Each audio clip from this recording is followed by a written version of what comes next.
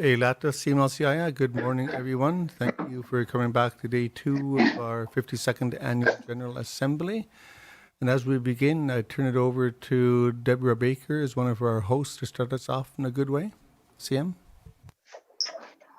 Thank you, Mr. Chairman. Good morning to all on Hot Squalls. And thank you for wearing the orange t-shirt button, Tyrone. My nephew designed this t-shirt for us over on the Capilano Reserve, Hamilton. So I want to say a special prayer for all the residential school survivors, the day school survivors, the intergenerational survivors, and for all those who respect, honor, and help with various resources in our healing and our journey as we walk through this life. I am a residential school survivor. I went to St. Mary's in Mission as well as Seashelt a few years back. And my grandmother went to St. Michael's in Alert Bay, and my mother also went to Seashelt and St. Mary's. And my grandfather went to Lytton. So a lot of us I know have been impacted by residential school. And I just want to share this song with you that was written by Cesium, composed by Cesium, Ray Nataro.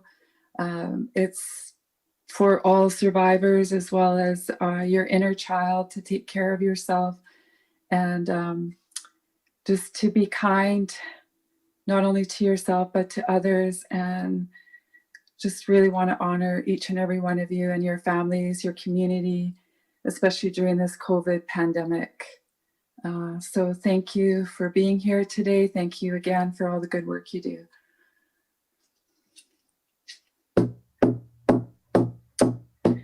Hi-yo, hi-ya, hey, hi-yo, ho, hey, ya.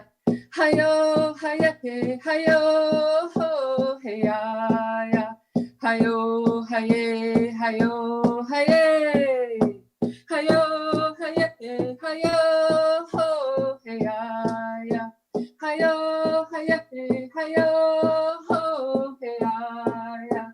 Hi-yo, hi-ye, hi-yo, hi-ye. Hi-yo, hi-ya, hey, hi-yo, ho, hey, ya. Hi-yo, hi-ya, hey, hi-yo, ho, hey, ya. Hi-yo, hi-ye, hi-yo, hi-ye. So be good to yourself, be good to others. We're all in this together, and every child matters. OCM, all my relations. Hi, CM. Thank you so much, Deborah. Starting us off in a good way. As I mentioned at some point yesterday when we were talking about fish and the sparrow case came up, where I mentioned we're going to do a moment of silence for the late Ron Sparrow, who led that charge that ultimately ended up in the Sparrow decision in the Supreme Court of Canada, but also appreciating, recognizing that we had losses in our communities since our last meeting, and particularly Orange Shirt Day. Thinking of all those losses of the children that went to school and never came home, and in many cases, the parents and family don't know where they ended up and whatnot. So we will take that moment of silence right now. Because we're doing it virtually, you don't need to stand up unless you want to, but just encouraging you to put those people, our relatives, our community, our family in our mind for those that are gone, and as importantly for those that are here yet. Those that have moved on, they're moved on, but many of us carry that suffering, that hurt, that pain with us in some cases for too long. Just encouraging everybody to send a prayer out in your mind to relieve some of that burden of those losses, to soften those edges, to ensure that the memories are never lost, but they're set aside appropriately so that we can go on being healthy physically, spiritually, and mentally as well. So we'll take that moment of silence right now, please. Hi, yeah.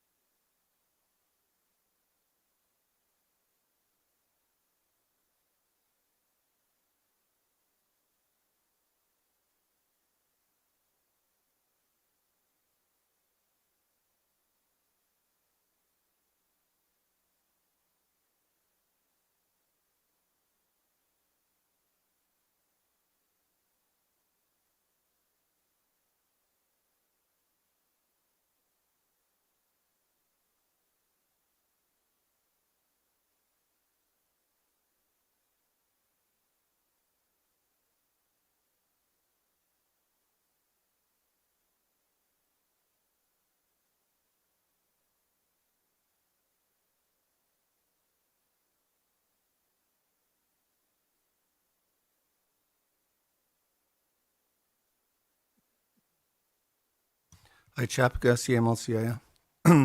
Thank you for that. And just reminding everyone that when we do this, it's not certainly not meant to tear the Band-Aid off that wound, of that pain and suffering, particularly for those that recently lost someone, but it's more about the paying respect and homage to those that have gone. We know death is no different than being born, but at times it hurts a little bit more than others. So just encouraging everybody to take care of yourselves, not only here and now, but today, because it is Orange Shirt Day, and I do see a number of chiefs and delegates that signed on this morning wearing your orange loud and proud. Just a really brief explanation. You may not see it too well from where you are, but I've got an orange shirt beaded button on my pocket here. One of my earlier teachers always told me that when I'm doing something like this in front of a whole bunch of chiefs, that it's important that I wear a shirt and tie and slacks and whatnot. So it's pretty hard to find an orange shirt that goes with your shirt and slacks, so I kind of default to this button. So I hope folks don't mind that, but just in recognition that it is an extremely important day today. I don't see too many new people on the list today, so I'm not going to do much of a recap in terms of business yesterday. We did pass a number of resolutions. We found our way through this technology world quite effectively. We only had a couple of glitches, so knock on wood, today goes seamlessly like that as well. The voting went pretty easy because the resolutions, although we had some discussion, they passed unanimously. Just encouraging everybody to track along today, and if you have any suggestions on how we might even improve this even more for you, please let us know, because we're all learning along the way. And just a reminder that the Grand Chief isn't with us today. We were fortunate to have him all day yesterday. He drove back home last night. He's got his regular dialysis this morning, and then pretty well knocks him out for the rest of the day. He may join us late in the day if he feels like it, but that's certainly at his option. So wishing him all the best in his healthy recovery from his dialysis today. So with that, our first agenda item is education during COVID. We have Debbie Jeffrey, the Executive Director of FINESC, online, along with supported by Thane Bonner. They're going to provide an update on education issues, particularly on COVID, and you can find material in your e-kit under the education file. Deb, are you there? Yes, good morning, Tyrone, and welcome to acknowledge the chiefs, and certainly want to acknowledge the beautiful territory that I'm speaking from today, which is the Musqueam, Squamish, and Tsleil-Waututh, and really appreciate the time that you always give to education. And we look forward to your questions that you may have. And so our presentation is going to be based on materials that you have. It's a briefing note on COVID funding, and the second item is the assignment of personal education numbers, which I'll be speaking to. So I'll ask Thane to speak to the first information item. Good morning, everyone. Thank you for having us join you this morning. I'm also joining from Musqueam, Squamish, and Tsleil-Waututh territory.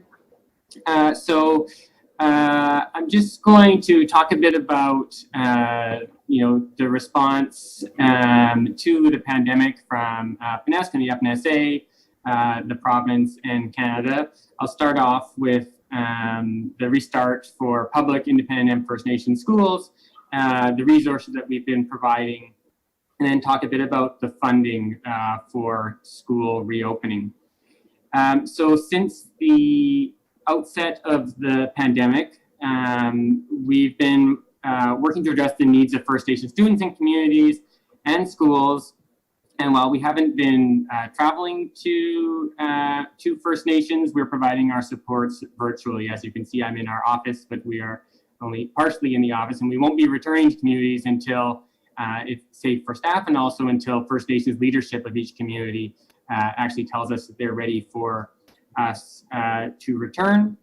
So as part of that work, we've been working very closely with the Ministry of Education on all of their various planning groups around school closures and reopening, with a focus on ensuring that individual First Nations are appropriately engaged And recognizing that wasn't always the case with the school closure back in March and April, and with the reopening in June, and we've heard that from First Nations, so trying to address that and make sure it's going better this September.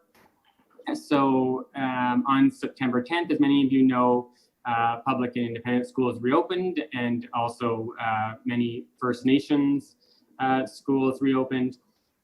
So when that happened, the ministry put out plans related to plans and expectations on school districts, and we were able to ensure that there were specific requirements for engagement with First Nations. So a requirement to regularly consult regarding the services being provided, requirement to engage on transportation needs, and in cases where First Nations were remaining closed and not sending their students back to the public system, to jointly determine alternative methods of instruction for those First Nations. We remain concerned that not all school districts are making that a priority. And so we've been advocating for quite some time now for restart plans, school district restart plans to be jointly signed off between First Nations and boards of education. First Nations Leadership Council has also formally made that request with a letter, but so far that's still outstanding and is not the case. So we know that the experience in some school districts has been quite positive, and First Nations are having their needs met, and in others that is not the case. So moving on to First Nations schools, we fully respect the authority of First Nations to make decisions about how, whether they reopen their schools and how they deliver education to their communities. And there's no obligation on First Nations school, unlike in the public system, there's no obligation on First Nations schools to reopen. And Penesc and the FNSA will continue to support First Nations regardless of what decisions they make, and their funding will continue to flow as well. So to support schools, we have developed a number of resources, most recently a reopening planning template for schools and communities, and a protocol for the management of illnesses and confirmed cases in communities. So both of these, we developed in consultation with the Ministry of Education and in keeping with Ministry of Education and Ministry of Health resources, as well as discussions with the First Nations Health Authority. And so far we've been having positive feedback on those and making adjustments as things change and as we hear about new needs. Throughout the pandemic, we've carried out a number of environmental scans of First Nations schools and First Nations communities. And we've heard that there's been quite a wide range of experiences, as I mentioned, in terms of school districts, but also a lot of diversity in terms of First Nations plans regarding their schools. So, when we surveyed them in late summer, the plan was about 8% of First Nations schools said they'd remain closed. 20% said there would be a combination, and the rest, so about 40%, said they'd be fully reopening. We know that that's changing over time, and the situation is quite fluid as communities respond to cases that are arising. Last, I'll just talk a little bit about the funding. There's been quite a few announcements around funding for school reopening. So in terms of the public system, you may have heard that Prime Minister Trudeau back in late August announced $2 billion for education, and 242 million of that came to BC. And this was allocated directly to school districts. So when you're having conversations with your school district, you should be aware that they are receiving that funding proportionate to the number of students that they have to respond to the pandemic and to ensure that they are reopening safely. We're concerned that First Nations students won't be a priority for that. And so we advocated for, and we're successful in getting some specific reporting requirements for school districts in relation to Indigenous students. That will be, we're seeing those reports in November, so we'll be interested to see what, if school districts are taking that seriously. In terms of First Nations schools, in June, Penesc and FNSA released $2 million to First Nations schools to support summer learning, recognizing that with the change of the school year, there is a need for some First Nations want to be taking some additional measures during the summer. We also distributed in August 1.5 million to First Nations schools in restart grants to support their reopening. And we also surveyed First Nations to inform a proposal to the First Nations Inuit Health Branch headquarters for a proposal for further funding for reopening. We're still in discussions about that, so details will be coming soon, the additional resources there. Back in July, the province invested 45.6 million into the public system, and in keeping with the BC Tripartite Education Agreement, which says that any funding that goes into the public system will also be put into the First Nations school system. That led to another about $500,000 that was distributed to First Nation schools. And in August, ISC also announced $112 million for First Nation schools across the country. Details on BC's allocation of that money is still being sorted out, so there will be more information coming. FNESC's recommendation is this funding should be available to support all students, in keeping with VCT, where First Nation students, regardless of where they're studying, should be supported. And First Nations Leadership Council has supported this recommendation and recently sent a letter to ISC in that regard as well. So there are still those outstanding funding pots that discussions are underway, and we'll have additional information soon. Debbie or Connor, is there anything that I missed that you think we should add? The only piece that I would add on that thing is that the Leadership Council sent a letter recommending equitable distribution of the funding, the new money that's coming available for COVID. And there is a meeting scheduled in October next month to discuss the letter and the funding allocations with leadership.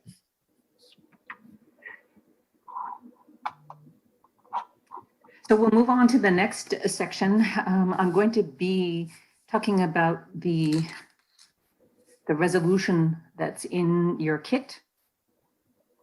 It's in relation to the minister's new legislation that enables him to assign a personal education number to all children at birth in British Columbia. We were not adequately consulted on this. We expressed on numerous occasions our concern, and that the collection of First Nations data requires consent to First Nations, and we strongly urged the province that consultations with First Nations needed to happen. And so we were very dismayed to find out that legislation was introduced in February of this year that gives the minister authority to assign personal education numbers at birth. So at one of those instances, Leadership Council representatives were present and expressed concern about the minister having authority to just assign a 9-digit number to babies in British Columbia, including First Nations. We feel he's exceeded his authority, and we need to address that. We feel that the collection of this data could lead to further streaming of First Nations students in the public system. The ministry currently collects a lot of data on Indigenous students and doesn't really use that information effectively, despite our best efforts to push the province in that direction. It also, he's assigning a personal education number, a PEN number, to students who aren't in the public system. We have 5,000 students in First Nation schools.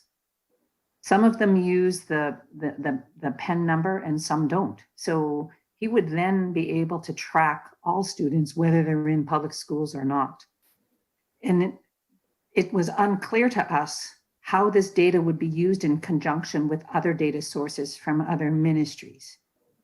And so we are strongly urging the minister not to exercise this authority until adequate consultations with First Nations has been undertaken and that our consent is given.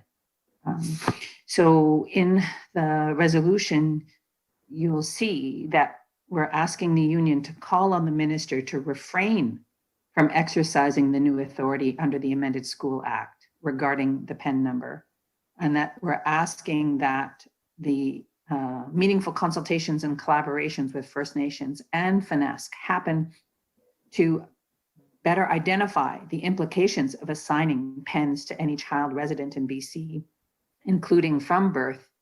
And we also want to have conversations about recommendations on how to align the School Act and related policies regarding PENs with the UN Declaration on the Rights of Indigenous Peoples as required by the Declaration on the Rights of Indigenous Peoples Act. And that, of course, we would come back to report on these conversations. So we're very concerned about this. I got a call an hour before this legislation was being introduced. So I do think the ministry knew they were offside and chose to do it anyway. So that was very concerning to us. And so we feel these resolutions from our three organizations will assist in the conversation and ensure that the minister doesn't exercise this authority until those consultations have been undertaken.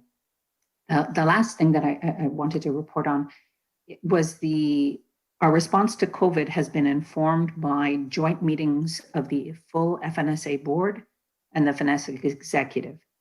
Since the onset of the pandemic, both boards have been meeting every 2 weeks throughout March through beginning of July.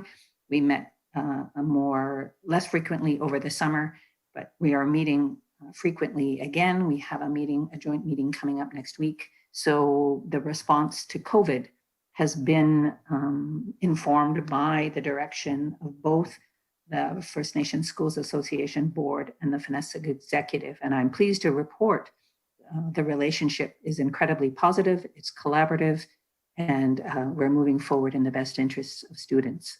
So I just wanted to offer that piece, and I'll turn it over to you, Mr. Chair, to handle how we want to approach any questions or comments folks may have. Thanks, Deb. Just before opening up the chiefs for questions and comments, just adding a little bit. Deb and Thane pretty well sugar-coated our relation with the Ministry of Education right now. It's hugely problematic. You're aware that the BC Tripartite Education Agreement that you endorsed us to sign a few years ago has provisions in there that still aren't even implemented yet. So in the case of this pending piece, they did a presentation to, I can't remember if it was our executive or our board, and we kicked back immediately, and they go, "Oh no, we're just thinking about it. We don't know if we're doing it yet. We're only thinking about it." And then less than 2 weeks later, we get notified that they have started that legislative process to actually put it in place. And then they come back and say, "Well, we have the authority to do it, but we may not demonstrate that authority."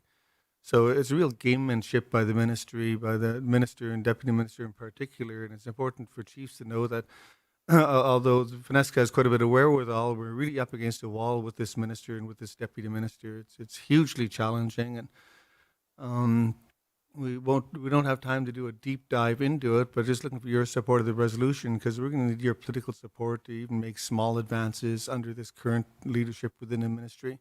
Even with DRIPA there, it's mind-boggling that we're having a struggle as that we currently are, particularly on them implementing things that they signed and agreed to do 2 years ago. So with that, any questions or comments from chiefs and delegates? You can either put up your hand or speak up. Hey, Mr. Chair, it's Greg Louie from Houseit. Hi, Greg, go ahead. Good morning. Thanks to you, Mr. Chair, and thanks to the opening prayer. Thanks to everybody that's chiming in today and supporting the Orange Shirt Day. And I think we should find a dress shirt for you, Ty, instead of the button, but that button works. I looked for a few years, Greg. I could use some help on it, sure. Good to see you, Deb and Thane. Thank you both for your report. I'm not sure who will answer this, Deb, but I'll throw it out to either you or Lane. It's regarding nominal roll. There is no comments about nominal roll. I'm just curious, if a school is closed, do they still submit 1701s? Or are they doing 1701 still? Or are they submitting their nominal roll? And if a school is closed, will a school or a community, a nation still continue to receive their funding for their school? Is there any, so I don't want to use the word penalized, but I'll use it anyway. Is there, or I'll use the word holdback. Is there any holdbacks? But I know we want to continue to support our First Nations schools. And looking forward to next year, Deb or Thane, with nominal roll. Have you looked to next year's nominal roll? What kind of impact that'll have, or will there be any impact on funding, and how will funding flow through to a First Nations school that or First Nations community whose school was closed this year, and what kind of effect will that have on nominal roll next year? Those are my questions, Mr. Chair, to Deb or Thane. Thank you. Good to see you both. Thanks, Greg. Deb? Yep, thank you for your question, Greg. There is no impact on your funding. Most schools who they didn't actually close, they suspended classes, and most First Nations schools had continuous learning. So funding will remain in place. In our conversations with ISC, the funding will flow with no interruptions. And with respect to conversations on the distribution of the new money that BC's portion of the 112 that was earmarked for First Nations schools, that is going to be a topic of discussion for the Leadership Council meeting coming up next month. So we have received repeated assurances from ISC there will be no interruptions to funding to First Nations schools. Cookby Webster?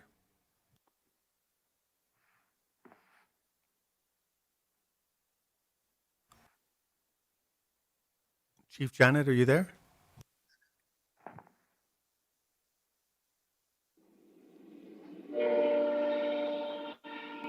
Hello? Yeah, we can hear you. Hello? Yeah, I just wanted to say that I don't agree. I didn't hear about the 1701 yet. Regarding if we have to continue to sign it or fill it out if we're closed. And the other thing, I don't agree with the act where they give a PIN number when we already have a status number already. And if they're going to do that to the First Nation students, are they going to do that to all students throughout all schools to give them a PIN number when they're born? So those are some of the questions that I have right now. Thank you. Cook's Jam, Deb?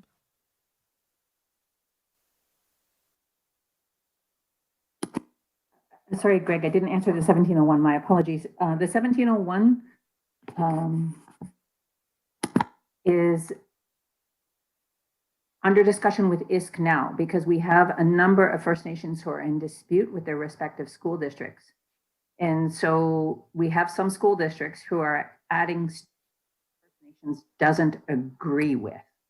So we really want to ensure that there is a nominal roll and that First Nations get to determine who is on the nominal roll, not school districts. So that is a work in progress for sure. But under our new tripartite agreement, we've agreed that we would be undertaking a joint verification process for nominal roll. And there have been some webinars that have been taking place to support those conversations as well. And so regarding the Chief Webster, your question on those numbers being assigned, the minister is proposing to assign all students at birth, including First Nations students. So that's our concern in terms of the minister exceeding his authority to include our kids when he has no authority to do so and he hasn't gotten our consent. And I believe ISC is going to be coming out soon with important information on extension to timelines and deadlines on some of these because of the complexities related to the pandemic. Any other Thank you. questions or comments? Greg, did you have a follow-up? No, I'm just saying thank you to Deb. Thank you, Deb, for answering the second part of the question. Thank you. Thank you. Any other questions or comments? I see Erilyn Thomas, your hand's up. Proxy.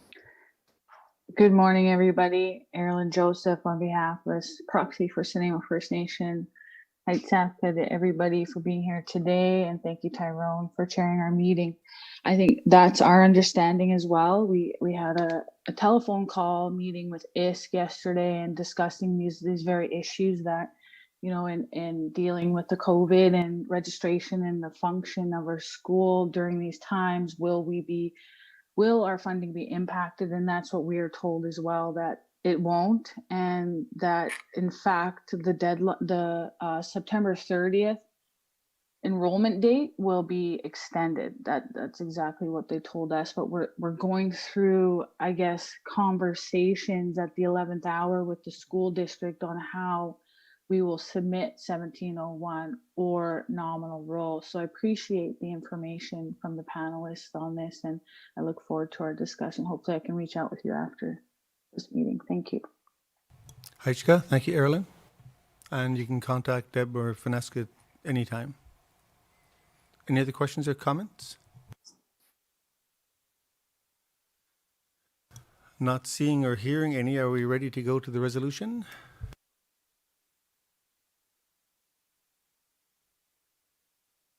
Not seeing or hearing anyone disagree, I'll draw your attention to Resolution 2020-26 regarding alignment of the School Act with the UN Declaration and contesting the assignment of personal education numbers to children in BC from birth.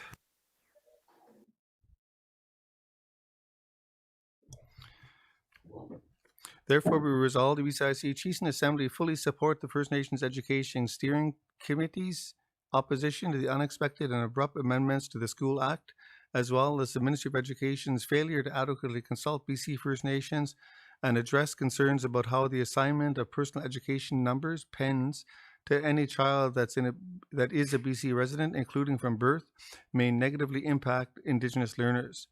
And therefore, further we resolve UBCIC Chiefs and Assembly call upon the Minister of Education to A, refrain from exercising the new authority under the amended School Act regarding the assignment of personal education numbers to any child resident in BC, and B, engage in a meaningful consultation and collaboration with First Nations and the First Nations Education Steering Committee to sub 1, identify the implications of assigning PENs to any child resident in BC, including from birth, and sub 2, make recommendations on how to align the School Act and related policies regarding PEN with the United Nations Declaration of Rights of Indigenous Peoples as required by the Declaration on the Rights of Indigenous Peoples Act. And therefore, finally resolved, FINESC will regularly report back to the UBCIC Chiefs Council on its discussions and work with the Minister of Education to address concerns and issues related to the assignment of PENs to children in British Columbia. Looking for a mover and seconder, please. I so move, Chief Janet. Cook Paul Jim Stan, Cookby. second, Sartlip.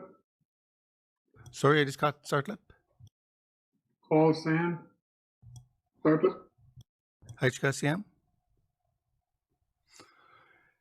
Any other discussion?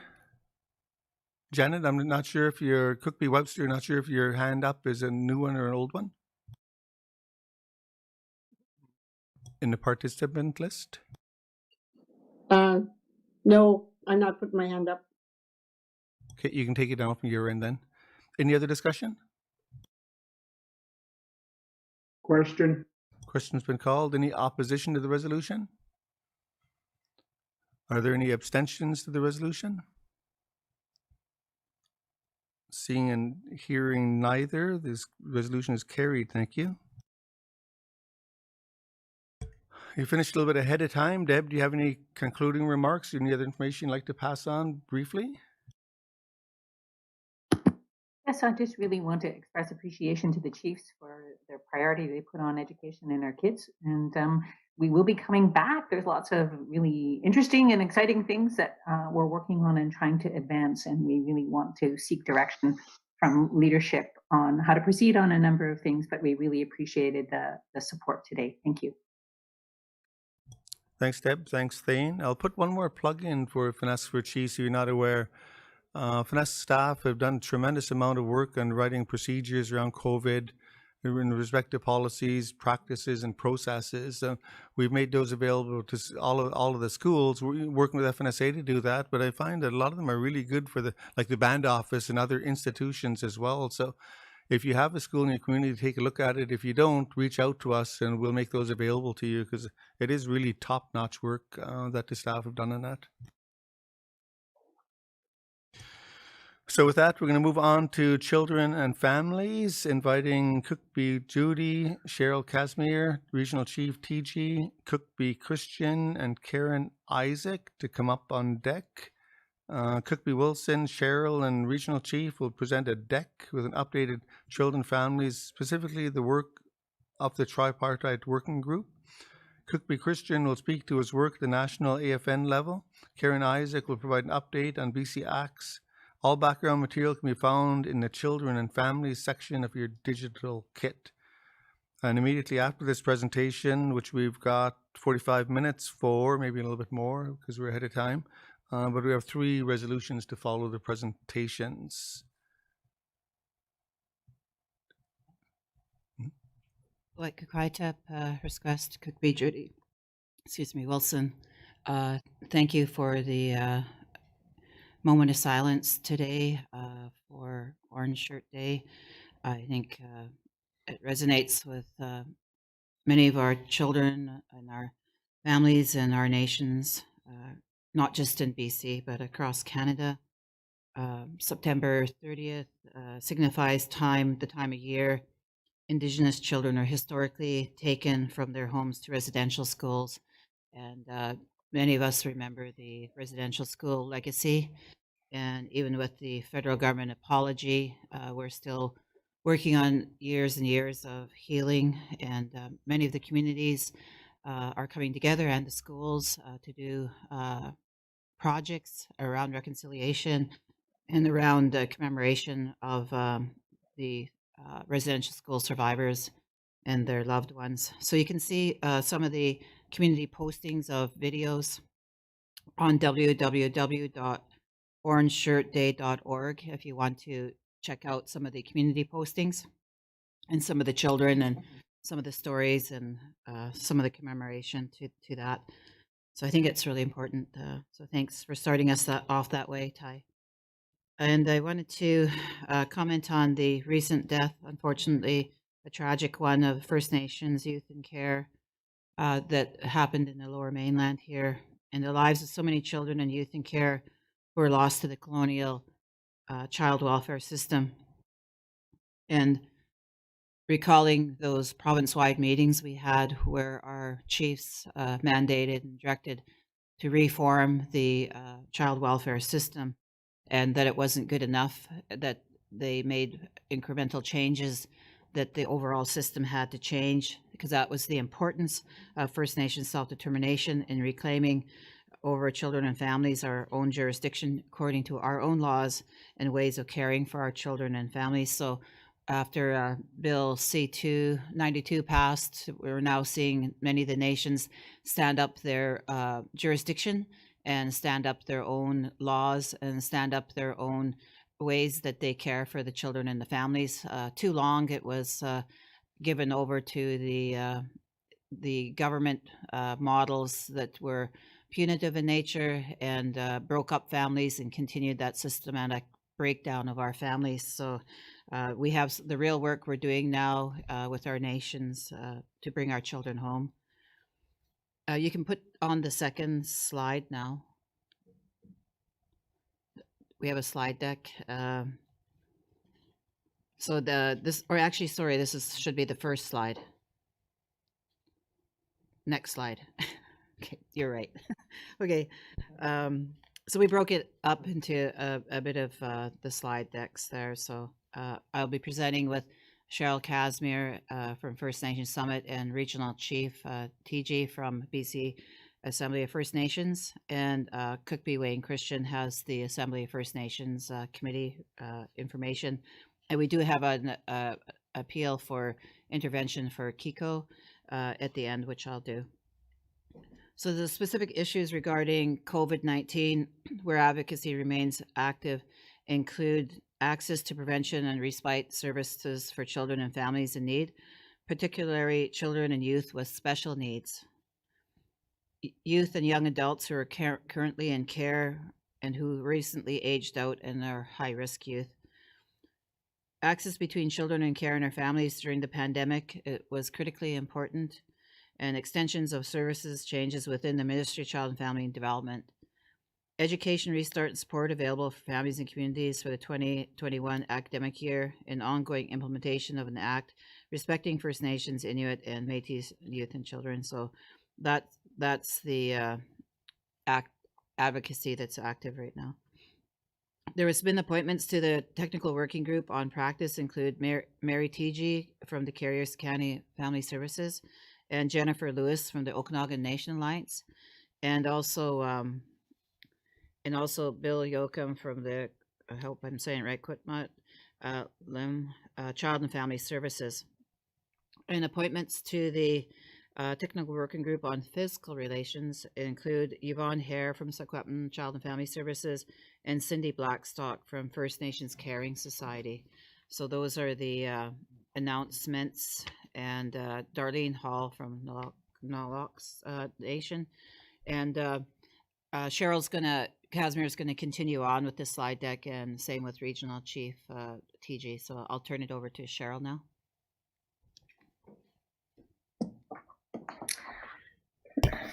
Thank you, Guthrie Wilson. Can you guys hear me? Yes. Perfect. Can you see me? It's a bit dark in here. I'm trying to adjust the lighting. I haven't quite mastered it yet.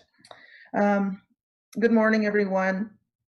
I'd like to start off by acknowledging Deborah for the beautiful song, recognizing residential school survivors and victims. And just let you know that I'm calling in to you today from Sil-Casco territory here in Burns Lake. I'm going to be covering a bit around Jordan's Principle and Bill 22 amendments. So at the TWG, the tripartite level, that's the Leadership Council, Canada and British Columbia, we're working to support the development of a tripartite working group on Jordan's Principle. That would include relevant partners from health, education, and early learning. As of yesterday, ISC released expressions of interest for Jordan's Principle, enhanced service coordination model in BC to support access to Jordan's Principle in our communities. The call-out has a couple of components. Jordan's Principle service coordinators who will be based in First Nation communities to assist First Nation children and families with case management, intake, assessment, and coordination to navigate the full range of federal and provincial health, social, and education services and supports to address your needs, including preparing and submitting Jordan Principle applications on your behalf. The closing date for that is October 19th. And secondly, Jordan's Principle service coordination hubs. Those are to act as an ongoing resource for service coordinators in British Columbia as they navigate the full range of health, social, and education services and supports. Is the deck up? Thanks. For children and families. And the service is going to include onboard training, provision of tools, facilitating the sharing of best practices, and data collection and analysis. And the closing date for that is October 26th. So the expression of interest will be shared in the chat, and they will also be sent out via our technical staff. Staying on this slide, going into Bill 22 amendments to the Mental Health Act. In June, the province tabled Bill 22 amendments to the Mental Health Act, which would allow for doctors to involuntarily detain youth in the hospital following an overdose. It's interesting to note that the Mental Health Act is a piece of legislation from the 1960s, and it's had very little amendments since that time. And under that act, there are no conditions or there's nothing in there that treats a child or a youth any differently than an adult. So the Leadership Council, among many of our other partners, we raised some significant concerns around these amendments. We went on record sending letters to the respective ministries.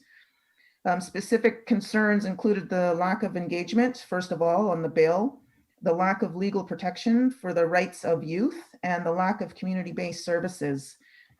We are concerned that if they went about implementing this bill and the amendments to the bill, that when you detain a youth for the period of time that they were proposing and they release the youth, we said, well, where are the youth going to go?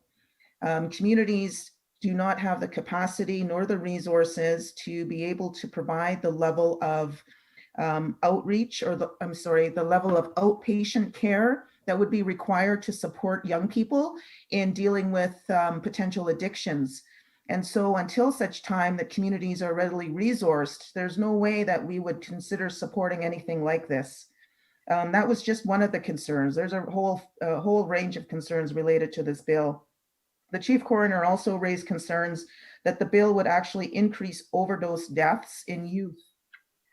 So we recognize that there needs to be serious and significant measures taken to address the opioid crisis in BC. We know that there are more deaths related to the opioid crisis than there are deaths related to the pandemic. And unfortunately, a large number of those opioid overdose deaths are Indigenous peoples. So when we're talking about our youth, we need to be at the table, though, in any of those discussions. We've also had a discussion with the RCY, Jennifer Charlesworth. We had a Leadership Council session with her, I believe, on September 22nd. And she's on record expressing some concerns and opposing the amendments made to the Act itself. She has concerns about some of the statistics around the youth who are being detained under the Mental Health Act. In the last 10 years, involuntary detentions of youth under this act increased by 162%. There was no evidence of culturally safe or considerate care for Indigenous youth. And of course, there are numerous other issues. So we're going to continue to monitor the work that is happening on Bill 22, as we expect it's going to be brought forward again, possibly by a new government. And we're also looking at how this act may be amended to align with the Declaration Act.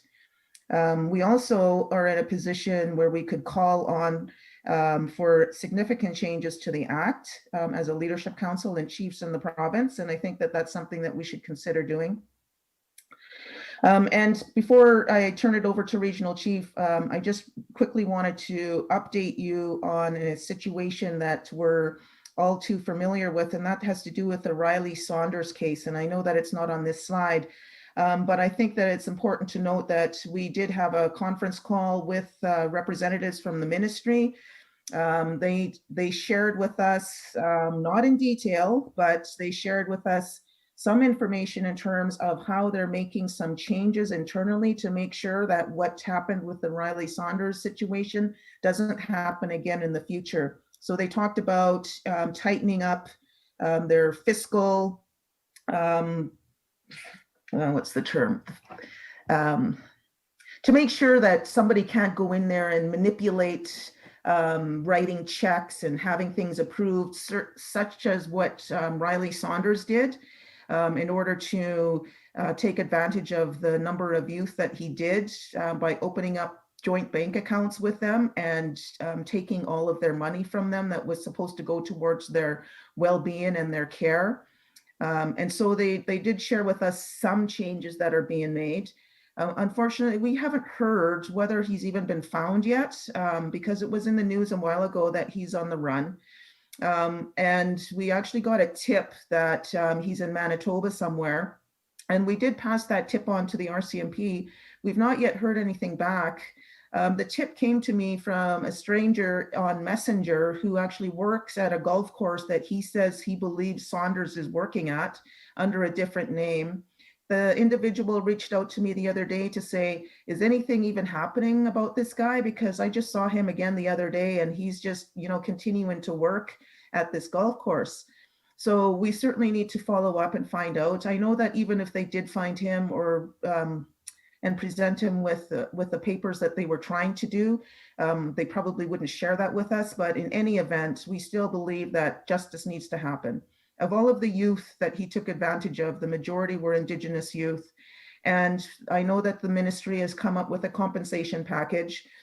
We know that in some instances it will be significant, but unfortunately a couple of the youth that were a part of his scam have since passed on, and so they'll never see the justice that they deserve. So it really is still an outstanding issue, and it still is a concerning issue. So I just wanted to provide that bit of an update to just let you know that we're not taking our eye off of that issue. We're continuing to follow up on it to make sure that Riley Saunders is brought to justice. So now I'll turn it over to my colleague, Regional Chief, to do the engagement session. Thank you. Masai, Deneza, Tsekuza, Skyza, Samoyget, Simanak, Simawiget, Chiefs, Hereditary Chiefs, leadership, colleagues, staff. First of all, I just want to acknowledge the territory that I'm on. I'm in near Prince George in Claytley, Tene at our head office at the BCFN. So with the next slide, if we get the next slide on engagement. So over the past several months, we have been looking at how best we can maintain the momentum that we've had in regards to implementation of Bill C-92, despite the fact that we can't meet each other physically because of the COVID pandemic. This month, last couple of weeks, September 15th, we hosted our first Child and Families quarterly town hall session in partnership with the Indigenous Service Canada and the province of British Columbia. This was in a response to a request from many of our First Nations communities to have a venue to engage directly with the province and Canada on child and family issues. As it was the first session, it was focused on generally a broad update of where we come in terms of Bill C-92. There will be future sessions that will be focused on more specific topics of interest and priority to your communities. The next session will be planned for December, and once the date is solidified, we'll certainly share that information on the Chief Council's email list and get the word out so you can attend that next town hall session. The same day on September 15th, we also hosted a reorientation meeting on Bill C-92 on the Federal Act, and recognized that there needs to be an ongoing information sharing and resources shared on the implementation of the Act. Both of the sessions were well attended and well received and recorded for those that weren't able to attend. And I believe that is up on YouTube. The links to the sessions will be shared in the chat. I believe Don will share them. And if there are any other questions, you can reach out to our technical staff. Our technical lead on behalf of the FNLC is Don Johnson. Next slide. So we also had a survey that was sent out, and recognizing we may not be able to come together in person for quite some time as we navigate through this pandemic. Last month, there was a distribution of a survey on engagement and priorities regarding the implementation of the Federal Act to First Nations leadership and communities across British Columbia. Current survey results have identified several priority areas for engagement, including funding for the exercise of your jurisdiction, development and codification of Indigenous laws, capacity development, and the implementation of national standards. These were the 4 highest priorities we received from the surveys. We are also looking at how best to structure these sessions to ensure that the voices and expertise of all important stakeholders are heard. Feedback from the survey will assist in the development of these sessions going forward. The survey will remain open until the end of day today. The link is in the chat if you have not yet responded. So with that, I certainly appreciate the time for presenting today, and also to my fellow colleagues on the First Nations Leadership Council on this matter, Cheryl Casimir from the Summit, and Cookpee Judy Wilson from the UBCIC, and also our representative from behalf of the BCAFN on the national discussion is Cookpee Wayne Christian, and thankful for his expertise on representing British Columbia on this matter. And I see everybody has Orange Shirt Day today, and it's good to see that we're remembering all those that went to residential school. I including I have older siblings that went to residential school up here in British Columbia at LeJac Residential School. Remembering those that attended those schools, and also those that didn't make it home. And in many respects, this is very similar to what had happened during residential school period, is that many of our children are in care. And this is the reason that we're doing this very important work on child and family services, and making sure that they get proper representation.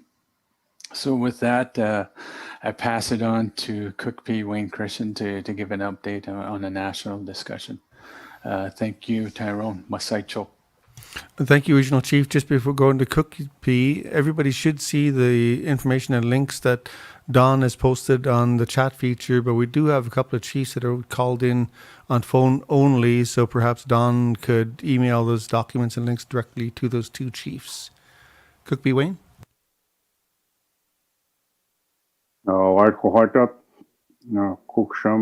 Tyrone, and I want to thank Deborah for the Chichinam, the song this morning. That was good. I want to say that during the moment of silence, we actually had an elder pass here that was one of the founding members of the Union of BC Indian Chiefs, Tommy Rains. They're burying him tomorrow.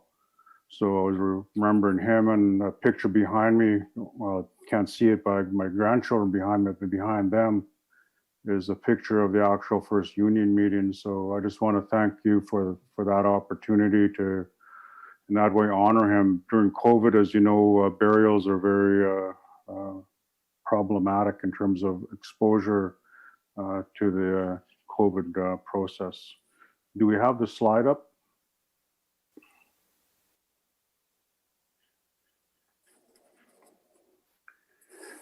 What I'm going to do is just give you a brief overview of what's happening at the national level in relation to the Chiefs Committee on the Child and Family Service and Self-Determination. We have been meeting virtual meetings and going through a process. The most prominent things is that those resolutions that were passed at the AFN and then through the BCFN, I'm sitting as a representative. And so we've been meeting on a quarterly basis. A protocol was signed between Indigenous Services Canada and the AFN around the implementation of C92. And I think that what you're seeing right now, the Survey Monkey is really important in terms of actual engagement priorities that the regional chief has mentioned, and Don, our technical person, has put up through the chat and has sent out. If you get that opportunity, go through it and identify what you see as a priority for your community in relation to implementation of C92. And I think we have to keep in mind that this is federal legislation very similar to the Indian Act. As an example, the Indian Act has statutory funding. I think the annual amount's about 10 billion per year. And this is a federal piece of legislation that has no statutory funding, and we have to push. We've been pushing really hard for actual statutory funding for the implementation of this act. And it's one of the big issues that's on the table nationally.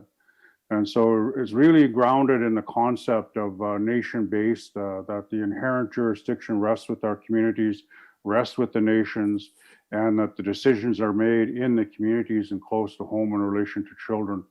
And those systems we have for looking after ourselves have always been grounded in our laws. And so that's what's important.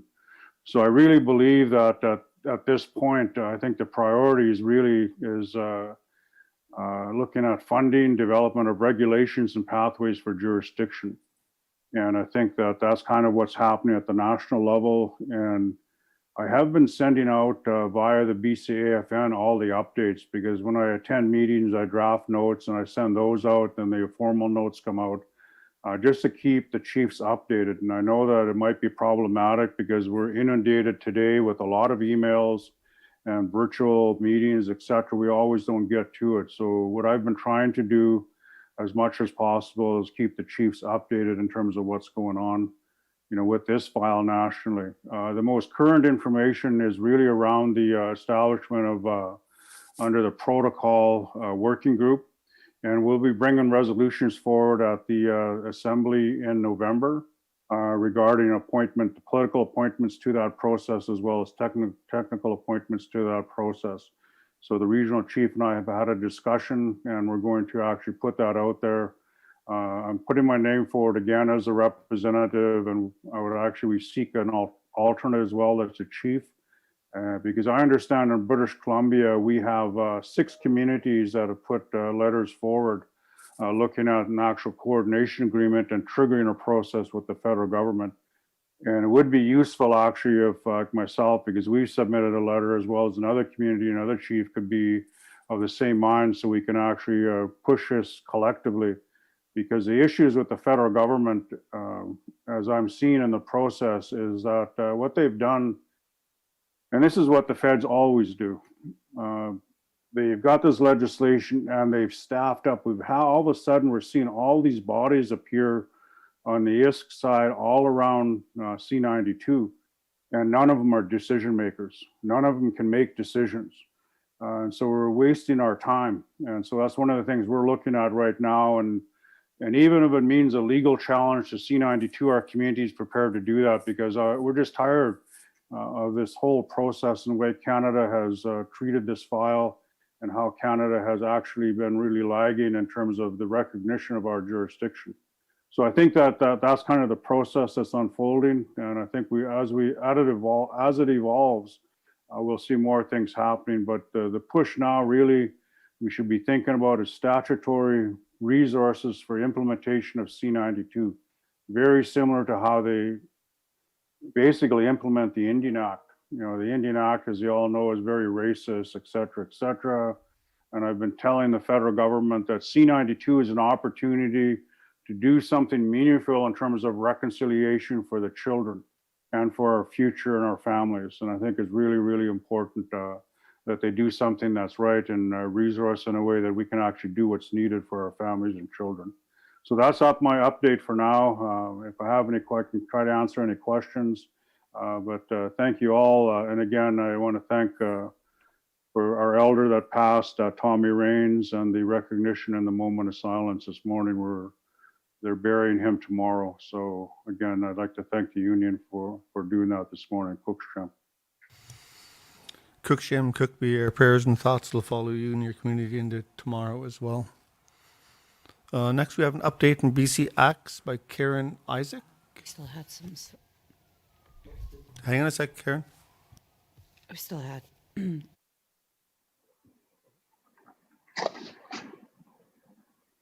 the slide deck still. Yeah, it's. Oh, Karen.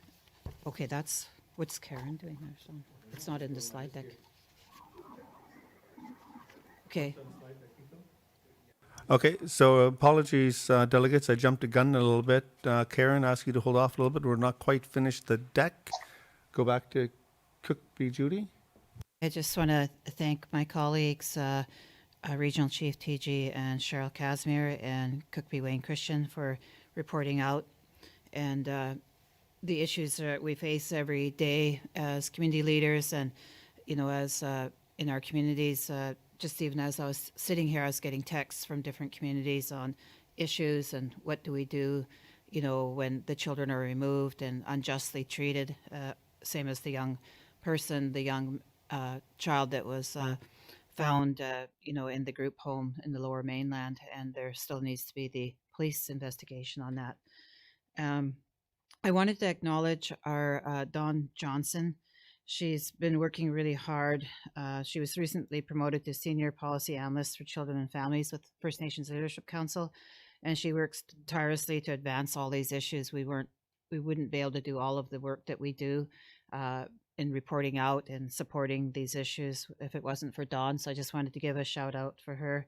And she worked really hard on the case recently with the young man that was found in the group home that was there 4 days before they even found him, that he passed away. So I just want to thank her for all her advocacy on the ground, in the streets and with the families. It makes a big difference. And just people knowing that there's somebody that'll work beyond hours and beyond their scope of work to bring comfort and love to those families. The other issue, just finishing up our slide deck now, was the UBCIC potential intervention on Kiko Montella. It's another family issue. It's before the federal court.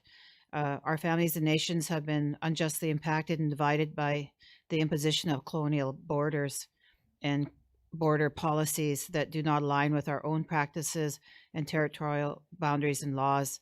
And many of the nations who are border nations, and many of our nations that know we have children in the States, when we say without residency, and I know Cookby Wayne Christian brought that up with the Splat-Scene bylaw, but we're also bringing it up in our own jurisdiction without any restrictions on where our children are, our families are. We need to recognize that and bring them home.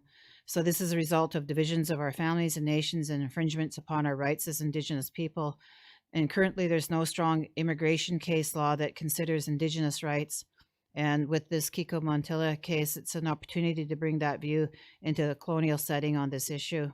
So the relevant United Nations Declaration articles that apply to this human rights violation are Article 36.1 and Article 40, and the UN Convention on the Rights of Children, Article 3.1 and 9.1. I'm not going to read them all out because it take a little bit of time, but we just wanted to be able to say this is a potential case that intervention we could do on immigration case law. And as you recall, many of our family members and many of our nations have relatives throughout Turtle Island. And I do believe this is an opportunity to do an intervention, and that it's important to do one. So any intervener application would be based on confirmation of resources for legal counsel. So I think it's really important to test these cases, especially as we're standing up our own nation jurisdictions. It's going to be important to put that type of immigration case law into intervention so that we can reunite this family, rightly so, like all of our families that have cross-border families, that we should be able to do that under our own jurisdiction and our own family ties, and not have the colonial borders or the government policies divide our families. So that's what I wanted to say on the intervention for Kiko Montella. Thank you.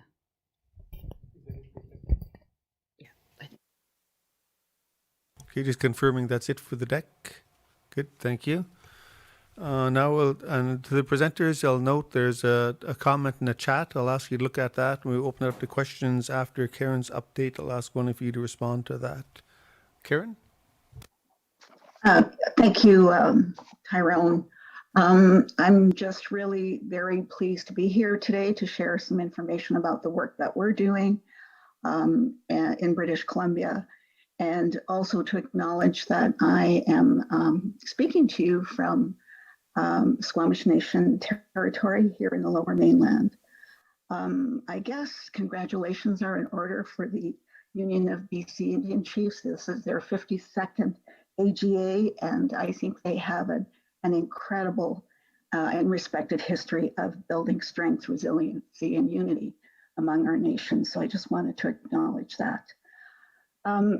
Also to state that BCIC is very honored to be charged with the regional mandate for the First Nations ELCC framework here in BC, as we continue to work with all BC First Nations and leadership and government partners to realize the framework's vision of healthy, happy First Nations children and families rooted in their languages, culture, and governed by First Nations. Today, I'm going to update you on some of our activities over the last year. And again, just to reiterate our commitment to engage with and be guided by First Nations in ongoing framework implementation. I wonder if we can have the next slide, please. Just by way of context, I just wanted to put in context the approach that BCIC has been taking here in British Columbia in terms of framework implementation. As you know, there are two components or several components to the work. One is the community funding aspect of the work, but also some of the engagement, partnership development work that has to happen. In terms of the framework itself, one of the first steps that we took in BC once the framework was endorsed by the AFN leadership in 2008 was to develop a 3-year interim investment strategy. The approach was subsequently endorsed by the First Nations Leadership Council in 2019 and was presented at the May 2019 Leadership Forum. And essentially, the strategy is focused on 3 main outcomes, which is to build capacity at the community level, to focus on quality on First Nations terms, and access, which is to ensure that families are accessing these services. Responsiveness and equitability and flexibility are key principles that are guiding our funding approach with First Nations. Recently, and because of the pandemic, we've adjusted our strategy in spring 2020 to include $1 million in funding to support BC First Nations and urban Indigenous organizations to support initiatives focused around COVID-19, which really relates to how, supporting children and families at this very unprecedented time. Now, the strategy, as I mentioned, is for a 3-year term and will expire or come to an end around 2021-22. And so the next iteration of our approach will be shaped by the IELCC regional planning strategy that we have developed and shared in collaboration with the First Nations Leadership Council. I understand today we have shared with you a briefing note around our activities to date around the community funding, but also there is a resolution that is going to be debated and discussed today regarding this ongoing work and how the strategy should unfold in British Columbia. Can I have the next slide, please? So I think what this visual attempts to illustrate is where we illustrate is the approach that we would like to take in terms of the regional planning strategy. And again, to kind of the intention here is to set up a process that will ensure that we have BCIC is guided by First Nations leadership. If you look at the slide to the left, it attempts to illustrate where we currently are. And if you look at some of the bubbles in that particular section of the slide, we have a system or a lack of a non-system really of patchwork, siloing, and disconnected opportunities We also have underserved communities and a situation where equity is not seen across the board. I think one of the positive things, though, about the work here that we're doing here in British Columbia is that we have a very supportive leadership. We have leadership that is able to support and advocate and become part of the conversation around how we create a system that is responsive. How do we ensure that funding is equitably distributed across and between communities and regions? And how do we collaborate together and learn from this opportunity that the framework is presenting us, which is really to put ownership and control and jurisdiction in the hands of First Nations. And if you look to the little bubble to the right here in the slide, what we want to do at the end of the day is strengthen Indigenous families and children and reclaim and reassume jurisdiction and authority in early learning and childcare. So, so in terms of the approach, again, I think part of the conversation and where we want to go means that we're going to look at expanding, enhancing, and transforming current programs and services, that we ensure that these services are informed and led by First Nations community in collaboration and partnership with each other. And when I say that, I also mean that we need to be working with other sectors in education, child welfare, health, and that we have to do this through a new and different capacities. And we have to ensure that we're working together to build and support children and families going forward. I really believe that ELCC has to be part of the BC First Nations agenda towards self-determination and control, and for our children, a place of cultural strength and learning. It should be noted that 2019-20 was the first full year of IELCC framework implementation in BC. So actual investments totaling about 9.1 million so far needs to be balanced with the ongoing need to develop relationships, policies, and systems, the foundation on which this 10-year transformation initiative will grow. I must say that it has taken a lot of effort and work on the part of our staff at UBCIC to reach out to communities, to support communities in developing their proposals. And as I said, to date, investments totaling just over 9 million have been committed to First Nations to support wage enhancements for ECEs, community planning, elder involvement, service improvement and quality, minor capital, and of course, COVID-19. The figures presented in our briefing note today reflects on our work to August 10, 2020. We will have a more robust report for leadership in November 2020. And I would also like to urge leadership to visit our website. We have published a annual report on our activities for the last funding year. In terms of the next slide, the slide I'm providing this slide just to ensure that if any of you have any questions about our approach so far and how we wish to proceed with the regional planning work, please do reach out to us. We're always here.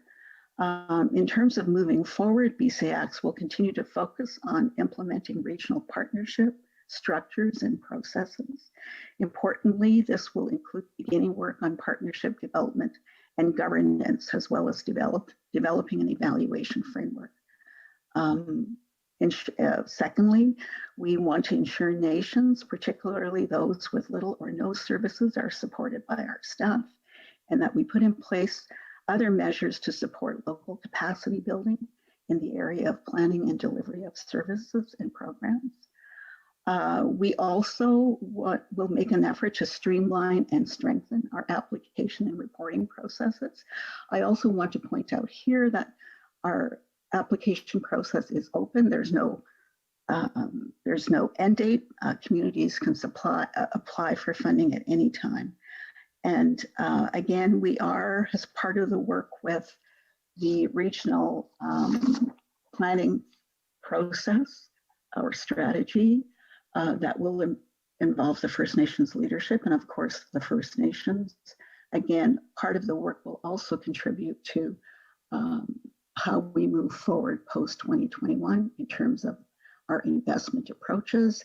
And again, really just trying to learn from this initial 3 years of investment. Where are some of the gaps? Where are some of the strengths? And how can we begin to really address the tough issues around funding, governance, et cetera. So I think that's all I have to report on for now. We are, through this resolution today, again, reaffirming our commitment to work with leadership and to be guided by leadership. That is fundamental to our approach. And again, just happy to answer any questions you may have about our approach so far. I think that was my 7 minutes. Thank you, Thank you. Karen. Good timing. We're going to circle back to Regional Chief for an important point that he needs to reiterate. And then there will be a couple minutes for any questions and comments to the presentations you heard here, or we can go straight to the resolutions. I'll ask that after Regional Chief.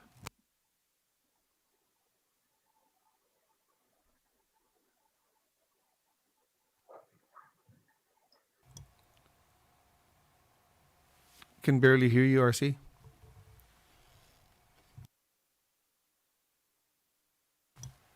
No.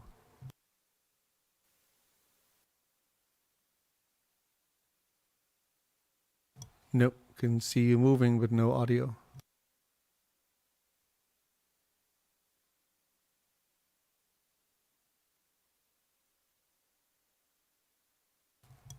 Nope. How about we give you a minute to figure that out? It must be on your end, RC.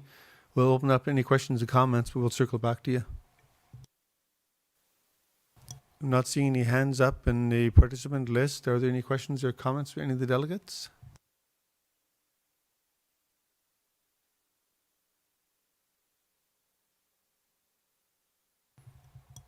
Not seeing or hearing anyone. We'll give RC a chance to rectify his audio before going to the resolutions.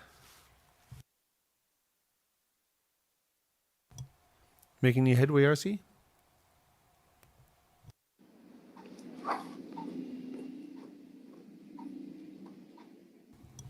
RC, if you changed microphones, I'm not sure if you had your headset on at first, but you might have to go to... There we go. Okay, you got it? Yes, we can hear you. Yeah, thank you, Ty. Sorry about that. And I just wanted to be abundantly clear that my colleagues could be Judy Wilson and Cheryl Casimir and Cook P. Wayne Christian have been abundantly clear with the federal government that this is a BC specific process and that we don't want to be held behind and waiting for other regions to implement C92.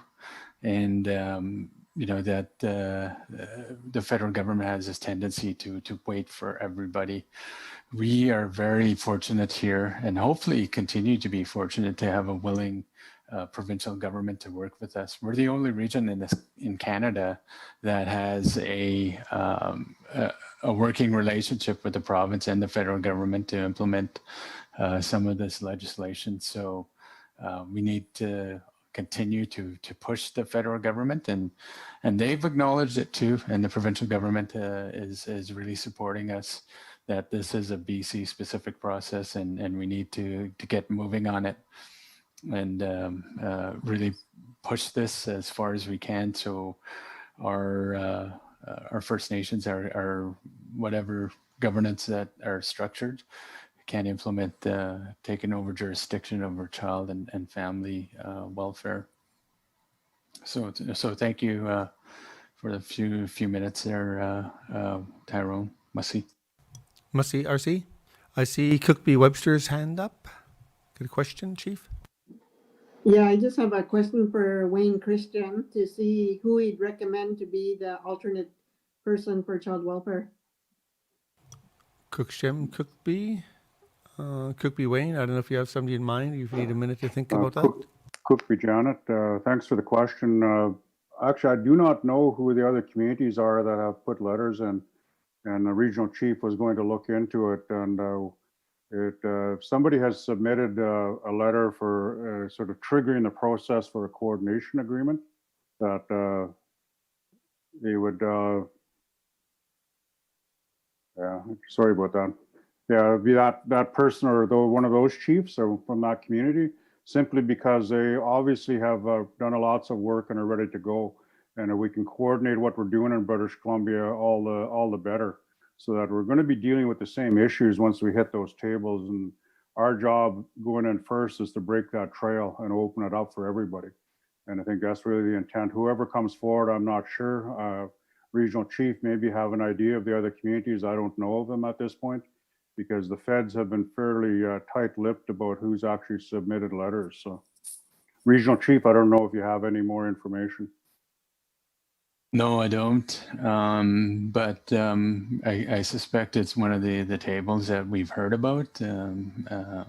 That's my only guess. But certainly before November 17th at the BCFN AGM, we'll put a notice out to all communities, and I suspect those communities that have those coordination agreements or have led the way in terms of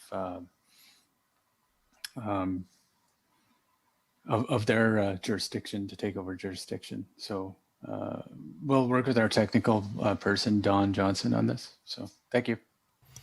Thank you. Proxy Debbie Abbott, I see you've asked a couple of questions in the chat. I think they're answered, except maybe your last one. Would you like to speak to it briefly? Good morning, everyone. Can you hear me all right? Yes. Okay. I was just wondering where we can get a copy of the template of the coordination agreement so that we may review it.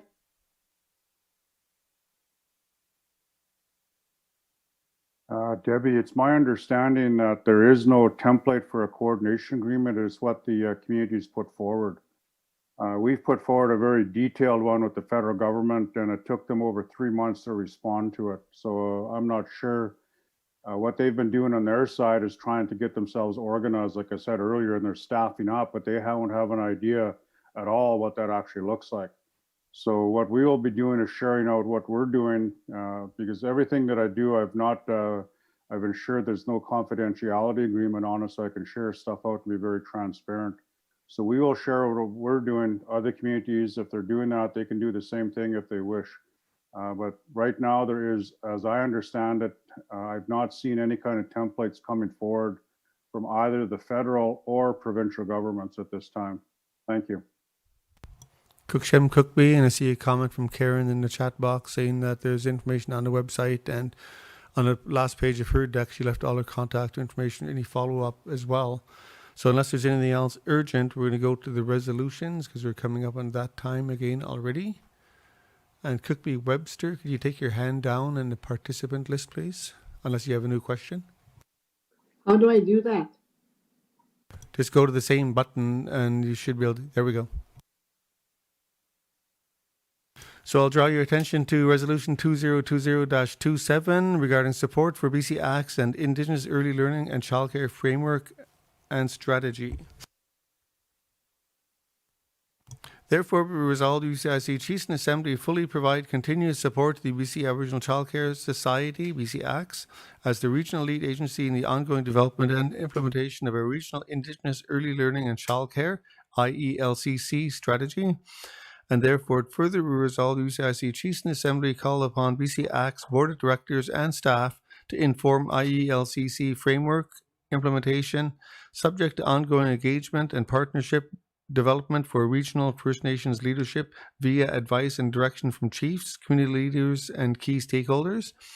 And therefore, it finally be resolved, UBCIC Chiefs and Assembly direct UBCIC executive and staff to work with the BCIC and the BC Assembly of First Nations and First Nations Summit as a First Nations Leadership Council to support ongoing engagement and implementation processes in BC, as well as help provide the political leadership for the regional partnerships that will be required to ensure IELCC framework best responds to and supports First Nations children, families, and communities in ways they determine.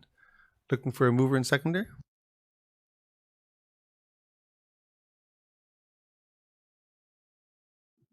Cookby Wayne moves. Cookstrim. Seconder. Jim, second. Cookstrim Cookby.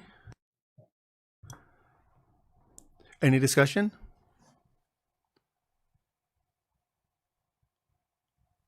Any discussion? Question. Question's been called. Any opposition to the resolution? Are there any abstentions to the resolution? Seeing and hearing neither, that resolution is carried. Thank you.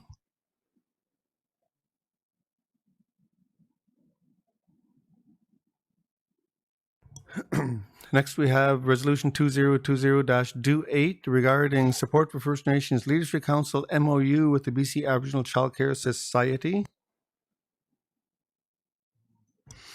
Therefore, be resolved, UBCIC Chiefs in Assembly fully supports the UBCIC Executive to sign the attached draft Memorandum of Understanding between the BC Assembly of First Nations Summit, and Union of BC Indian Chiefs, working collectively as the First Nations Leadership Council and the BC Aboriginal Childcare Society.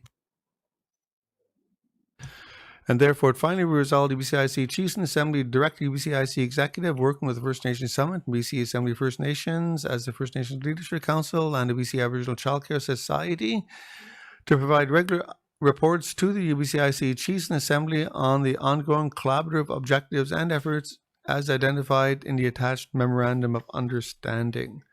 Looking for a mover and seconder.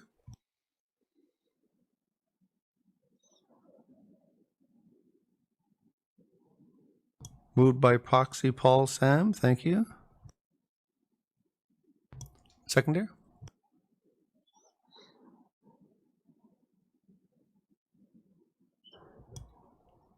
Cookby Wayne. Thank you. Any discussion?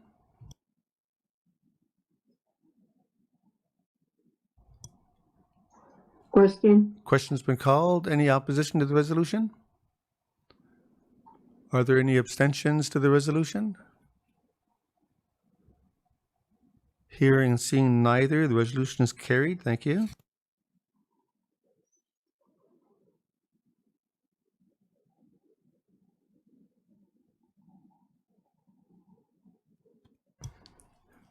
Resolution 2020-29 regarding support for UBCIC to apply for intervenor status in the case of Kiko Montella. Therefore, be resolved, UBCIC Chiefs in Assembly fully support the application for leave and judicial review of the Department of Immigration, Refugees and Citizenship Canada's decision regarding Kiko Montella. And therefore, it further resolved the UBCIC Chiefs in Assembly direct the UBCIC Executive to seek resources and apply for intervenor status in the Federal Court judicial review of the Department of Immigration, Refugees and Citizenship Canada decision regarding Kiko Montella's application for permanent residence on humanitarian and compassionate grounds. And therefore, it finally resolved that the subject to resources, resolve that subject to resources, the UBCIC Chiefs in Assembly direct the UBCIC Executive to meet the schedule for the application for leave and judicial review with intervenor applications to be filed by November 2020. Mover and seconder, please. I move Cookby Ron. Cooksham Cookby. Seconder. Cookby Lee, thank you. Any discussion? Question. Question's been called. Any opposition to the resolution? Are there any abstentions to the resolution? Seeing neither, it is carried. Thank you. And just for the screen there, Cookby Ron Ignis moved it.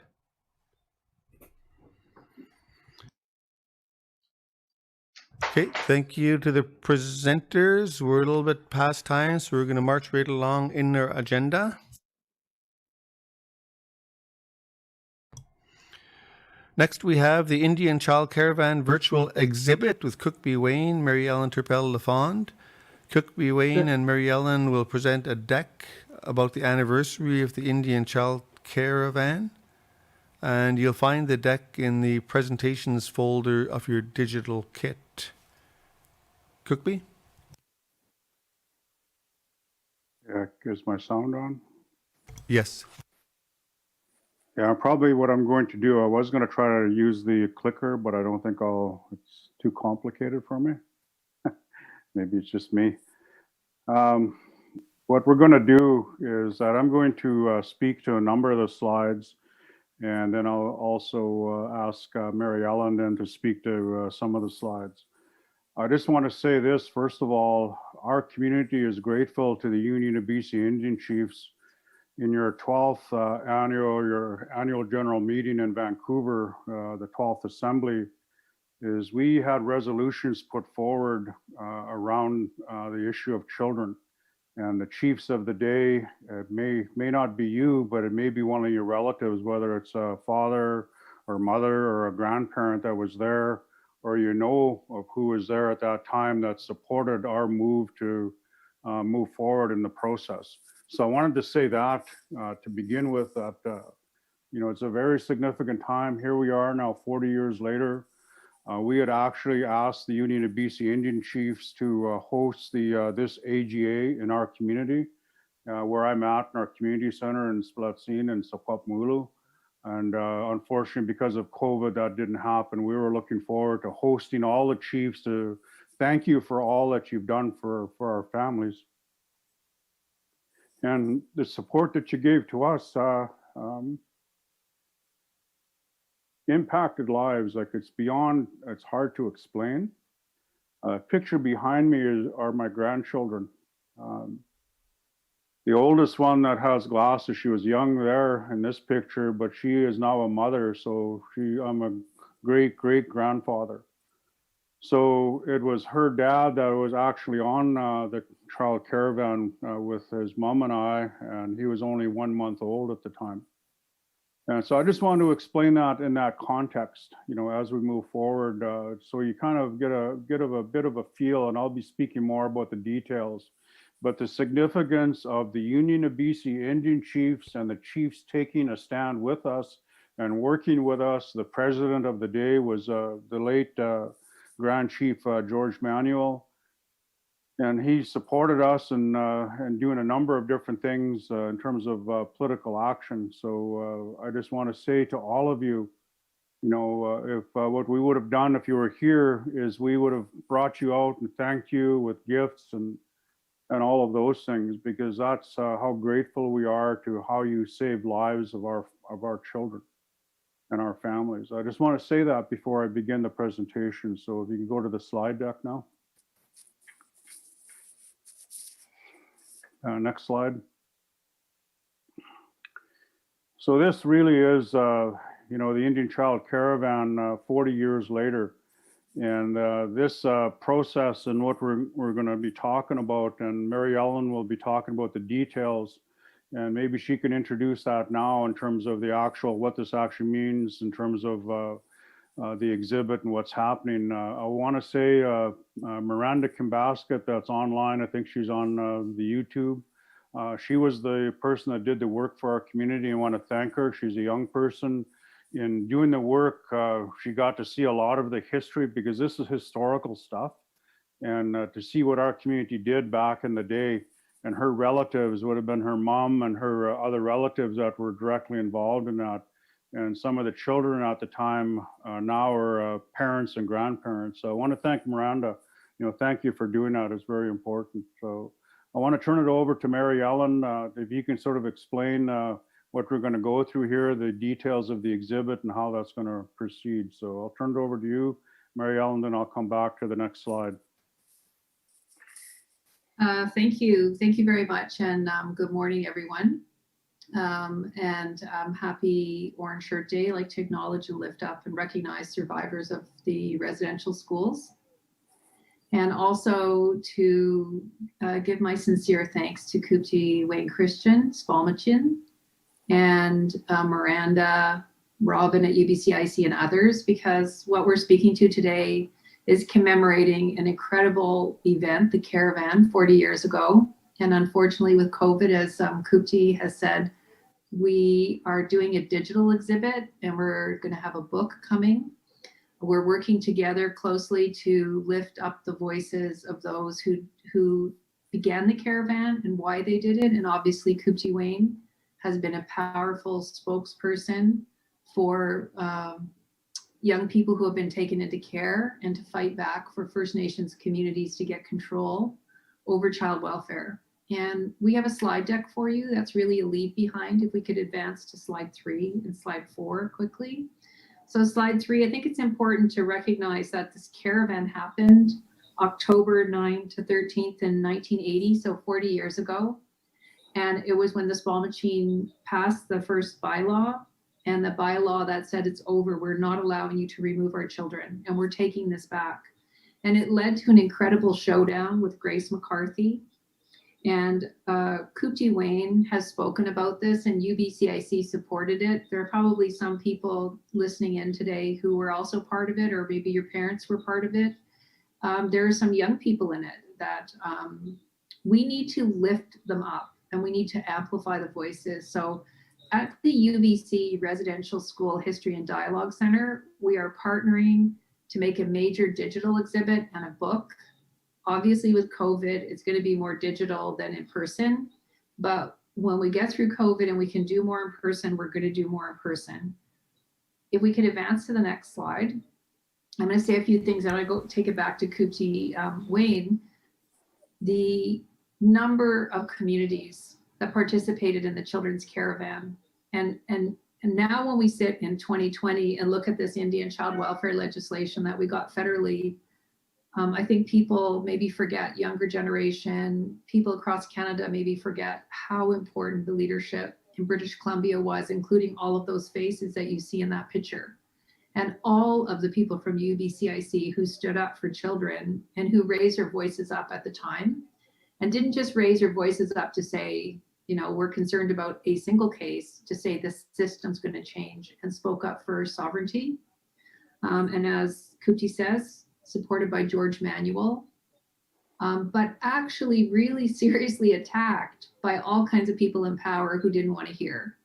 And the rally in Vancouver was really significant. The march all the way through the interior to Vancouver, going to the home of the Minister of Human Resources, Grace McCarthy. We are looking at her archives and her records and how her mindset changed because of this. She had to change, and her perspective had to change. But change didn't happen because she woke up suddenly. It was because she had to deal with an issue from a different viewpoint. And when Squamish got control over their child welfare program, as we know, like every First Nation that has control over your child welfare, child and family programs, we don't have kids in care. The number goes down, the reconnection happens. And so this 40-year celebration, the reason why I'm extremely excited about the digital exhibit, making sure that all British Columbians and Canadians hear from Kupti and everyone in the caravan, and use the UBCIC archives and our records, because we need to have our voices and we need to have the story out. So young people, when they look at things like we just talked about, implementing new child welfare legislation, know that this didn't just happen yesterday. This is the context. This is what will drive change. And I think in the book we will produce as well is, again, lift my hands up and recognize Kupti Wayne's critical role with, and I've lost count, Kupti, you have to tell me, at least 10 ministers of Indigenous Services or Indian Affairs, where Kupti has patiently, since even before 1980, explained not making fundamental change isn't going to work. You have to make the big change. We still have a lot to be done. So this exhibit's going to capture that. So really, from my point, the slides are really for you to keep. Watch for the digital exhibit that's going to come out. We want you to have access to it in your community, in your schools. We also, want to partner. Like if you have something to contribute, we want to make sure it's there, because this is about building out the story of how change happens. And the final thing I just wanted to say, because Kupti always emphasizes this, and so does Robin, Miranda, everyone from UBCIC, Grand Chief, Kupti, Judy, and others, is that the whole focus of the Children's Caravan was every child matters, which again, on Orange Shirt Day, we think it's a slogan, but it isn't just a slogan. This is 40 years of unbroken advocacy, 40 years of lifting up every single child, and also sending a message today in 2020 that we will not stop until every Indigenous child is out of that child welfare system. And that's one of the key messages of the Child Caravan is yes, it happened in 1980, but in 2020, it continues in this other form. So those are some of the themes and messages you're going to see, very much influenced by our human rights lens, our UNDRIP approach to empowering and supporting and dealing with the truth and dealing with change. But again, I can't say enough how important Kupti, his role has been here to educate, to inform, to lift up the voices of young people, and to ensure that there's space in that system for change. So you're going to see a lot of that, and UBCIC, that is a legacy for UBCIC. So we really want to celebrate it this year. It's like such a positive thing. There's so much more work to be done, but such a positive space, and it's made change in British Columbia, but national and even international change. So I'm going to stop there. We can advance through the slides a bit. You'll see a lot of information on the, if you want, go ahead one more, you'll see a lot more information on the milestones and when the project will be live.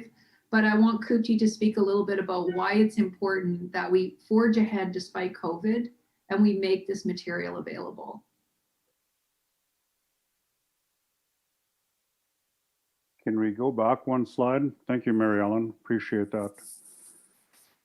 And this really is significant in this slide in terms of acknowledging the moment, because what we did in 1980 was very clear that what we asked for was recognition of our jurisdiction. And we asked that they return the children they had in care to us, that we would jointly plan for each child in care, and that we would seek resources from the federal government to do the work that we needed to do. It was a very simple process, but it was very profound, because in the discussions with Grace McCarthy, the minister, you have to understand that at the time we did this, would be considered very radical and very sort of, I think in the context of what's going on in the US, we'd be sort of those activists left on the side, the left that Trump keeps talking about.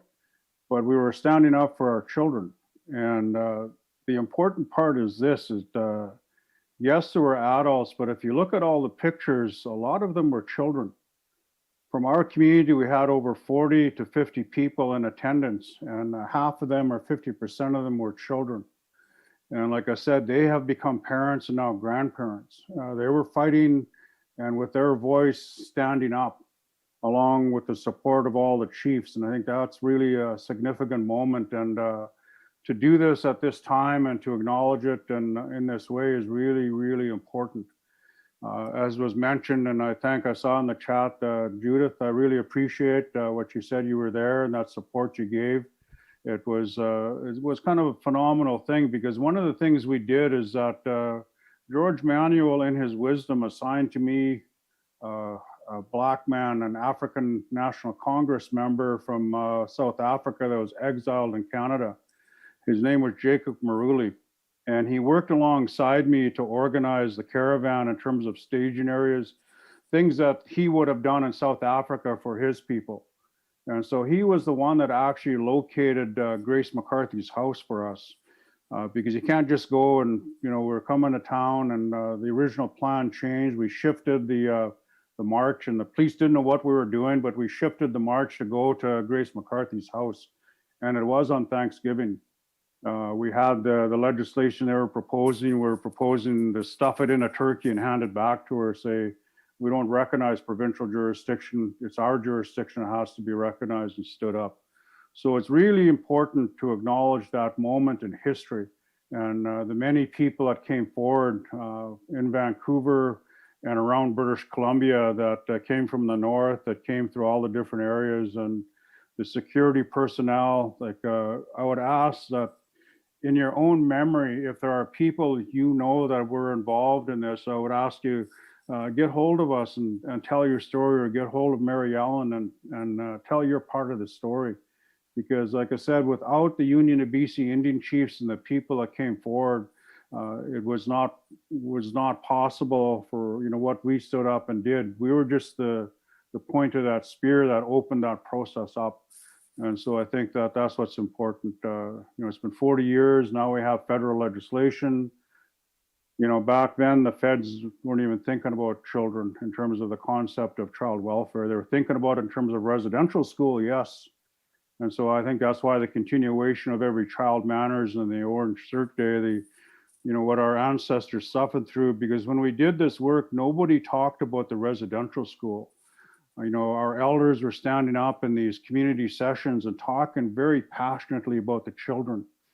I didn't know, but they were talking about their own lives and their siblings and those that they went to school with in residential school. They were very passionate and strong about, we got to do something. And nobody talked about residential school at that time in 1980. Now I understand many years later that that's what they were doing. They were talking about themselves. And so that's why today is important, and the significance of Every Child Matters and what we're doing with this is, it's a part of history, but we got to carve out a new path for all the children right across British Columbia. Next slide. So I think this is the stuff that Mary Ellen went through. Next slide. And it really is about human rights. Like I said, in this picture, like I said, all of those children now have children themselves and or are grandparents. So that's how important it is. When I talk about children leading the way, that's what our children were doing. They were leading the way. And it really is about making the visibility of what we were doing. And it was hard actually for the public to understand. And we still see that today because of the racism. If you can imagine, this was 1980 and the racism was very prevalent, but we utilized mainstream media to get the message across. One of the other things that we did that was uncommon at the time is we did radio commercials right across British Columbia, simply because radio, and I still think it is a medium that a lot of people listen to the radio rather than watch TV. So it was one of the things we did in terms of the media campaign. And again, the Union of BC Indian Chiefs communication department was phenomenal. If you look at all the print material they did, we did the radio commercials, how they set up all the stuff with Jack Webster and all of that. The Union of BC Indian Chiefs has always been that leader in terms of making sure the message gets out. And again, the significance of this is really important. So I want to say that again, I'll keep repeating myself, you know, to Grand Chief Stuart Phillip, you know, Don Tom, and to Cookby Wilson, all of you that continue that work of advocacy, because that's what made this happen. It's really important. Next slide. And this, I think is important. You know, this is the kind of material I was talking about, this kind of stuff we'd send out as bulletins and update everybody what's going on, and very phenomenal work by the union. But I think the bottom line is this, is rather than talking about, our community was really interested in doing something. It was not about just saying, hey, let's just say this, let's just, you know, and our community was committed, let's do something. Because you have to understand, at that time we did this, the elders that informed and told us, and we worked with Louise Mandel over a year to develop our legislation, the elders told us, because we asked the question, well, how do we look after ourselves before they impose white law on us? And they said we had our own law, we had our own courts, we had our own jails, we had our own police. And so that's what the elders that told us. And these were elders that were born around the turn of the century. So this is pre sort of the imposition of Section 88 of the Indian Act. So they kind of understood, and that's what we stood up. And if you look at our legislation, it's very straightforward, and it covers that whole concept. And it's part of the Secwepemc tradition, is that it's community-based, but it really is about an Indian court and how that process, and it's about taking action. Next. So these are the things that Mary Ellen talked about in terms of, I don't know if you want to go through these, Mary Ellen, the next few slides on the actual exhibition, what it's going to look like. Yeah, sure. I'd be happy to do that. Yeah. So it's about telling the story, and the digital exhibit, you'll see it's about communities across British Columbia coming together, and Kukti's talked about what motivated Spalmachine and what was happening in his own life and community. This is also about bringing everyone together, because it was a unified piece of work. And there's so many like different stories about how building that unity through the Union of BC Indian Chiefs and through partnering around putting children at the center was so important. So the digital exhibit, this just gives you a screenshot. If we could advance to the next page, you'll see we're going to be mapping the journey and creating additional pieces of input from people who were on the journey, but from today. So we're collecting their oral histories. And if anyone listening, has something to contribute, it's not too late. We're continuing to build this out. We can record you. We've got some Miranda and others who are working with us to get this. And then just advance to the next page if you can. And that is, again, what Kuti said about the focus on the Declaration on the Rights of Indigenous People. It's about sort of like walking these paths together, the path to advocate for the rights, human rights of Indigenous families and children and nations, and the Children's Caravan. They're like a shared journey. And in 2020, many things came together. We got DRIPA in BC, we got federal child welfare legislation, we have the 40th anniversary. They're big steps that they come together. There's a lot of work to be done, but it's like talking about the connections, right? How are they connected? And young people, coming up today, being educated, whatever, maybe don't see it and they don't have a chance to hear from each of you directly. So the exhibit's going to cover that. And if we could advance one more slide, please. There is going to be virtual screenings and gatherings. So we will make that available. We'll have good digital material. If you want to have a COVID-friendly gathering and view it, we can arrange for that. And we are going to support that. And then advance one more slide, please. And then there's lots of scope for feedback. You can send me chat messages today. But the book, we're going to have a very interesting book on UBC Press, which is Our Children, Our Future, the Indian Caravan. So that's going to actually come to print in 2021. It's being finalized now. And so there's lots of opportunity. If you had an experience or a reflection, we can still collect a lot of that and put in the book. And why do we do a print book and an ebook? Is because we want it to go to all the schools of social work, Indigenous studies, all over, not just UBC, all over BC, all over Canada, to understand that these things like change for children and families didn't come because of the generosity of someone saying, we're going to end colonial practices. They came because of hard, unflinching advocacy that came from a spirit of love and a spirit of acceptance and a spirit of promoting human rights. And again, on Orange Shirt Day, it's good to say that survivors who went through the 60 scoop, survivors who went through residential school, picked a focus of taking their voice to seeing human rights strengthened and seeing systems changed to prevent this from happening again. And it's not just the burden that survivors carried, but the leadership that survivors of 60 Scoop, residential school, and all of these other abuses that have happened have shown the resilience and leadership and are showing the way. So the book is going to help shift the mindsets, but also shows younger students mindsets have shifted. But where did that happen? Because often in those classrooms and elsewhere, the real story is never heard. So again, I just want to say thank you to Kupti Christian, his community, and UBCIC. This is a great collaboration. We're having a lot of fun doing this project, and we're not going to let COVID hold us back. We're going to still launch it, and we're going to get it done. So thank you. Back to you, Kupti. Thank you, Marianne. I just want to say that it's really important. I know that this is sort of history. And if people have photographs or that kind of sort of information, it's really important to put it forward, because I would really like to put something together that is visual in nature, because at the time when we did the stuff that we were doing, we didn't realize that we're going to be making history. Our community was just really concerned about how we actually protect our children, how we stop the apprehensions. And that was the big initiative for this, because our community was devastated by the 60 scoop. We have a community at the time we did this, about 350, and we had 100 children removed from our community. Every family in our community, except for one, were impacted.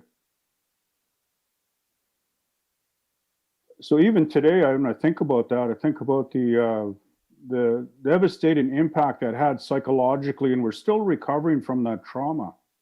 And why we fight so hard for our children is that it's about stopping the apprehension, stopping the removal, recognizing our own laws, let's stand them up and let's get on with it, because our children deserve the best. You know, and I think that we have enough issues in with society as a whole, with racism and all those things, that when you have your own laws and your own jurisdiction, you can extend that to wherever the child is. Because I think Cookby Judy mentioned, it's notwithstanding residency what we do. We've been all over North America, you know, down into Texas, Georgia. We've been right across Canada. We've been in probably every one of the provinces protecting our children. But again, that's the whole process of having resources, and why C92 is so important. We can open that up for everybody to do the same thing that we're doing based on your inherent jurisdiction. So again, I want to thank, you know, on behalf of our children and our community, you know, the people that stood up, the Union of BC Indian Chiefs and the chiefs of the day that were there. Like I said, maybe you weren't there, but maybe one of your relatives, maybe your father or mother or grandparents were at that session, the 12th annual AGA of the Union of BC Indian Chiefs in Vancouver when this took place.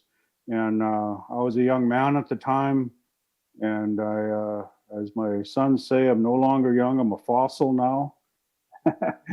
So I'm etched into the rocks. I'm kind of that rock painting in the rocks now. You know, let's do what we need to do, and let's do what's right for our children. And again, I just want to thank the union for the opportunity to make this presentation today. And Mary Ellen for your hard work on this. It's going to be an exciting process, actually. And our community is really looking forward to how this is going to unfold itself and be presented. So Cook Shem, Mary Ellen, thank you for your hard work, and the staff at the union and our staff at Split Scene for doing what they've done so far. Thank you very much. Cook Shem Cookby, thank you, Queequeg. We are a little bit over time, but we'll make time for at least 2 or 3 questions or comments, starting with the regional chief. Yeah, thank you, Tyrone. And just want to recognize and acknowledge the good work that Cookby you've done, and also to Mary Ellen on this really, you know, history. And far too often in the history books in public schools, we don't hear the truth about the history, the true history of Canada, and that this history goes back further than 200 years, but this is our lived history. And perhaps, you know, if, you know, I would have been 8 years old in 1980, so I would have been one of those kids, perhaps, you know, that might have been taken away. And I always remember that from my parents.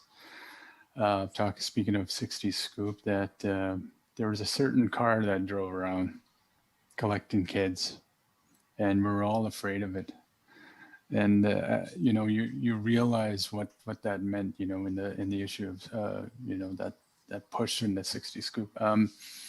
So thank you for all the good work, and the Union of BC Indian Chiefs, 52 years of really advocating and all Indigenous people here in British Columbia's behalf, and finding ways. So not a question per se, but more of direction in terms of communications, because I'm sure in British Columbia we can share this information, and if there are stories out there of First Nations that were there, where can we send them to? Perhaps we should have a communication strategy to send out to many of the First Nations in the north or in the south that attended this caravan, to see if they have pictures, or maybe even get their stories and on why they attended the caravan, or something like that. So more of a direction, or something that we can send out, social media and what have you, and get them, you know, find them and send them in the right direction so they can participate in this really important history lesson, really. So thank you for all that you've done. Masicho. Masi, Regional Chief, we're going to go to Chief Don Toms and ask for responses after. Chief Don? Yes, thank you, Ty, and thank you to Cookby, Christian, and to Mary Ellen for enlightening us today. And I think it's, for me as a younger person, it's exciting to see our history being retold. Because much to Mary Ellen's comments, if it wasn't for people before us who provided us opportunities that we have now, and I think in many ways it rejuvenates me to know that the fight isn't over and that it continues on, and that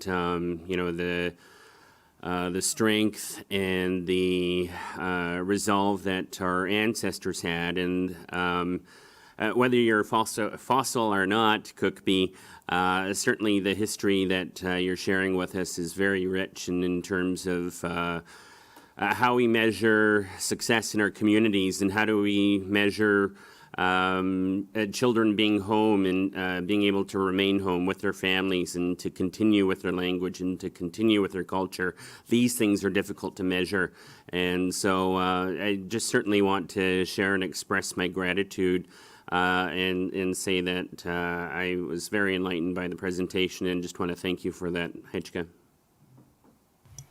Hechka, not seeing any other questions or comments. I'll go to Mary Ellen and then Cookbee for concluding remarks. Yeah, I just want to say thank you to everyone for the time today. Thank you for listening, and you're going to hear more from us. And don't hesitate to be in touch through the union. Send anything back. We're working closely together. And this project is one very important project, but in every community, there are other important stories that need to be told, and we've got to work on that. I really think what RCTG mentioned and Don Tom, and I know Grand Chief Stewart's not with us today, but we'll make sure that his leadership and unwavering voice for human rights for Indigenous people is captured as well. So happy Orange Shirt Day to everyone, and thanks again for hearing from us.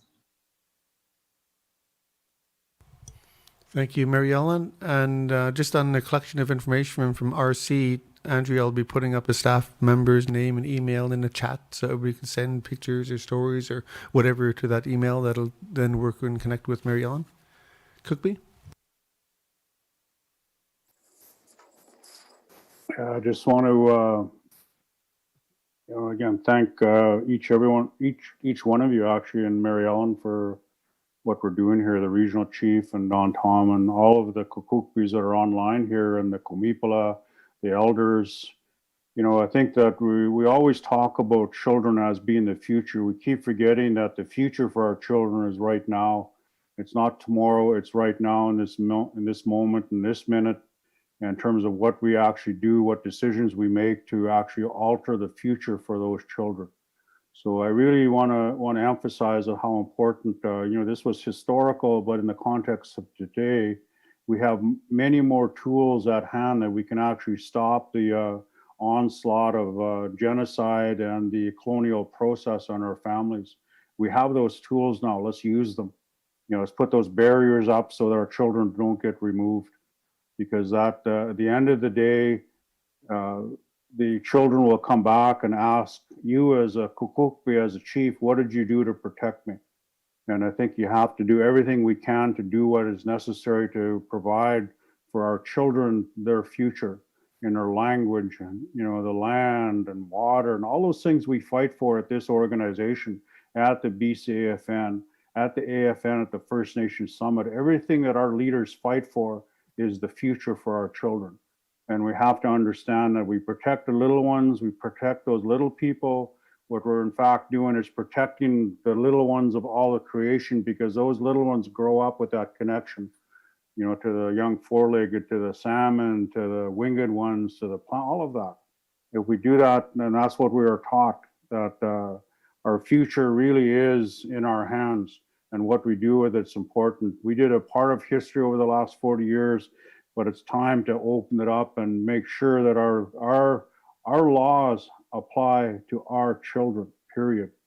And that Canada gets the hell out of the way, the province moves out of the way, and just recognize our jurisdiction for our children. Let's get on with it. Again, my hands up to all the organizations that continue this work, the tripartite process. And I really do look forward to the ongoing things that'll open up over this next, I see in the next 2 to 5 years. Cooksham, thank you, Ty. You do an excellent job. It's hard to chair virtual meetings. I want to say thank you to you. Thank you very much. Cooksham Cookby, I appreciate that. Thank you, Queequeg. We'll move on to our next agenda item, but just before, Regional Chief, your hand is still up in the participant list. Could you lower it, please? And now we're going to move into an exciting and exhilarating administrative and financial update. And I say that tongue in cheek, more for our finance folks than anything else. But inviting forward Jody Woods and Arnold Peters, Curtis Wilkinson. Thank you, Tyrone. I wasn't nervous before, but now I am, because I think you've set some It's got to be expectations. exciting and exhilarating. It'll be exciting. Thanks so much. So I'll be really, really quick, just in recognition of the fact that we're a little over time. So first, I'd like to acknowledge that we're carrying out this work on the unceded traditional territories of the Squamish, Tsleil-Waututh, and Musqueam nations. I'm just going to focus this administrative update on sort of how we've been conducting our work through the COVID crisis and what measures we've taken. So as you may know, we closed our offices on March 16th in response to the COVID-19 shutdown by the provincial health officer, and all staff have been working from home since then, as have executive. This did present a series of logistical and human resources challenges, so early efforts were really focused on addressing these. And this included supporting staff working from home by helping them set up their home workstations, putting in place additional mental health supports, and adding some flexibility to staff leave and scheduling. Since then, since April, we've been also focused on creating an office reopening plan that's responsive to the provincial health officer's recommendations and ensures staff safety and comfort. And to this end, we struck a joint occupational health and safety committee who conducted research and staff surveys and then made recommendations to me. And then I worked with a labor lawyer to develop a full back to work plan and related policies, which was shared with UBCIC staff and executive on July 9th. Melissa Adams, our librarian and archivist, and I, mostly Melissa, set up the physical space of our office, which included providing PPE for staff and guests, and then signs everywhere, and removing a lot of shared items, just so the place was safe for people to come back to work. Our back to work plan key principles include the following. It's really safety first and voluntary for staff. So at this point, returning to the office is entirely voluntary, and staff who do must adhere to strict safety and sanitation protocols. It's a progressive and phased approach. We have 4 sort of stages or phases that we're looking at, but we're kind of in a holding pattern at stage 2 for the foreseeable future, especially in light of the second wave that we're seeing of infections. So this includes a modified and very limited travel and in-person meeting allowance, and continued option for staff to work from home. And then also staff access to the office on a cohort basis. It's really, the plan is supposed to be flexible and responsive to any public health advisories. And at any point, if it gets worse out there, we may scale it back to all work from home. The other thing we've been thinking about is funding during and after the COVID crisis. So I think we're all anticipating lean times in the next couple of years, for maybe several years after that. So right now, to address this, we're working with funders to ensure we can carry over funds for multiple years and cash manage in that way. And where possible, we're trying to secure multi-year funding to create some stability. And we're exploring other funding alternate funding opportunities and possibly considering other revenue streams. So there's a lot more information, and our safety plan and policies included in tab 1 in your kit. There's also a project update, so it lists all of the projects we've been working on and plan to work on, and where they're at, what the status of them is. So feel free to reach out to me with any questions. This is pretty brief, but there is more information in your kit. Thanks, Jody. And in your kit, it's under the administrative update and financials in your digital kit. We have Curtis Wilkinson next, who will take us through a deck on the audit. And Arnold will be available for any detailed questions resulting from that audit. Curtis?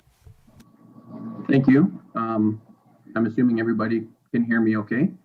First of all, I just want to thank you for allowing me the opportunity to go over the financials, the audited financial statements for the year ended March 2020.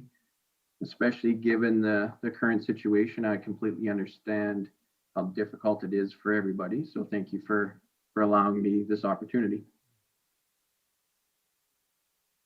I believe everybody has a copy of the audited financial statements, as well as the slides that I've prepared. I'm not going to go over the whole auditor's report. It's all been it's in the financial statements, and it's all been duplicated in the slides. But the one thing that I want to talk about is the very first paragraph in our auditor's report. It's called our opinion paragraph. And it says, we have audited the financial statements of the union, which comprise the statement of financial position at March 31st, 2020, the statement of operations, statement of changes in net assets, and the statement of cash flows for the year then ended, and notes to the financial statements. In our opinion, the financial statements present fairly in all material respects the financial position of the union at March 31st, 2020, the results of its operations and its cash flows for the year then ended in accordance with Canadian accounting standards for not-for-profit organizations. And then, so basically that is what we call a clean audit opinion or an unqualified opinion. That's the type of opinion you want on your financial statements. I have the rest of the audit report in here. I'm not going to go over it word for word, just in the sake of time.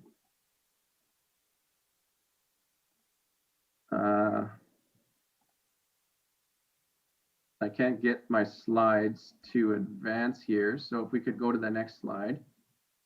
Oh, there we go. I did want to touch base on just this one paragraph in our audit report that we have to have, and it's required under the Societies Act. And it basically just says that the accounting policies are consistent year to year, that they've been applied on a consistent basis. That is required under the Societies Act. And if you want to follow along in the financial statements, the next one I'm looking at is the statement of financial position. And what I'm going to do is I'm just going to kind of go over it on a very high level and highlight items that have changed year to year. So the first item is cash. So the cash balance of just over $2 million has increased by almost $1.2 million. The main reason for that large increase in the cash balance is there was funding that was received prior to the end of March for a project that hadn't been started yet. And that project, the original deadline was March 31st, 2020, but it's been extended. So it's a project that will run in the 2021 fiscal year. Accounts receivable of just over $1 million has increased by almost $900,000.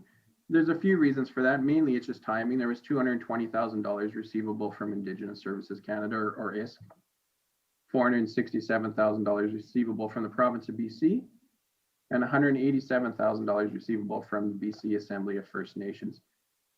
Most of those have been collected after the year end, so it was just a matter of timing.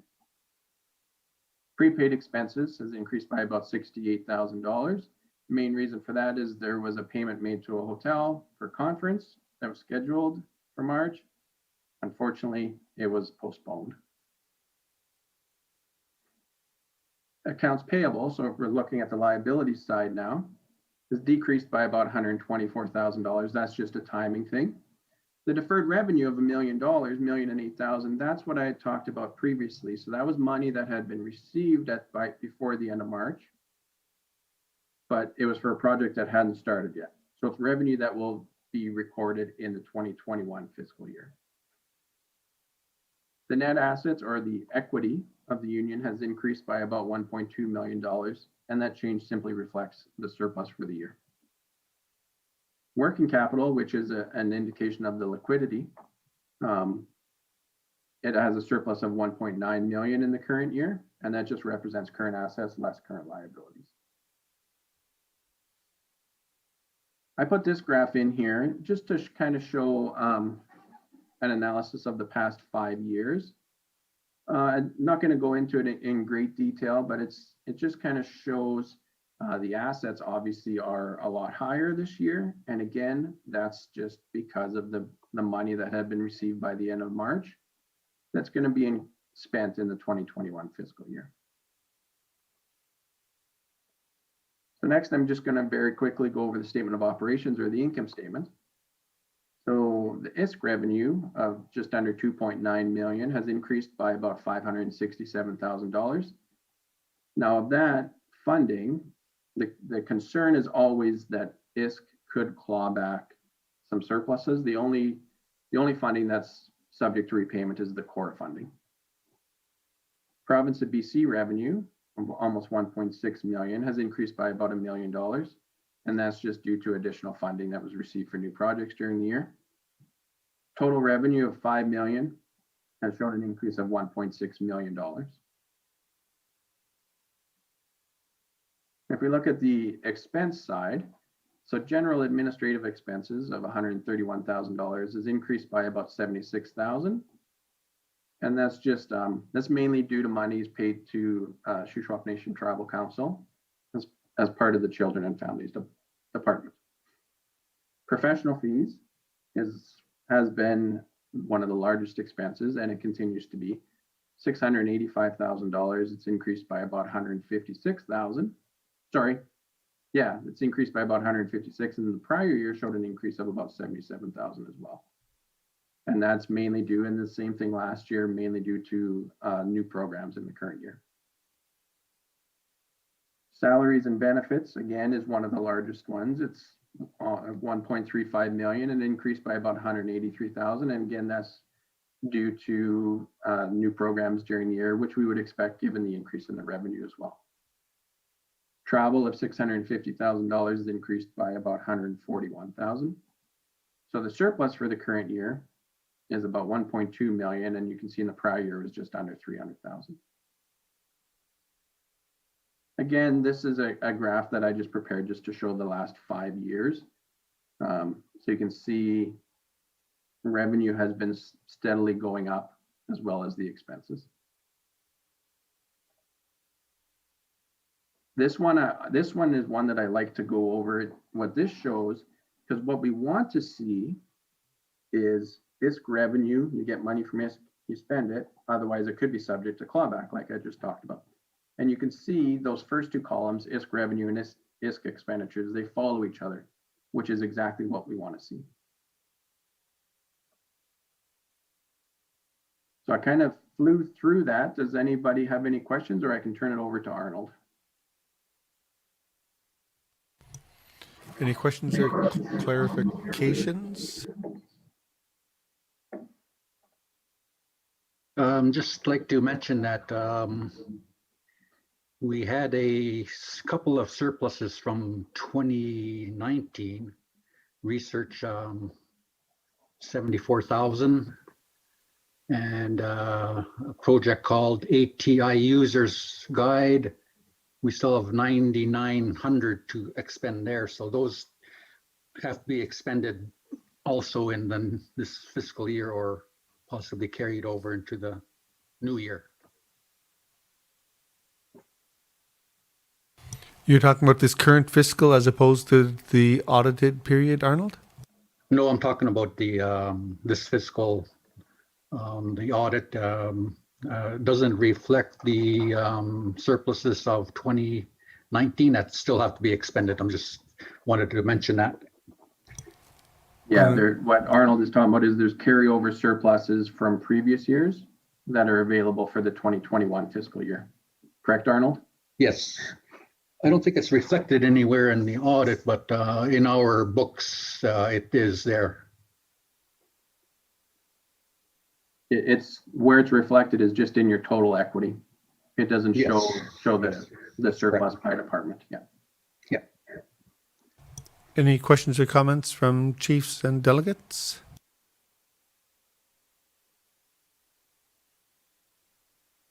Can I just say one more thing? Go ahead, Curtis. I neglected to to thank Arnold and Jody for their assistance with the audit this year. So I just wanted to make sure that I did that. Thank you. Last call for questions or comments from chiefs and delegates.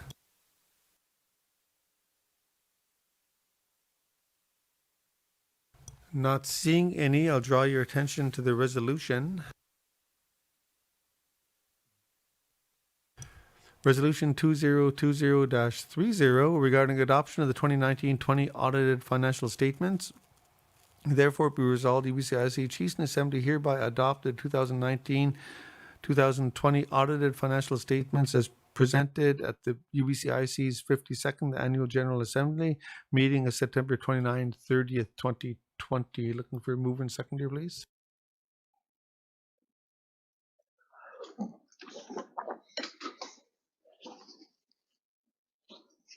Chief Donna Elgin, I'll move it. Cooksham Cookby, seconder. Cookby Ron, seconds. Cooksham Cookby. Any discussion?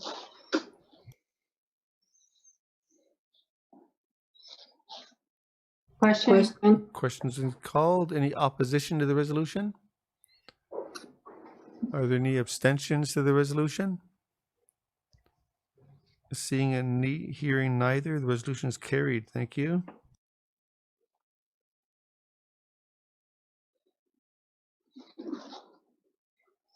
So I believe that's it for administrative and financial updates. Thank you, Jody, Curtis, and Arnold. And we're back to being 2 minutes ahead as scheduled, so we'll move on to specific claims update. TMX specific claims. Oops, Cookby Judy was supposed to open. But let me read through the script first, Jody. Jody's going to start with the opening comment. She's going to provide an update. Introduce a couple of folks, Haley and Christina. They're going to do a PowerPoint deck on Trans Mountain. And then we have a resolution in this section as well. Jody?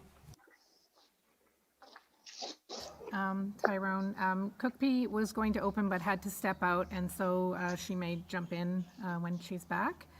So we're just going to provide an update on the work of the UBCIC Specific Claims Research Program, the BC Specific Claims Working Group, and on any general advocacy we've been participating in this past year. Near the presentation, two researchers, Christina Hannes and Haley Zaks, will also be presenting on a recent claim feasibility project that's examining the destruction of archaeological sites during the original construction of the TMX pipeline. So we'll interrupt with that too. So I'll just say, in the interest of hurrying it through, more information about the Specific Claims Research Program and the UBCIC Library and Archives can be found in your kit under tab 2. And in the digital kit, it would be under legal updates and specific claims and library and archives. So we continue to research and advance an increasing number of specific claims. This year we have 190, that's up about 20 claims from last year on our work plan. And these are in various stages of development, research, legal review, drafting, or post-submission support. There's also, please have a look at the, in your kit, the Library and Archives have produced a really beautiful newsletter that updates on the, on what's going on in the library. With respect to claims reform and an update on the work of the BC Specific Claims Working Group, I might, well, I'll just continue through and then Cookby will add some comments. So the co-chairs of the BC Specific Claims Working Group are Cookby Judy Wilson and Chief Dalton Silver. Dalton's unable to be here today, was here yesterday. The working group has been pretty active this past year, including either engaging directly in advocacy or supporting some advocacy work carried out at the research department. And I'll provide a few brief updates and an overview of reform initiatives here, and again, direct you to tab 2. So the first thing I'd like to talk about is that the Specific Claims Branch has done a reorganization. As of April 1st, 2020, SCB was transferred to a new sector of CERNAC and now has 4 directorates. There's a bit more information about it in the kit, but they really didn't provide a lot of information. And this is going to be kind of an ongoing theme throughout this report, is abysmal communication on the part of INAC and the branch. There are 4 directorates, including a BC-focused claims directorate. We really don't have a sense of what these directorates do. And so we'll report out on that the more that we learn. We've been trying to learn more. The changes weren't communicated. We're seeking more information, and we'll track and report, like I said, on the potential impacts on BC nations. The BC Specific Claims Working Group also sent some communications to the new ADM of Specific Claims Branch, Martin Rahir. I probably said that wrong. And the Director General, Stéphane Mariation, and the Minister on Canada's, on the branch's response to COVID-19. We had been hearing from individual nations and some legal counsel that they'd been communicated some inconsistent messages from their negotiators and from Specific Claims Branch about what was going on in terms of COVID-19 and the advancing of claims. So we conducted a national survey. Based in most part because nations were being told that specific claims were a non-essential service, and that was pretty alarming. So the survey results identified, with respect to COVID-19, delays in operational shutdowns, closed off negotiations, and a total lack of communication and consistency from the branch. The BC Working Group wrote to the Minister and officials at Specific Claims Branch to communicate and ask for the Minister to communicate with claimant nations and involved organizations to continue to uphold the honor of the Crown, even in the uncertainty surrounding the effects of COVID-19. The BC Working Group then met with new ADM and Director General of the Specific Claims Branch, where some commitments were made. We have heard anecdotally of some improvements at negotiation tables of communications. But Canada has not effectively or consistently communicated about this. And I think, pretty powerful example of this, the Specific Claims Branch website still contains no information about COVID-19 or the measures it's taking to ensure that claims advance properly. I'm just going to provide a quick update on the AFN Canada Joint Technical Working Group review process. So this group was struck after the Auditor General's report of 2016, and to address the Auditor General's recommendations. But after engaging with nations across Canada, the works was switched to really focus on developing an independent specific claims process. The engagement out of BC and the submissions made by BC nations and the BC Specific Claims Working Group was that this process needs to fully remove Canada's conflict of interest and to integrate Indigenous legal orders and principles. The BC Working Group has made 2 submissions to this process, and they can be found on our website and actually on our website, and have been continuing to advocate for an independent process that integrates Indigenous laws. The review process for the AFN, I think they have to announce really what they're doing with in terms of the independent process proposal that they're working on with Canada. I don't think a plan has been articulated yet publicly.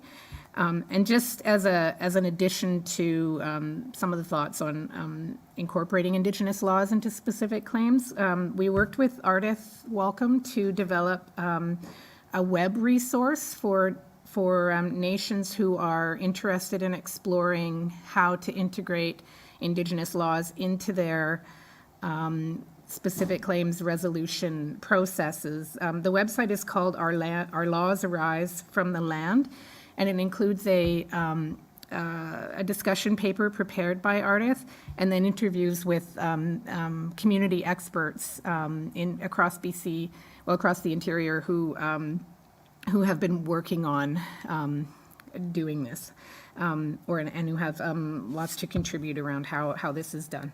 And I'll just change the page. And then finally, the UBCIC Research Department. As part of that work, we coordinate the Research Directors Group, which is a group across Canada of people in my position who run claims research units. We've made submissions and are planning to continue to make submissions to federal reviews of the Access to Information Act and the Privacy Act. That material can be found on the website and in your kits.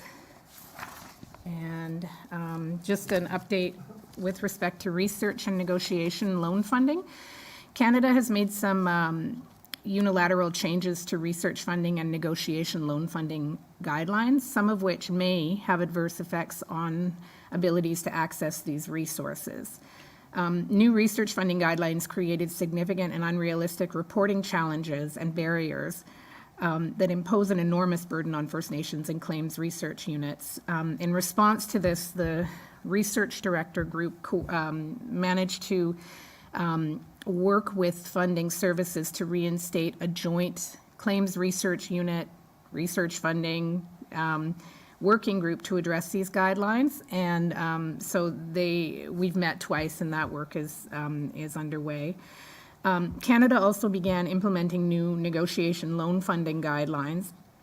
In some cases, these were actually implemented before they were released, announced, or before a consultation has occurred, which actually hasn't yet occurred. The guidelines did offer some improvements, such as an increase in the maximum annual funding per year, but they also introduced some potentially new barriers. So we commissioned a legal review of the guidelines and are recommending that this issue be raised at the next Chiefs Committee on Claims meeting. So at the risk of kind of repeating myself, a lot of these changes and things that I'm providing updates on were not communicated and still haven't been effectively communicated to First Nations, but implemented fully during, say, the funding proposal processes. In fact, the negotiation loan funding guidelines were finally posted on specific claims branches' website after they'd been implemented, in some cases by over a month. It's a really consistent theme. Elin yesterday provided a legal update, and she mentioned, she discussed the South Wing case in particular. We are seeking leave as part of a coalition with Penticton Indian Band and Williams Lake Indian Band to intervene in this. It looks promising, but I don't want to jinx it. And we have also been granted intervener status in the Restool case, which is an Ontario case that focuses on the inclusion of an Indigenous perspective rooted in Indigenous legal traditions for an interpretation of historic agreements and understandings. So Ardith is the lead on that one. And I think at this point, I'd like to thank you for an opportunity to provide this update, and I will turn it over to Cookbee. Thanks, Jody. Just before going to Cookbee, been a little bit of activity on our internal chat here on moving folks from YouTube into Zoom. And if you weren't here yesterday, I'd just like to inform you, Chiefs, that given this is the AGA, if your dues are paid in full, you move in and participate directly in the Zoom meeting. You can vote and comment and everything. But if your dues aren't paid, or if you're not a chief, or if you're not a proxy, then you're moved into the YouTube channel. So just that clarification for the 3 or 4 folks that have come in the last 45 minutes or so. Cookbee? Yeah, thank you.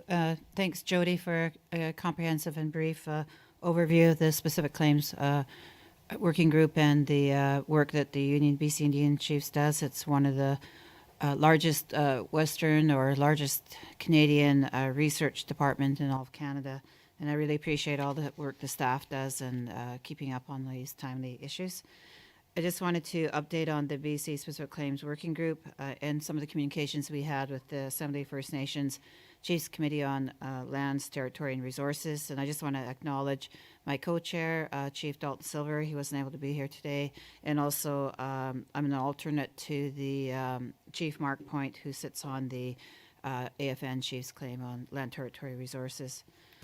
So on June 18th, 2020, the BC Specific Claims, we wrote to the co-chairs of the AFN Committee on Land, Territory, and Resources to bring their attention to issues requiring AFN action or response. And I think it's important. The letter highlighted that the BC Specific Claims Working Group led advocacy initiatives to advance the just resolution of specific claims. And as you know, we have a large volume here in BC. The letter invited conversation about the roles of our respective organizations in the way to tackle the many critical issues facing claimant nations today. Along with requesting AFN leadership in advancing specific initiatives, the BC Specific Claims Working Group requested that the AFN generate and distribute information analysis to the Chiefs Committee on Land, Territory, Resources on a number of critical issues. The implication of changes to negotiation, that was loan funding guidelines, the link between claim settlements and financial institutions, Canada's approach to advancing claims in the context of COVID-19, and Canada's contingent liabilities related to specific claims. Information and recommendations on relevant court cases and interventions, such as what Jody just mentioned with Southwinds. We have not received a response to this letter, although we sent it out in July, so we're still pressing and maybe asking Regional Chief to intervene on, getting our response. It's been a lengthy wait on these critical issues.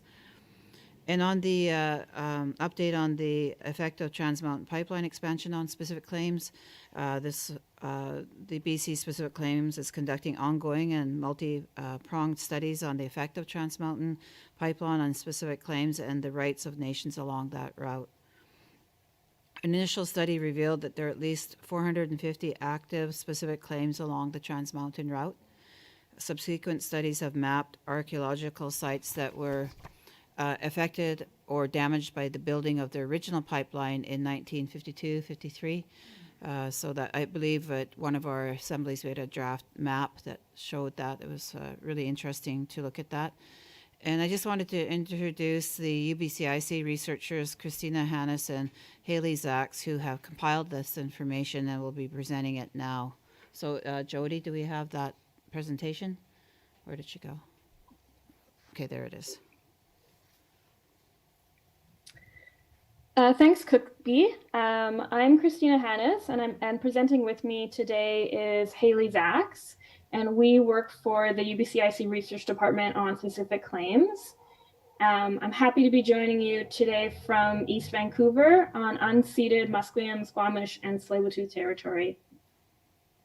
So here's our presentation on the impacts of the Trans Mountain Pipeline on archaeological sites. And we'll start with an introduction to specific claims. I know many of you are very familiar with specific claims, but just in case there's some people joining who aren't as familiar, we thought we'd do an introduction. And then we're going to get into the origins of the project. We're going to cover the historical context of the pipeline, our research methodology, initial findings, and future research.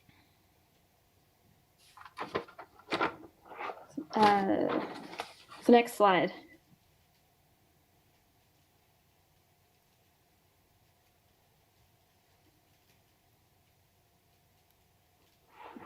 Great, so the specific claims process is the federal government's approach to addressing past wrongs related to Indigenous reserve lands, assets, and treaties. And they arise when a First Nation alleges Canada failed to uphold its lawful obligations with respect to Indigenous land and resources. This failure can include failure to protect reserve lands from destruction or expropriation, including for rights of ways, failure to properly consult or compensate First Nations for such alienations, and failure to reserve or protect lands that by law should have been reserves, such as a village site or a graveyard. Development of claims require comprehensive research into archival records, oral testimony, legal instruments, maps, and archaeological records. And the resolution of these claims typically involves cash settlement, though nations have long argued that other options, such as land or revenue sharing approaches, should be options for redress. So we started this project after talking to Chief Silver about the threat of the new pipeline construction to the sacred site of Lightning Rock, and Cook B. Wilson's remarks about the pipeline's threat to heritage. We wondered about the original pipeline's impact on First Nation heritage in British Columbia. We wanted to know which communities had already been impacted. In claims research, I'd come across archaeologists commenting about the original Trans Mountain pipeline construction. In 1956, Charles Borden and Jim Baldwin visited a village site devastated by the pipeline construction. And in this case, 9 out of 10 house pits were destroyed by Trans Mountain construction. And at the time, the archaeologists noted striking example of wanton and thoughtless destruction, and for the need for archaeologists attached to pipe crews. Utilize this example to press for legislation to protect archaeological remains and provide for investigation when destruction is unavoidable. So that's where this project started, and I'll let Haley talk more about the historical context of the pipeline. Hi, so as part of our project, we really wanted to consider how this pipeline was built, why it was built, and who built it, to better understand what we were researching and the context for the potential destruction of archaeological sites. So what we found is that the original Trans Mountain pipeline was established under a special act of parliament on March 21st, 1951. So this was a government created project. And as well, it's an important date to note because it wasn't until September 4th, 1951, that the prohibitions of legal claims was removed from the Indian Act. So that meant when the original pipeline was conceived of, when the company was created by government, Indigenous people could still not hire lawyers legally in Canada. And this process was very quick, as we found in our research, because the Trans Mountain Pipeline Company was established in March of 1951, and by December of 1951, the Trans Mountain Pipeline had been approved by the Board of Transport, of the Government of Canada, and this was only following a 3-day private hearing. So this meant that this hearing that led to the approval of the original pipeline did not include Indigenous consultation, it did not include any archaeological evidence, and it did not include public commentary when it was established. The kind of why of this all happening very quickly is we understood from our research that this pipeline was considered a nation building project by the Government of Canada. It would be the first pipeline to cross the Rockies. So they had a lot of motivation as the government to get this pipeline built quickly.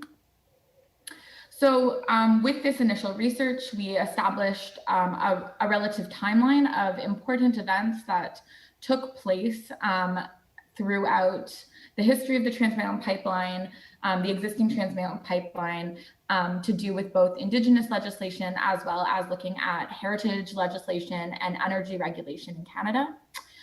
So as I mentioned, the pipeline was built was established in 1951. The construction was finished by October of 1953. So that's a quick 2-year period of construction. It's important to note that when the pipeline was being built, there was very limited heritage legislation in British Columbia in particular. The heritage legislation we have now wasn't established in its most sort of scaffolding form until 1960. And then the Heritage Conservation Act, which is what continues to be used today, wasn't established until 1977. So the pipeline was built before there was real strong heritage legislation protecting archaeological sites in British Columbia. As well, it's important to note that the Canadian Energy Regulator, formerly the National Energy Board, was not established until 1959 and did not start regulating pipelines until 1961. So this means that any pipeline spillage, any pipeline regulation was not taking place until almost 10 years after the pipeline was originally built. And I will hand it back over to Christina to talk about our methodology. Thanks, Haley. So this is pretty preliminary research at this stage. We started by obtaining a shapefile of the original pipeline route and put a 100-meter buffer around the pipeline. And then we obtain information about those sites within the area. So we did some analysis to assess whether we thought these sites could give rise to a potential specific claim. And we erred on the side of inclusivity. So if we thought there was a chance, we kept it in our study. Just wanted to provide a note about the limitations of our research. Our research only includes information available through the Provincial Register of Archaeology. So any site that was destroyed and no records were kept is not included. And also there's many Indigenous heritage sites probably that aren't included in the register. So on to our initial findings. We found that there are 98 archaeological sites within 100 meters of the existing Trans Mountain pipeline. At least 32 First Nations have archaeological sites impacted by the pipeline. And the pipeline has destroyed or damaged 64% of the archaeological sites it crosses within 100 meters. We determined that 89 of the 98 sites require future research to determine their potential to be filed as a specific claim. At least 58 of which are due to damage by the pipeline. So just to give you a sense of the types of sites impacted, we have 8 cultural depressions, which could include pit houses, 4 CMTs, 1 burial, 1 cairn, and 76 sites which were listed as cultural material. So we just wanted to give you a visual of the potential failures of government to meet its lawful obligations to First Nations because of the destruction or damage of archaeological sites. So as Christina mentioned, 89 of the 98 archaeological sites within 100 meters of the Trans Mountain pipeline that we studied have been either damaged or destroyed. Of those sites, 58 were damaged or destroyed by the existing Trans Mountain pipeline. And then there were some other factors that make up the rest of the destruction, which are things like grazing, road construction, logging, recreational use, and hydro development, which could cause destruction or damage of Indigenous archaeological sites. So this is our initial research, and having done this research, we have some continued questions that remain from it, especially to do with the process by which this pipeline was built, consultation that did or did not happen with First Nations, as well as compensation for First Nations. So we want to know, were First Nations informed in 1951 about the Trans Mountain pipeline? And if so, what did this process look like? Did the federal government consult First Nations about the loss of reserve land? Because we do know that the pipeline crosses a number of reserves throughout British Columbia. We want to know if there was any effort from the federal government to compensate First Nations for the loss of reserve land or the loss of heritage sites, even if they are off reserve. And can specific claims arise from the original pipeline construction? How many and what kinds of specific claims are we looking at? So these are the questions we have left after doing this initial research. This is what we have found so far, and we really appreciate you taking the time to listen, and we'd be happy to answer any questions. So thank you. I still have this slide. Thank you. Come back to Cookby. Thank you to both Christina and Haley for amazing job they've done, and the data that they've put together. And taken together, this research shows that Canada is continuing to layer additional violations on Indigenous rights on top of older unresolved grievances, which was just presented. And you got to remember, in 1951 and 53, there was no consultation with our nations, with our people, our collective proper title holders. So that's got to be underscored. And it is failing to act to uphold the honor of the Crown. And further, the costs of future potential specific claims have not been publicly accounted for in the discussions of the new pipeline expansion or the twinning of the Trans Mountain pipeline. So I just want to again thank the researchers for the amazing work that they've done. And I wanted to also take a few minutes to introduce our new staff. Jody had asked me to introduce our new research staff. It's James Davey, Karen Slacka Cove, and Olton Eccleston in his research, and Iluya Sin Crane in policy. Maybe Jody might want to say the names properly. There's a few names I wasn't too sure how to say, but welcome aboard. And we have like I was saying, one of the most extensive research departments, research groups in all of Canada, I would say at this point. And I also wanted to point out to you, Ty, is that we have a UBCIC resolution 2021-31, and we have a resolution for general support of the UBCIC specific claims research program for claims reform, advocacy, and library archives. And we just really renewing these periodically for reporting purposes and to help with project funding for the proposals in regards to the research work. I just again wanted to note Chief Mark Point for the AFN rep for the Chiefs Committee on Land, Territory and Resources. I'm not sure if he's on the call either today, but both Chief Dalton and Chief Mark Point are very great to work with, and you know, that keep the communications up and the strong positions we do on behalf of the Union BC Indian Chiefs. And Mark was appointed from Regional Chief, the Chief Chapman at the time for the BC AFN. Thank you. Cookstem Cookby, opening up the questions and comments. I see a couple of questions in the chat around spills, but this research piece doesn't take that into account. I'm not sure if the researchers have any comments on the impacts of salmon question.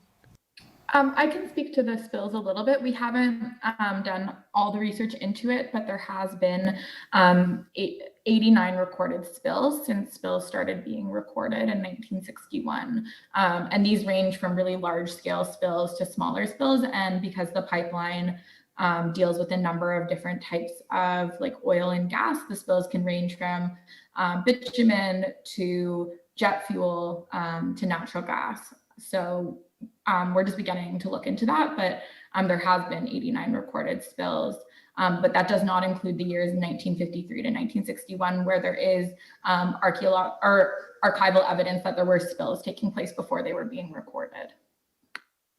Cookby? I just wanted to note, if Chief Dalton Silver was here, he would say that he's still working on the Sumas spill or the Abbotsford spill. It was right on a large aquifer, underground aquifer. So probably most of the Stalo nations are aware of that. And he's working on the oil spill report, and he's got some real world-renowned experts working on that report with Michelle Corfield.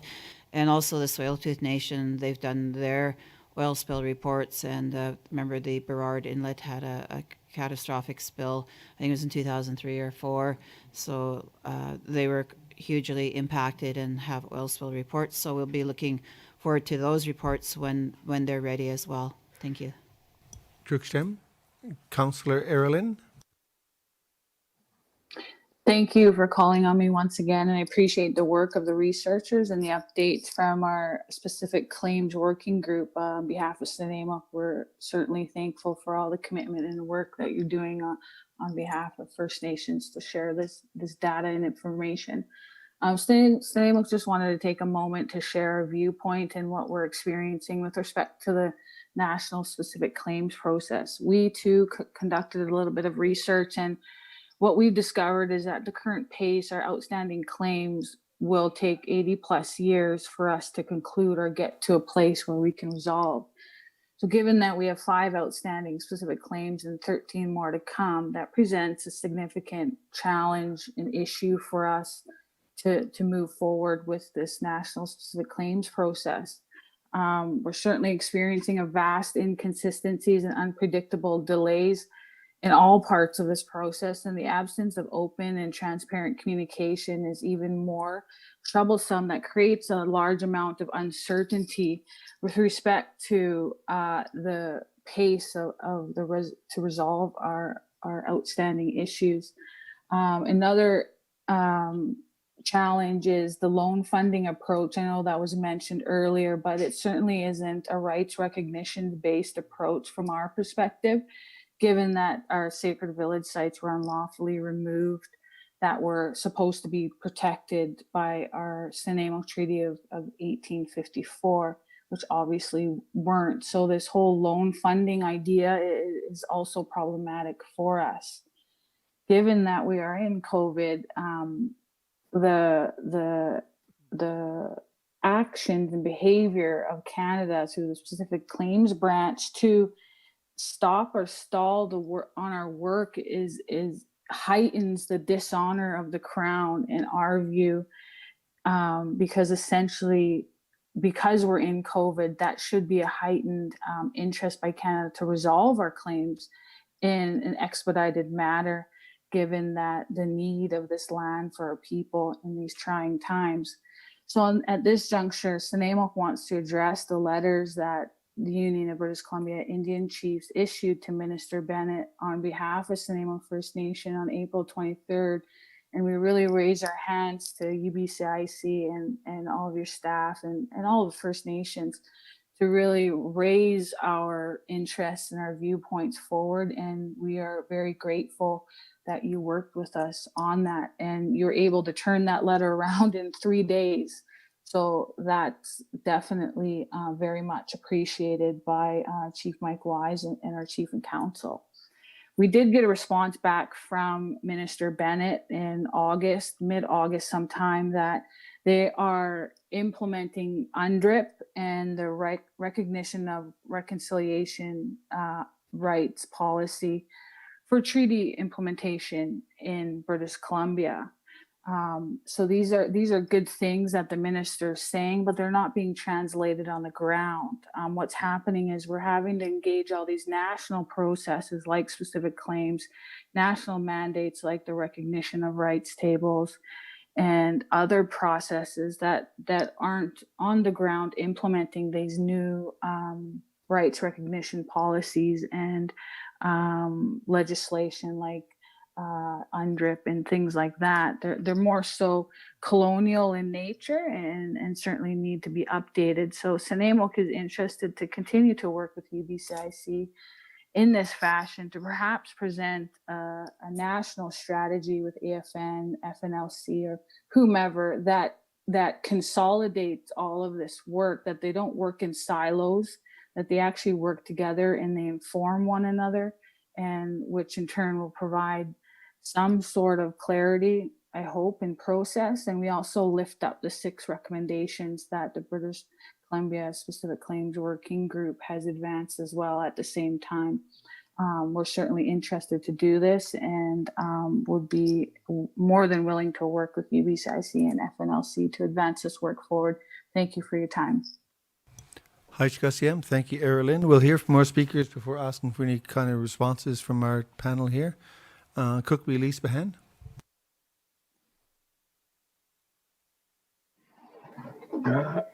Hantlan, Squash, Elise Behan, Cook Be Vinceletku. It's good to see everyone. Glad everyone's wearing their orange shirts on Orange Shirt Day. I'd like to thank the presenters on their report. I seen a question about spills. There's been a spill here on the Coldwater Reserve IR number 1 that still has not been remediated, and it's going on 4 years now. They're supposed to start work, supposed to be end of September, October, they say, dealing with the CP holder, but also with Chief and Council on what's happening. And I'd like the question brought up on the impact on salmon, but water as well too. One of the main things that I brought up was the water crossings and the impacts to our watersheds within the Coldwater Valley and also within the Nnikatlim Nation. It's a very serious concern. As you know, the Coldwater River was listed as one of the 2 most endangered rivers in British Columbia this year. We are working on a water pilot project here in the Nicola Valley with the 5 Nicola bands. But due to the election, the provincial election coming up, all those talks have been put on hold. And that concerns me because, you know, even with the shared decision making that we're supposed to be doing with the province, that still isn't happening. It's a huge concern because we were in drought level 4, where salmon are returning. The Chinook are almost done. Had a count yesterday of 54 returning up the Coldwater River. The coho are still coming back. And, you know, I'm glad to see that we're moving in a direction where this is going to specific claims. Like Coldwater has talked about that in going back and get compensated back to the early 1950s.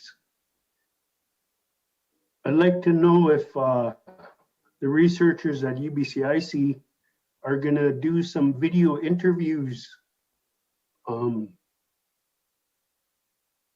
Our oldest surviving chief is 94. It was his father that was forced to sign the documents when he was a chief. And it would be good to get a video before our elder leaves us. So just one of the recommendations I have. Cooksham. Cooksham Cookby, Chief Byron.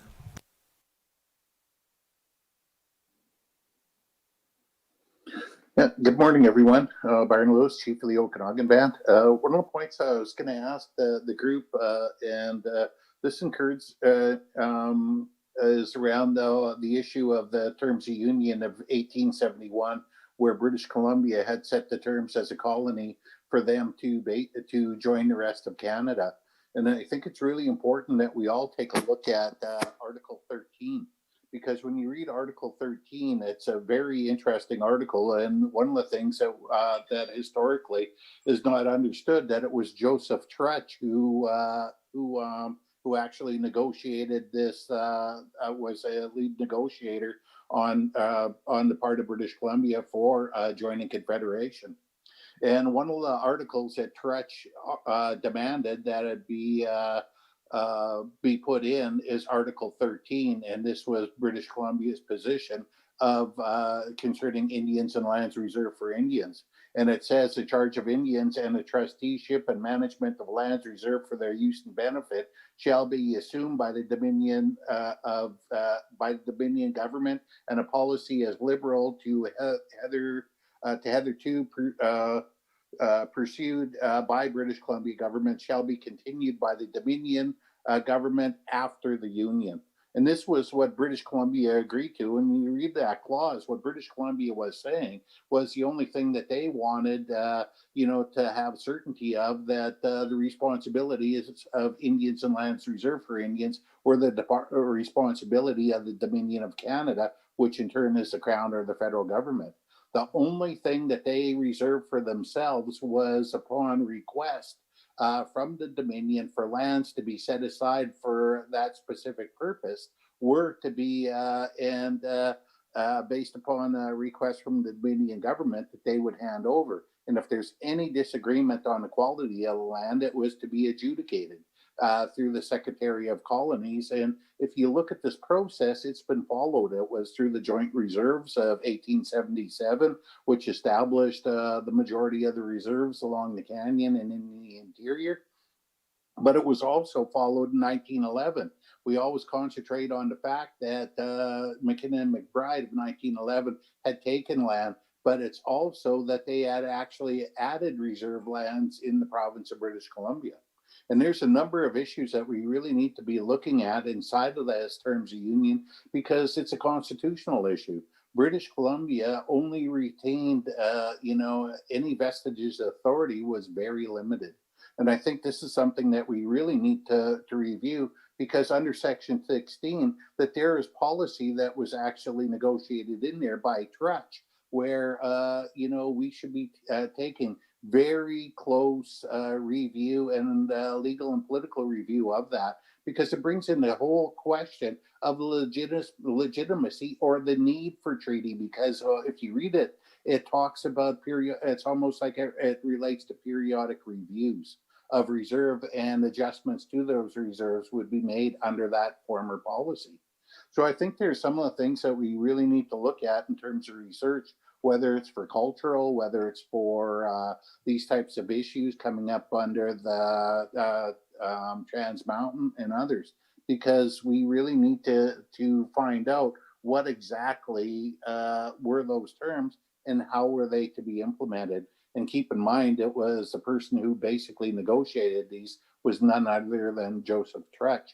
And I think that would be fitting if those things turned out to be in our benefit. Okay, thanks. Limnum Chief, being cognizant we are getting up towards lunch and it's a really abbreviated lunch, I'd ask our presenters to respond to the questions and comments that were made. Then we'll go to the resolution, starting with Cookby. Thank you for all of the chiefs that weighed in on the discussion. It's a critical and important discussion regarding a federal-owned pipeline and impacts to our territorial lands.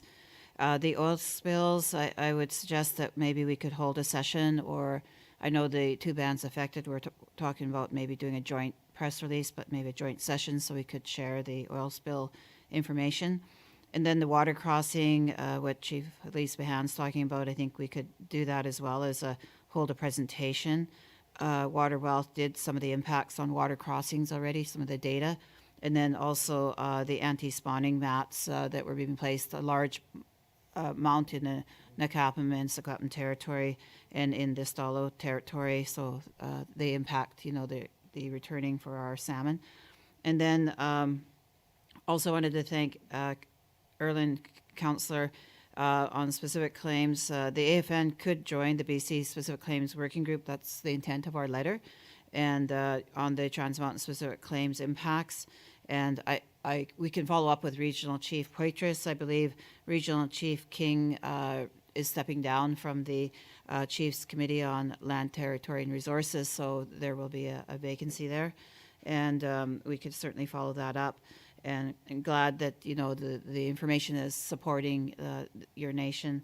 And I just wanted to add with Chief Byron Lewis, adding the background and the context is very important to these issues. And, especially about the history of Article 13 and also about Joseph Trutch, and certainly could, further solidify our position. And of course, the government's been wanting that certainty for a long time, and the colonial processes and terms violated, and breached our title and rights. So I think I agree there does need to be more information on the legal and political review of that, and knowingly, how the colonial government did this, but also the federal government owns the pipeline now, so there has to be accountability around that. So I just wanted to thank all the questions, and again, thank Christina and Haley for all the work. I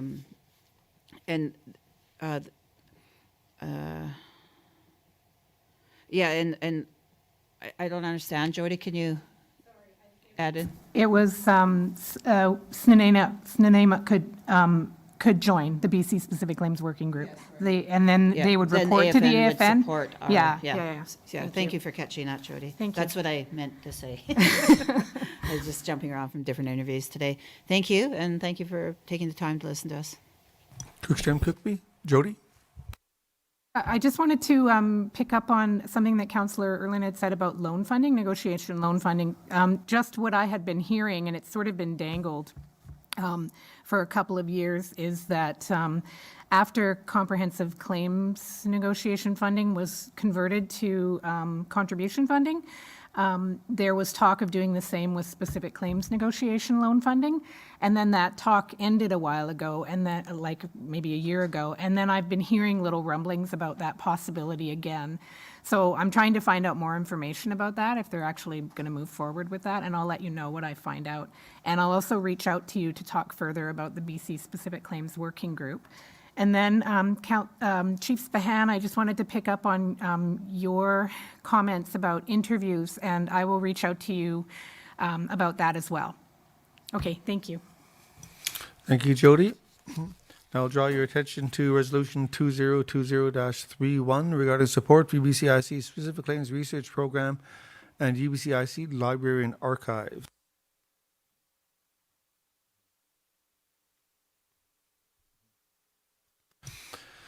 Therefore, be resolved, the UBCIC Chiefs and Assembly fully support the continued work of the UBCIC Specific Claims Research Program and the UBCIC Library and Archives. Short and sweet. Do we have a mover and seconder? Barton Lewis, Chief of the Okanagan Band, I'll move. Limlim Chief, seconder.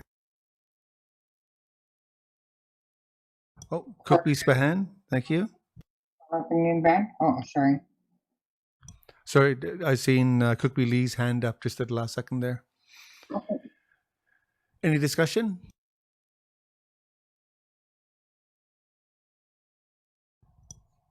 Are we prepared to go to question? Question. Thank you. Any opposition to the resolution? Are there any abstentions to the resolution? Seeing and hearing neither, the resolution is carried. Thank you. So just a quick update on what's going to take place the rest of the day. Should have you out here by 2:30. We're having a really short lunch, like a 15-minute lunch. We got 3 more agenda items. We have 2 additional resolutions that I think they've been circulated out to chiefs. Or just about to be. One on support for the Mi'kmaq and another one on homeless and housing. So those should be fairly straightforward. So encouraging you to take a really brief lunch. We'll reconvene as close to 12:30 as we possibly can, and we'll carry on with the agenda, concluding very close to 2 o'clock. So again, don't sign out. You can turn your camera off, to keep muted and whatnot, but you'll have to go through the whole registration process if you do sign out. So I look to Deborah Baker to bless the food. Deborah? Hi, thank you, Mr. Chairman. Yes, I'd like to say a special prayer and bless the food that you're about to receive and nourish your body, expand your mind. Also say a special prayer for Mother Earth and environmental health of all our territories. And I hope each and every one of you have a great lunch and continue the dialogue this afternoon. Thank you, OCM. HKCM, thank you, Deborah. So we'll reconvene at 12:35. 12:35, thank you.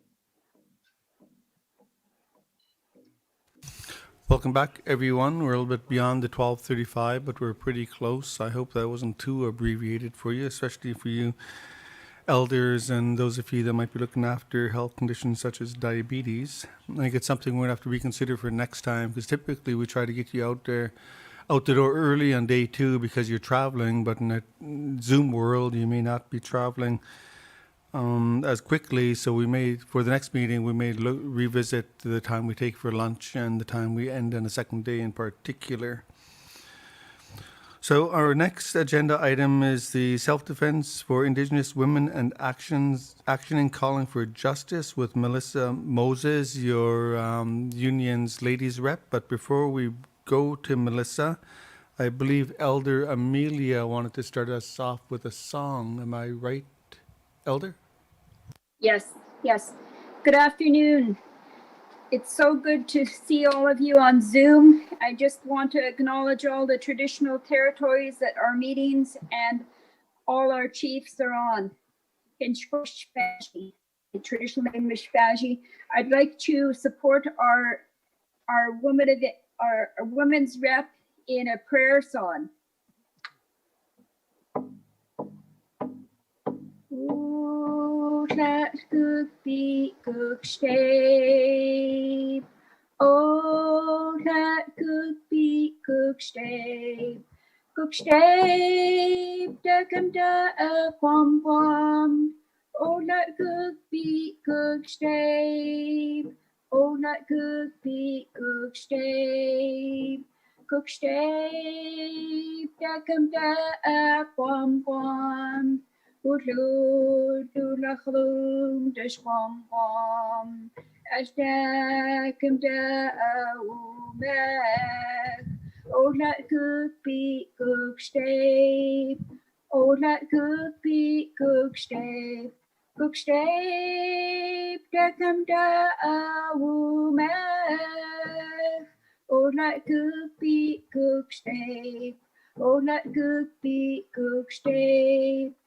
We good shape, da come da mushalachin.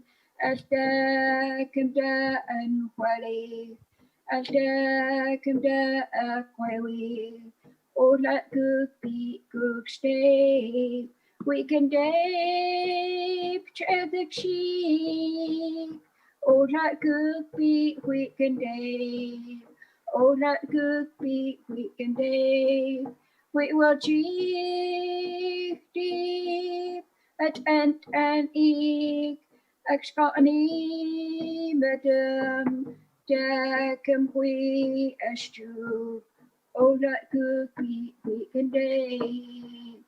Oh, that could be we can dape. Oh, that could be we can dape. Oh, my little scratchy is. I just want to translate that song. It is in our language, and what it does is it acknowledges our creator, the creator that has given us life breath, that has given us so many wonderful things, you know, that gives us our high mountains. Thank creator for our high mountains and the animals that live up there, the four-legged, the ones that fly, the ones that swim, the ones that crawl, and the unseen. We also thank Creator for all our blessings today. We ask Creator to open our minds and our hearts so that we can hear what it is that we need to do on our life path. We just ask blessings for each and every one. Auschwitz, all my relations. Cookschem, Elder Amelia, thank you so much. So we'll turn it over to Melissa. Hi, can everybody hear me? Yes. Can you see me? And are you listening? Attentively. Elder Amelia, thank you for that, because I was really nervous coming into this talk. It's not an easy topic, and yeah, that's when you bring in our language and when you bring in our culture, it's really empowering. And I do want to. I don't think anybody had read this comment that Amelia had wrote yesterday in the chat. She had said, it's important to empower our communities, bring back ceremonial practices for water, land, salmon, and berry ceremonies. I've heard from other elders that there's a ceremony for everything. And we talk about how there's a lack of salmon, lack of moose and that sort of thing. And we never really spoke about bringing back ceremonies, salmon ceremonies and that sort of thing. That might be something that we should bring back to our communities and discuss that, because that plays a huge part. And but for those who don't know who I am, my name is Melissa Moses. I'm the newly elected women's rep as of end of February. I'm also the owner and chief instructor of Nicola Valley Muay Thai and self-defense here in the Merritt area. My mom is Verna Charters Moses. She's originally from the Upper Nicola Indian Band, and my grandparents are Willie Charters and Katie Larshell Charters, and she's from the Bridgeport area. And my dad is Robert Moses. My grandparents are Antoine Moses, who's from the Lower Nicola Indian Band, and my grandmother is Rose Oppenheim Moses, who's originally from the Coldwater Indian Band. So I'm speaking to you from my studio here on my family's property here in Merritt, so on the Inklakatm and Syilx territories. There's it's so hard to talk because this is not easy for me to talk about without getting emotional. Our culture isn't just the old ways, the old days. Like, we have culture that makes us who we are today, but it's also what goes on today. If we look around us, there's culture is on display every day. And it's going to sound a little dark coming from me about this, because what I'm saying is culture's on display every day, from family violence, domestic violence, alcoholism, drug abuse, gangs, human trafficking, sexual abuse, sexual child abuse, suicide, incest, corruption, missing and murdered. We have drug overdose. We have deaths from alcohol poisoning.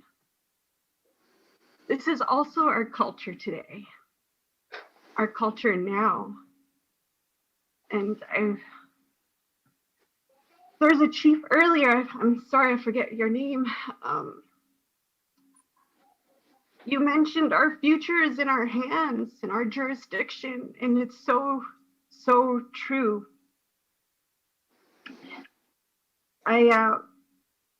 When I got elected in, I didn't know exactly what I was getting into. Nobody really gives you a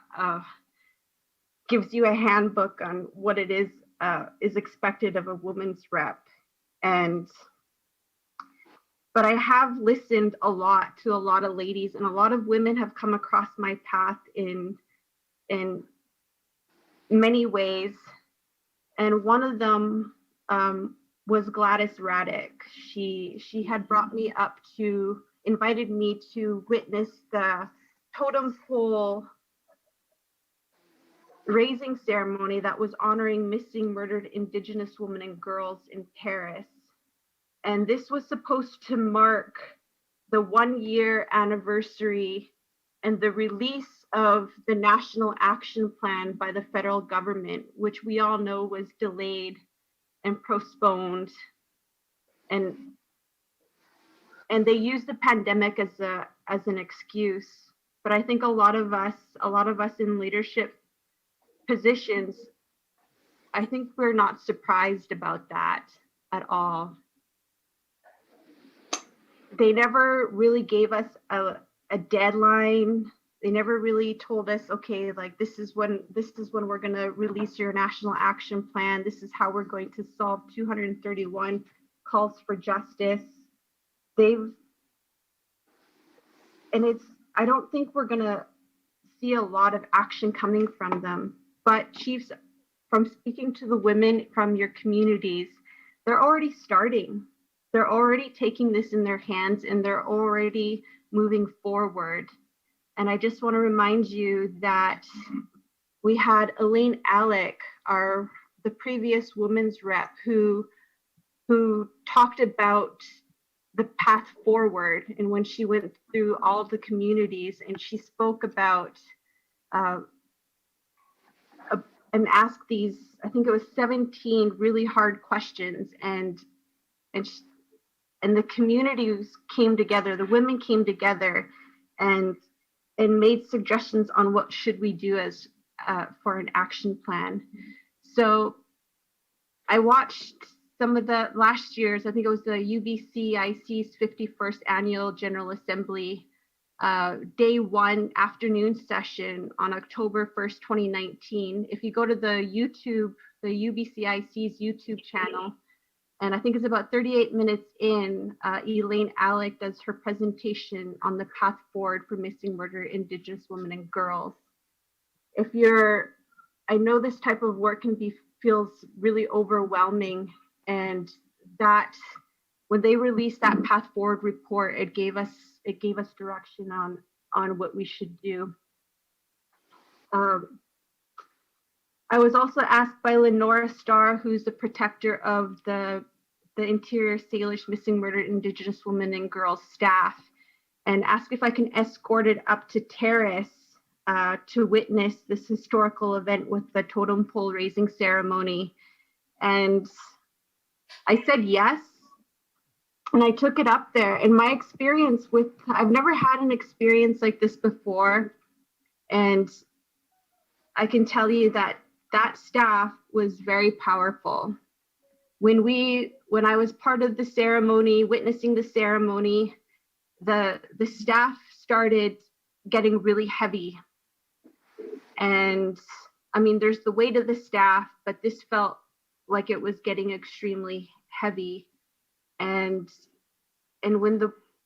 throughout the ceremony, and as the pole was being raised up, all of a sudden it felt like the staff became lighter. And to feel that was really empowering, because what I felt was that this totem pole is healing.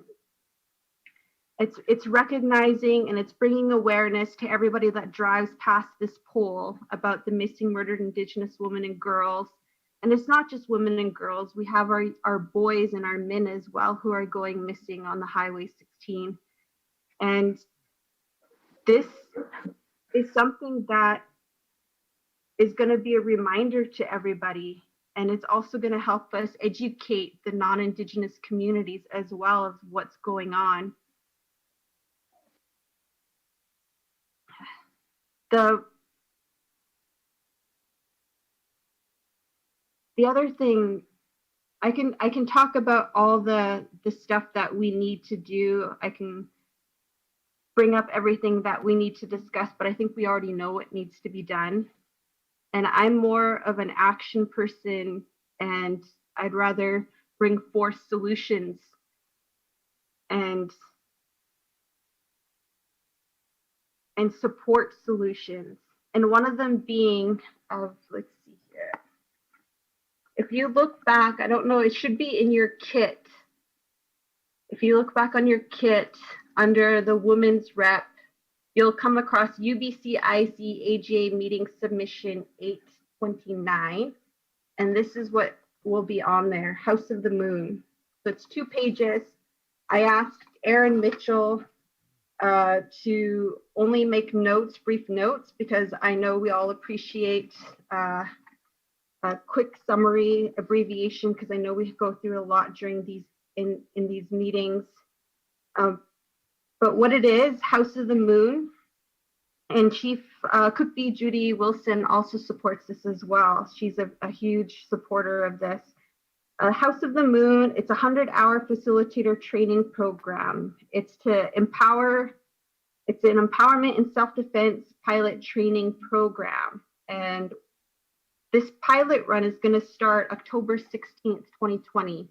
There's going to be 7 women from the US and Canada who are going to participate. And right now we have 4 positions that is open, that's available.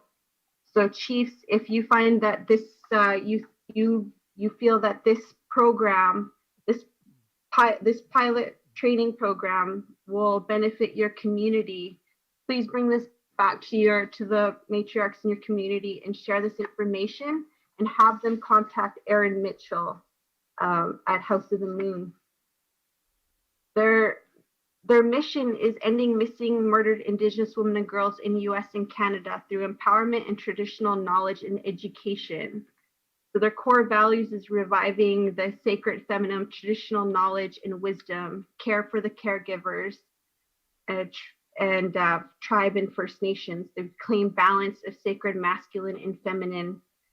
It's spiritual empowerment and self-defense tools and practices that we're going to give these ladies. And once coming February, March, that's when we're going to start what we've learned from this program. We're going to take it back and we're going to create lesson plans and teach to 2 different Indigenous communities using our skill set. For instance, my skill set is in martial arts self-defense. So I would take the tools that I learned from this program, this Train the Trainers program, and I would incorporate into my self-defense lesson plans. Which other ladies, we have some ladies who are have a social who are social workers background. We have one of the participants is going to be from School District 58, First Nation support worker, who's once they've done this program, they're going to incorporate into their school traditional Indigenous events to heighten awareness on missing, murdered Indigenous women and girls. And so this is part of our prevention side of it. That's where what we're doing right now, this 52nd annual General Assembly, having this done on Zoom is helping our UBCIC staff learn about the technologies using Zoom. And this will be, once they've completed this 2 days of launching this meeting, they had told me that they'd be ready to start doing Zoom self-defense sessions throughout BC for our First Nations bands here in BC. Because one of the things that I did mention when I was running for Women's Rep was I wanted to teach a self-defense seminar to all the First Nations bands here in BC, especially our First Nations bands that are affiliated with the UBCIC. And I was told that there's 232 First Nations bands in BC. Could correct me if there's more or less, but 232, that's a lot of First Nations bands. And the original goal before pandemic was to travel to each First Nations bands or communities and be able to teach these self-defense seminars. But because of pandemic, we had to hold off on that and had to cancel a lot of the self-defense tour that was already scheduled. When I was elected into Women's Rep, I received my first email as women's representative from a First Nations community, and it wasn't congratulations, you're the newly elected women's rep or anything like that. It was, how soon could you come to our First Nations communities because we have a suspected serial killer.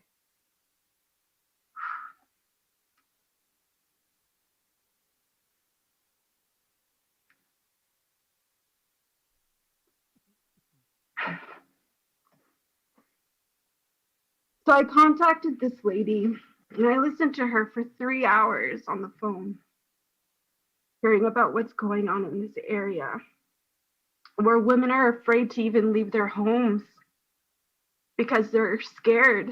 They're scared for their life. And no one could live like that. We shouldn't have to leave our homes and look over our shoulders constantly. And right away, we were scheduled to come in and to do a self-defense seminar in this area. And but because of pandemic, we had to cancel it. So this is, I was trying to figure out ways, well, how can we still teach self-defense? How can we still heighten awareness during these times? And House of the Moon came. I'm a strong supporter of this. It came at the right time. Chiefs, like I said, please read the materials. There's more. There's House of the Moon pilot launch, save the date. There's a presenter proposal. Please bring this back to your communities and review it, because I think this is going to be a tool that's going to help us. It's going to be a great prevention program, and it's only going to grow bigger and it's only going to get better. And we need a place where we can bring all this information to be able to get it out to our First Nations communities. Because I've been attending all these meetings and I feel like there's stuff going on over here, there's stuff happening over here. I hear that there's funding going to some organizations or to the same organizations, but nothing is really improving. So I feel like us ladies, us leadership, we need to have a center point, and I really do feel that House of the Moon's program is going to start something, not just here in Canada and the U.S. as well, because we're in this together, and our future, the future of our youth, of our communities, of our First Nations people is in our hands, and I really strongly believe that this is going to be one of our solutions. And I just want to say thank you to the chiefs who, when I first got elected in, you right away went to your communities and told them of the work that I wanted to get done and to bring me into the communities to start the self-defense. Because right away, as soon as I got in, I was getting phone calls, they were scheduling. So I know, I feel that you're wanting to see this in your First Nations communities as well. And I keep hearing George Saddleman. We were up in Shpachman around a fire, and I remember him telling me before I even moved to Canada to teach self-defense, he said that our First Nations communities need self-defense. And he told me, he said, we need to go back to the root, back to where all of this is started. And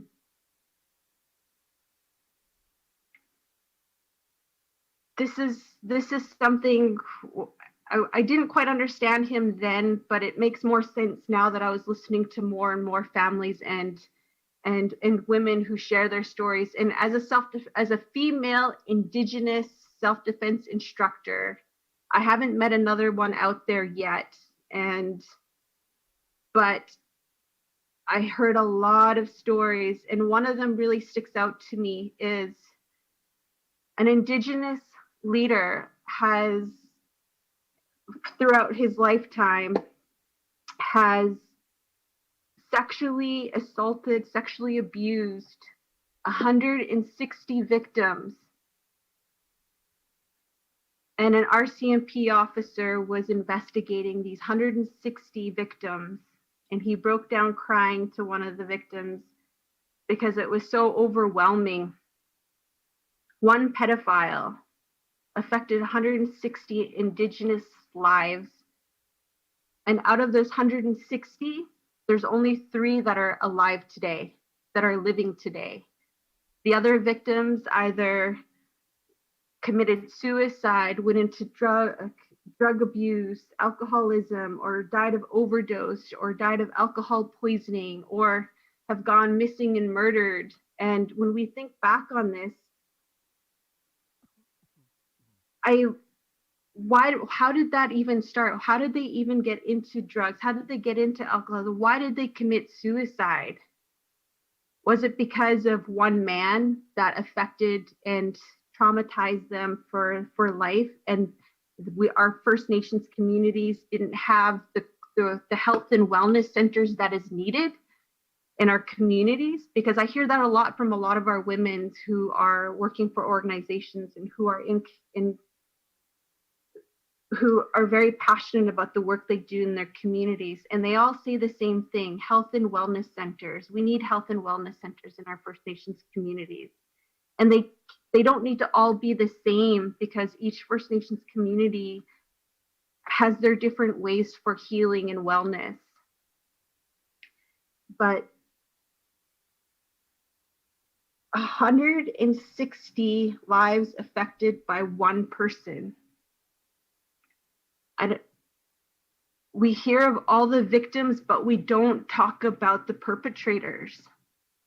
It is such a hush-hush topic. We don't talk about it. Nobody wants to talk about it. I was like, oh yeah, she was sexually abused or she was raped, blah, blah, blah, but by who? How come we don't talk about by who? How come we don't start heightening awareness by talking to our community members and letting them know, watch out for that guy, watch out for that woman, because they've sexually abused children? Or how come we don't talk about these difficult topics? And why is it that when these issues are brought to our attention as leadership, why are we not making an impact? Why are we not seeing to the safety of our communities? Instead, what I hear is they keep brushing it under the rug. I heard that quite a bit. It's like they don't care. They keep brushing it under the rug. And if we have families that are coming forward to chief and council meetings and they're saying that, you know, we have a pedophile who sexually abused women in our community, our young girls in our community, yet we invite them back onto the reserve, or we invite them back into the community, and these women and girls don't even leave their homes or attend events anymore because their abusers are back in the communities. How are we supposed to create safe spaces if we can't even help our own women and girls in our communities to be able to attend events? Sweeping it under the rug is no longer working. We need to doing the work is going to feel better than fearing the work. And that is something that we really need to do. We need to hold our leadership accountable. We need to hold us accountable for the safety of our communities. And as a self-defense instructor, what I've noticed when I hear stories from my self-defense events, what I'm coming across is there's self-defense that I teach to all women, that empower women. And it's based on reports throughout North America, like through police reports. And it was broken down to these specific 15 lessons for that was the common scenarios, which I'm a huge supporter of. But what I'm coming across as I'm teaching more self-defense to our Indigenous communities is we need something different for our self-defense. What they're teaching, what the non-Indigenous martial arts instructors are teaching to women and girls, yes, that's great, it's perfect. But us Indigenous communities need something different. And we have different scenarios. And the stuff that I was teaching, yes, it could work, but a lot of the attacks, a lot of the perpetrators, a lot of predators, they're in our own communities.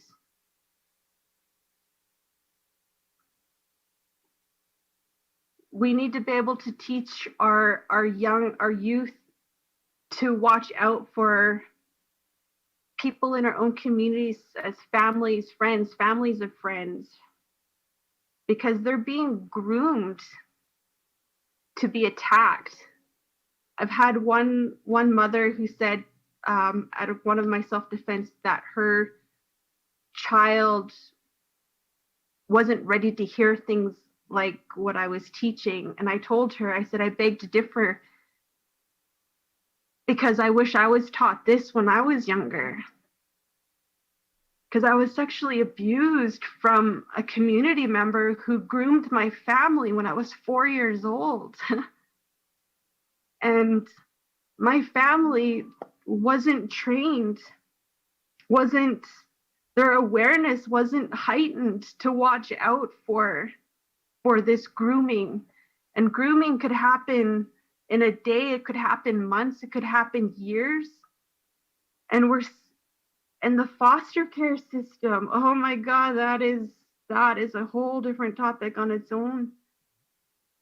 Foster families, that one perpetrator, the one I told you, who had 160 victims, he was a foster parent. It was the perfect way for him to target our youth.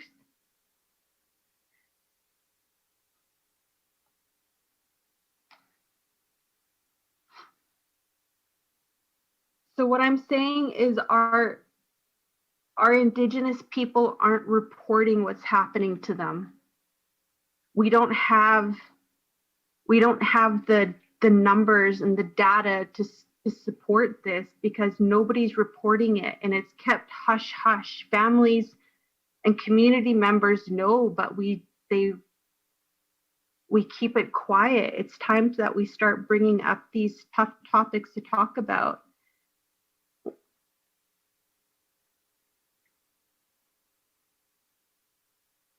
Whew. Rape kits. If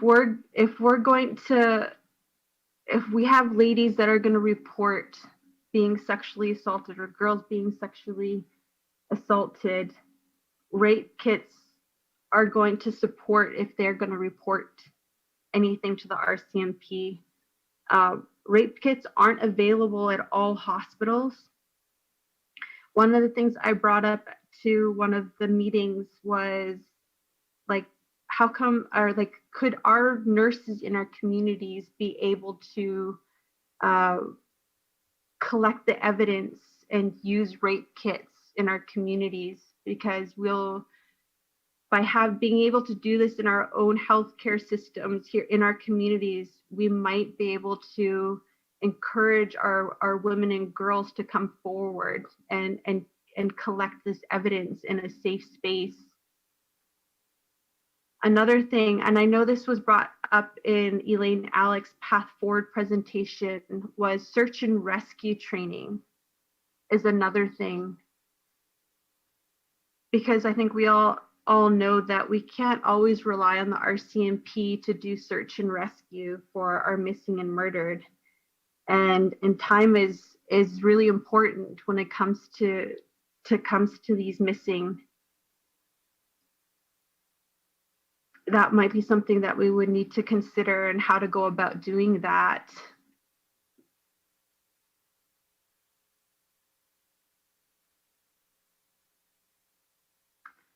I'm gonna ask Amelia if by chance, would you be able to close this presentation off with a song, Amelia? Because this was some really hard stuff to talk about. If there's any questions and comments, I can take those now. Thank you, Melissa. So we'll open it up to chiefs and delegates for any comments you may have before returning to Elder Amelia. Chief Don and then Cookby. Judy?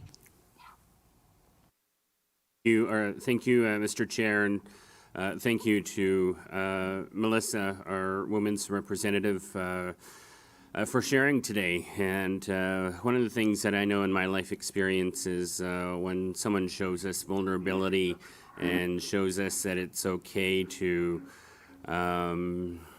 show your emotions and it's okay to share your experience. And it you know, sometimes when we've been through situations, it feels like we're sometimes the only ones who feel this way. But I certainly want to express, Melissa, my deep gratitude for the work that you're doing and for accepting the work that you have taken on. I had the fortunate chance of phoning Melissa over the COVID period, I think it was maybe in June or May, and had a discussion with her and just about life and just about how things are going for her. And I think she was living out of a van at the time. Certainly, I appreciate the work that you bring to the union, Melissa, and I look forward to the work that we'll be doing here with you. And I just wanted to also share that we had planned on Melissa doing a self-defense for the chiefs, and due to COVID, it just wasn't able to come forward. But we certainly look forward to when we can safely come together, maybe without social distancing mitigations, to have that opportunity for some self-defense for any of our chiefs or any of our membership to have that opportunity. And I certainly think when I watch your videos on Facebook, Melissa, and I see you using forgive me, I don't know the terms, the when you're kicking the guy, I'll just make up my own terms, I guess. But certainly I admire your strength and I admire your courage and I admire your ability to connect with people and just to I just want to say I admire that and thank you for the work. Thank you, Mr. Chair. Hashkasiam, Cookby.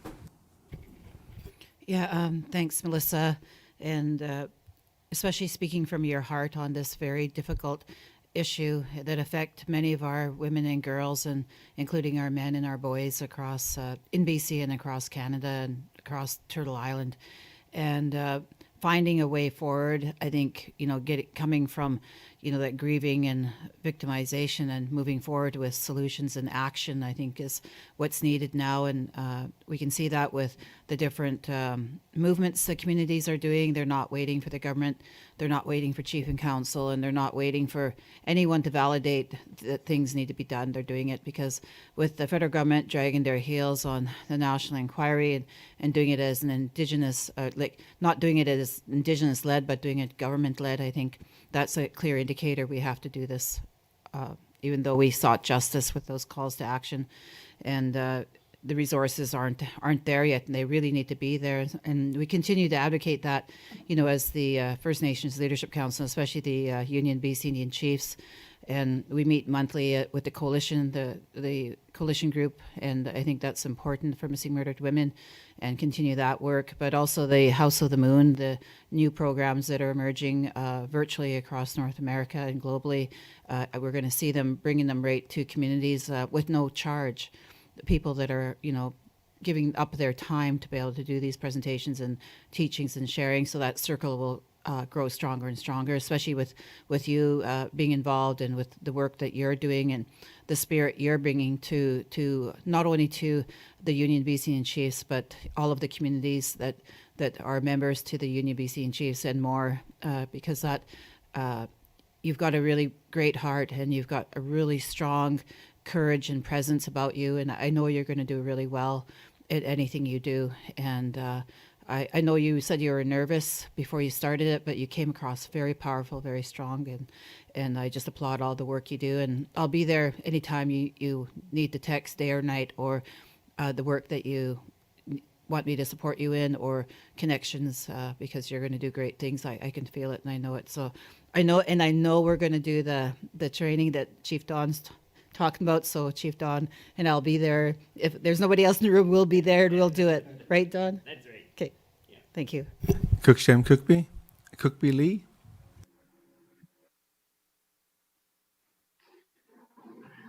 Thanks, Tyrone. I guess first of all, I'd like to congratulate Amelia and Melissa for their new roles at UBCIC. I hold my hands up to you. I'd like to thank Amelia for that song at the beginning. Very powerful. You're doing a great job, Melissa.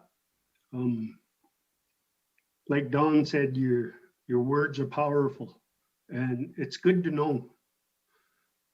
One thing that caught my attention in your speech was search and rescue. And, you know, we don't just need it here out on the land, we need it in the cities too. When we lose a family member in the city, we don't know who to turn to. We don't know who to ask. Because like you said, the RCMP or other police detachments don't really offer up too much help. So I'd like to say thank you for your presentation, and I'll support you any way I can. And I'm only a phone call away, Melissa. Cookstem, thank you. Cookstem Cookby. Any other comments? I just, I know, so one self-defense, when I'm asked the number one self-defense that I would teach anybody, and a lot of times people think it's a physical move, but it's not.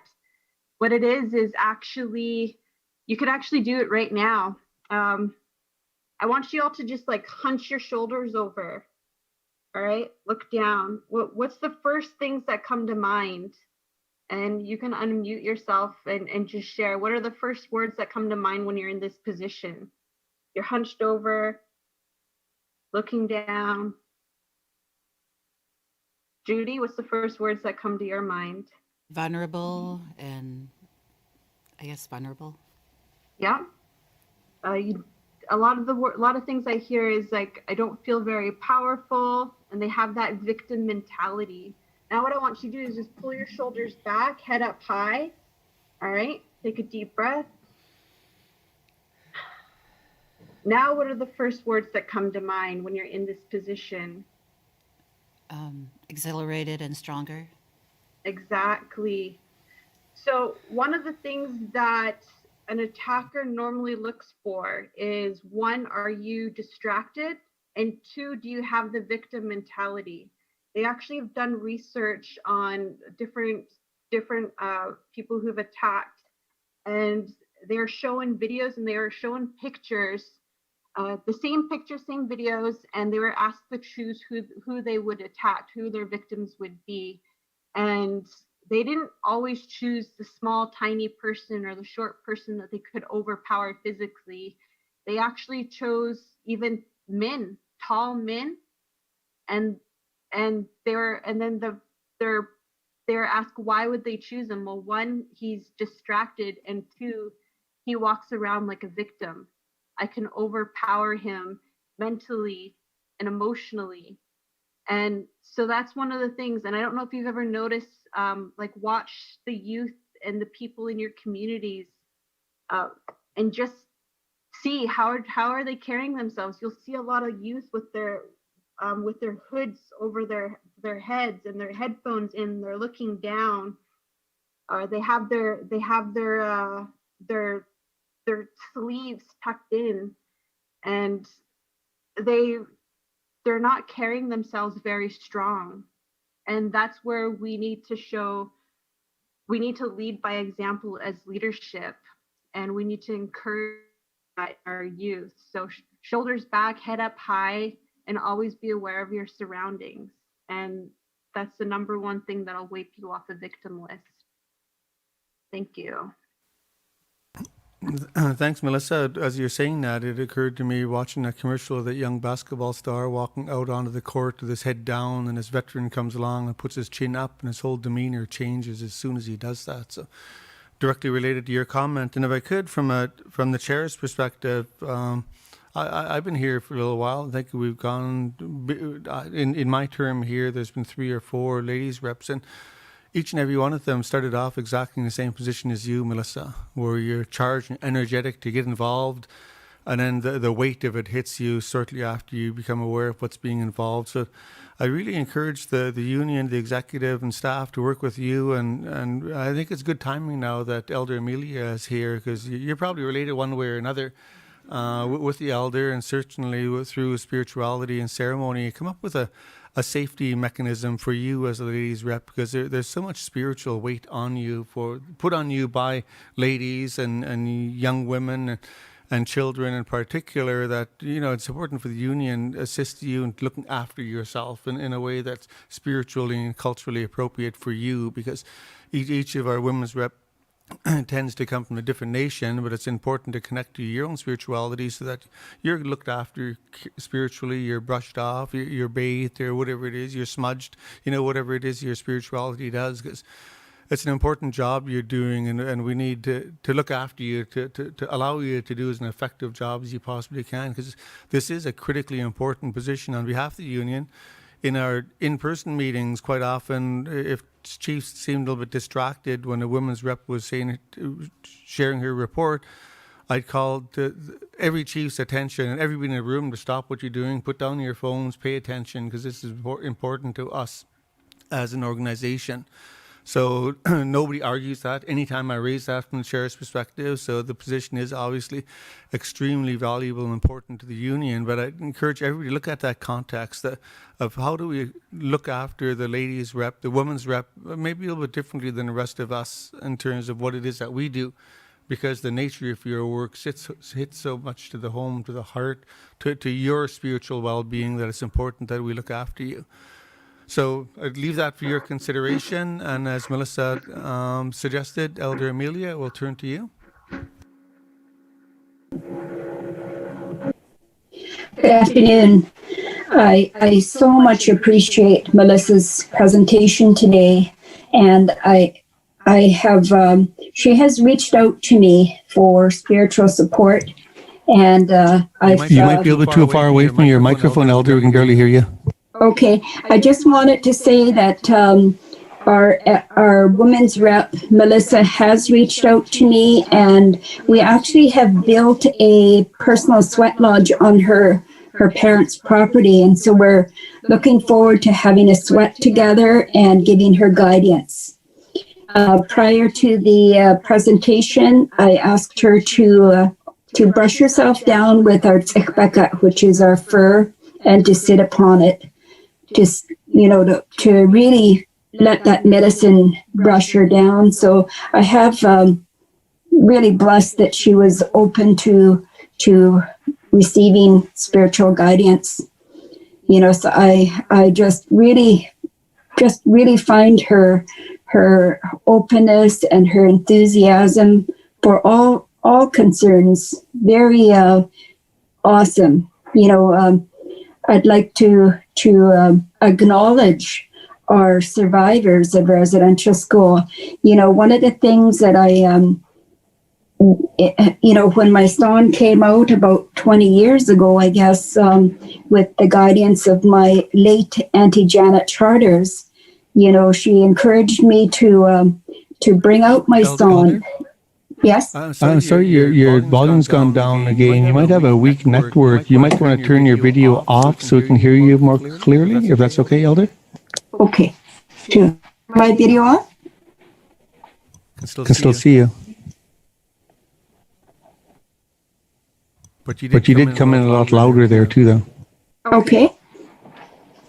How about now? That's much better, thank you. Okay. I just want to just acknowledge Melissa and her willingness to access spiritual guidance, and also comment on acknowledging the survivors of residential school.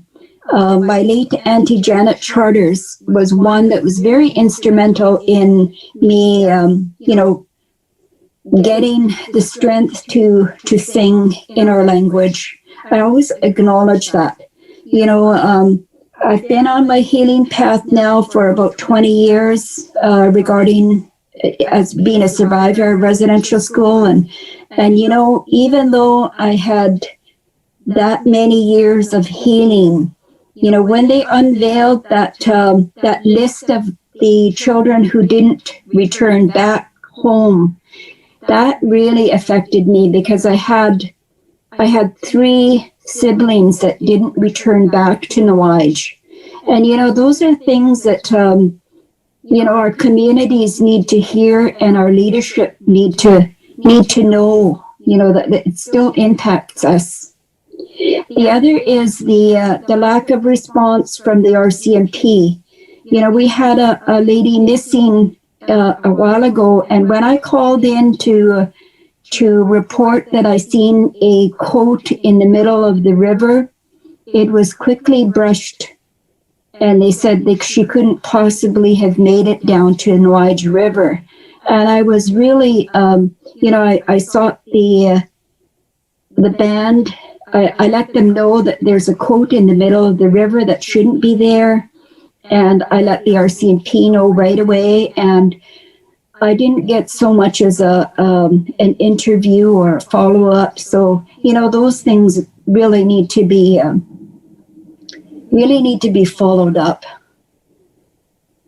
So I'd like to just acknowledge Melissa and just do one of the women's warrior songs for her to lift her spirit. Hey, hey, hey, oh, oh, hey, oh, hey, hey, yeah, hey, oh, ah, hey, oh, hey, yeah, hey, oh. Oslad could be named a queen malam Melissa Althacum da Ashmurmulach the Texas Quench da Ashkan Ish do wait in Egamish Jews. Thank you, Creator, for this beautiful day. And we just ask that you uplift Melissa and all the women in our communities to just empower them to do their healing. Auschwitz. Cookshem, thank you so much, Elder. Thank you, Melissa. And again, encouraging you to look after yourself as you carry on such a important, responsible job for the union, Melissa. So with that, we will move on, but just a quick housekeeping piece. I've just been informed that our youth representative, Jade Baxter, has been listening online. We don't have the youth update on this agenda, but we certainly will for the next Chiefs Council agenda. So with that, we're moving into advanced negotiations, separate and distinct from BCTC with Chief Don. And there's information in your kit under the negotiations title. Chief Don?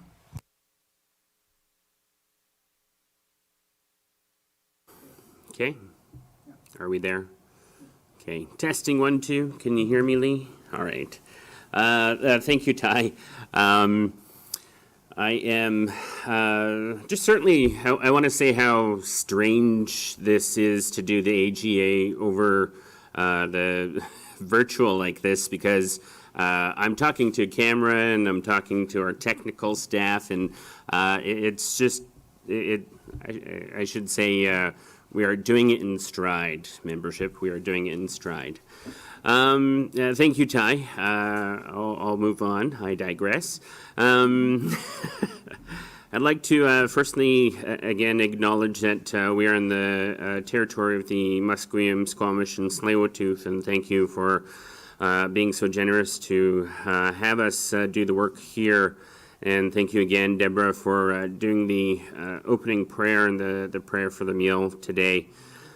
I'll be outlining UBCIC's work to date on improving and advancing the policies and practice of negotiations and agreement making with the Crown. This work is centered on ensuring that all negotiation policies and practice by the federal and provincial align with the UN Declaration and are based on the recognition and implementation of the inherent title and rights of Indigenous nations. The Union is currently working on draft terms of reference for UBCIC and BC engagement on principled framework for negotiations distinct from the BCTC process. Just to provide a bit of background and context, the BC First Nations have expressed a strong desire to improve the policies and practices of negotiations with the Crown, particularly those found in the BCTC treaty process, so that they are nation-to-nation, consent-based, and respectful of the inherent title and rights of all Indigenous peoples. The Resolution 2016-30, the Chiefs and Assembly endorsed a draft UBCIC political and legal action plan titled Moving Beyond the BCTC Process and into Proper Negotiations Based on Recognition and Implementation of Aboriginal Title and Rights. Wow. Which include an action item to develop, announce, and advance the implementation of a new detailed approach to negotiations and agreement making grounded in the recognition and implementation of Aboriginal title and rights. The proper title and rights holders that can benefit all First Nations in BC. Excuse me. That was an empty cup. As part of this work, I do have water here. As part of this work, on May 22nd to the 23rd, 2019, UBCIC held a symposium implementing our title and rights, upholding self-determination through nation. Did I say this already? Deja vu. Pardon me. Consent-based negotiations and agreement making, with a focus on emerging developments in negotiations and agreement making, and in particular agreements with the BC government outside of the British Columbia Treaty process. The UBCIC's negotiation symposium, the specific goal of the symposium was to inform the development of draft principles that may be considered by the Chiefs Council to be elements of new negotiations and agreement approach outside of the BCTC process. Consequently, a draft report called Implementing Our Title and Rights, Upholding Self-Determination Through Nation-to-Nation Consent-Based Negotiations and Agreement Making was produced. This report provides the brief thematic summary of the dialogue at the symposium, including the key shifts, successes, and challenges that First Nations are experiencing in negotiations. It also provides a set draft principles that may be considered in the work going forward. The draft principles contained in the symposium report was shared with the UBCIC's Chiefs Council, who by UBCIC Resolution 2019-23 endorsed them as a starting point for negotiations and agreements based on recognition and implementation of inherent title and rights and the standards of the UN Declaration. The Chiefs Council forwarded the draft symposium report and principles to the Ministry of Indigenous Relations. In response, Scott Fraser, Minister of Indigenous Relations and Reconciliation, sent correspondence on September 30th, 2019, expressing a willingness to engage in a collaborative dialogue with UBCIC on the concepts outlined in Resolution 2019-23 and to discuss the negotiations principles that the UBCIC endorsed, which will assist in informing the province's negotiation approach, moving forward in conjunction with other guidance, including the draft 10 principles that guided the province of BC's relationship with Indigenous peoples. So where we are now, our current status, as of February 20th, UBCIC Chiefs Council The chiefs directed the UBCIC executive to advance a set of negotiation principles that the province may consider adopting for negotiations with First Nations based on the negotiations principles approved by the UBCIC Chiefs Council through the resolution 2019-23, which are consistent with the UN declaration. The chiefs also directed the UBCIC executive to work with legal counsel to begin putting together options for negotiators forum for those outside of the BCTC process. Thus, we have begun drafting a terms of reference that will guide UBCIC and BC engagement on principled framework for negotiations distinct from the BCTC process found in your kit. The draft terms of reference outlines the scope of the work to be undertaken by UBCIC and BC negotiation table that includes engaging in substantive dialogue to prepare a set of draft negotiation principles for negotiators to follow and engaging in negotiations separate and again distinct from the BCTC process. Considering the creation of a forum for any nations in BC who are focused on achieving the recognition and implementation of their title and rights through negotiations distinct and separate from the BCTC process. I guess some things that we're looking for are what sort of issues and challenges need to be raised during the engagement with the province around negotiations. If a negotiators forum for those outside of the BCTC process is developed, what sort of key topics and themes need to be addressed, and what are your nation's priorities when it comes to negotiations and agreement making with the government?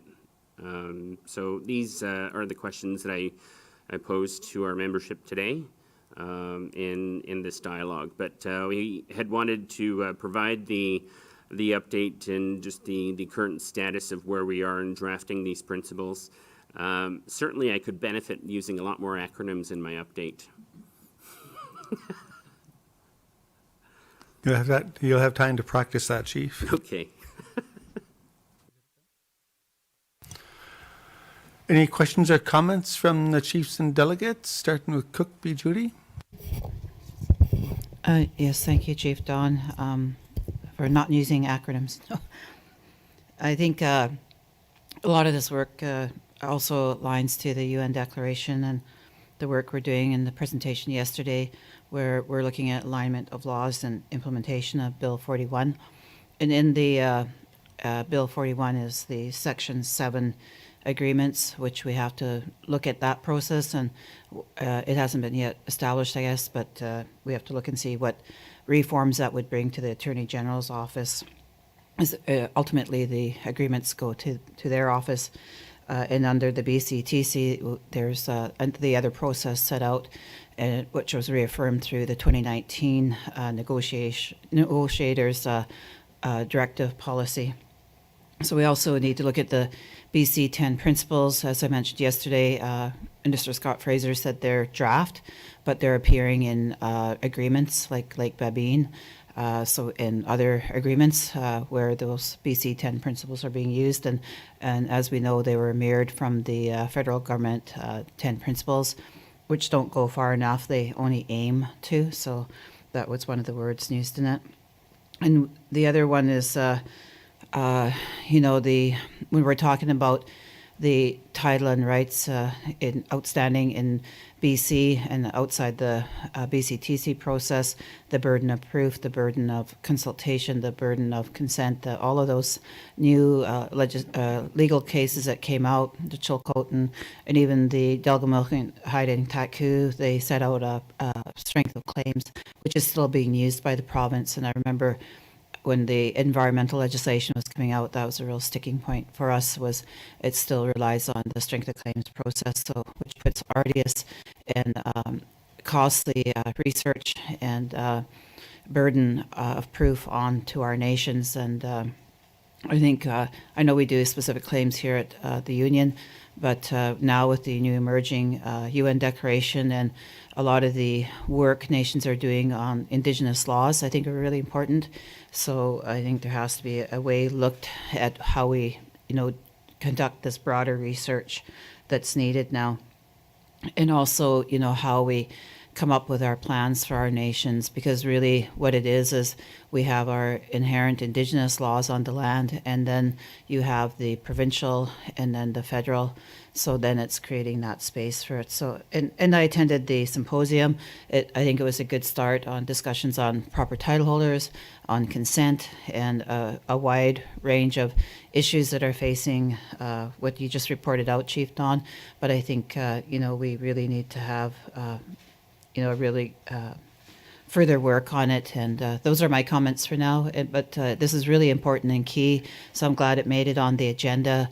And I really do support additional work in this area. And I wanted to say, I think it was former Chief Daryl Bob from Statliam Nation that brought this to the union a couple of years ago, maybe almost 3 now. And he had resolutions that he kept saying, we really need to get this work done. And we are doing it, and it just needs to be a lot more effort. And I just want to thank a lot of the union, the BC Union Chief staff, and that put this, did all of this work, and we're headed in the right way. We just need to pull it together and be more concise and advance this work, because the other tables are doing their work, and there's so much the federal and provincial government are doing, and we need to be just as diligent. Thank you. Christian Cookby, and just responding to Councillor Terry's comment, and Indigenous owned laws implemented, the first and second principles of the draft principles speak exactly to that, Terry. Cookby Wayne? Yeah, thank you, Tyrone. I was looking at this on the agenda, and I was trying to understand the context in terms of how we're going to move forward with this whole process, simply because negotiation has been a very sort of problematic process in British Columbia, simply because the mandates that were received by those tables were the doctrine of discovery, terra nullius, etc. Now, I'm trying to understand if we're talking about, and I know you're talking about outside the BC treaty process, but the government doesn't treat it like that. They treat it all the same. The crown is the crown is the crown. Whether it's the provincial crown or whether it's the federal crown, it's still the crown. And so I'm trying to grasp how we are going to strategize and move this forward, simply because in the context of negotiations, they frame it in the context, like I said earlier, common law. Everything they frame is in the context of rule of law, etc. But we've noticed really clearly that the governments do not pay attention to rule of law, Supreme Court decisions, or they pick and choose. And what they continue to try to do is to minimize our ability to fully function in terms of our actual jurisdiction and our sovereignty over our lands. As an example, there is no crown land in British Columbia. It's all unceded Indian land. Every time I go to the crown, that's why I tell them that is not crown land. You say it is, it's alleged crown land. It is stolen from our people. And just as a starting point, when you start talking to these guys, because they have a whole sort of racist bent on everything, that we have to claim and prove ownership, which is just total nonsense.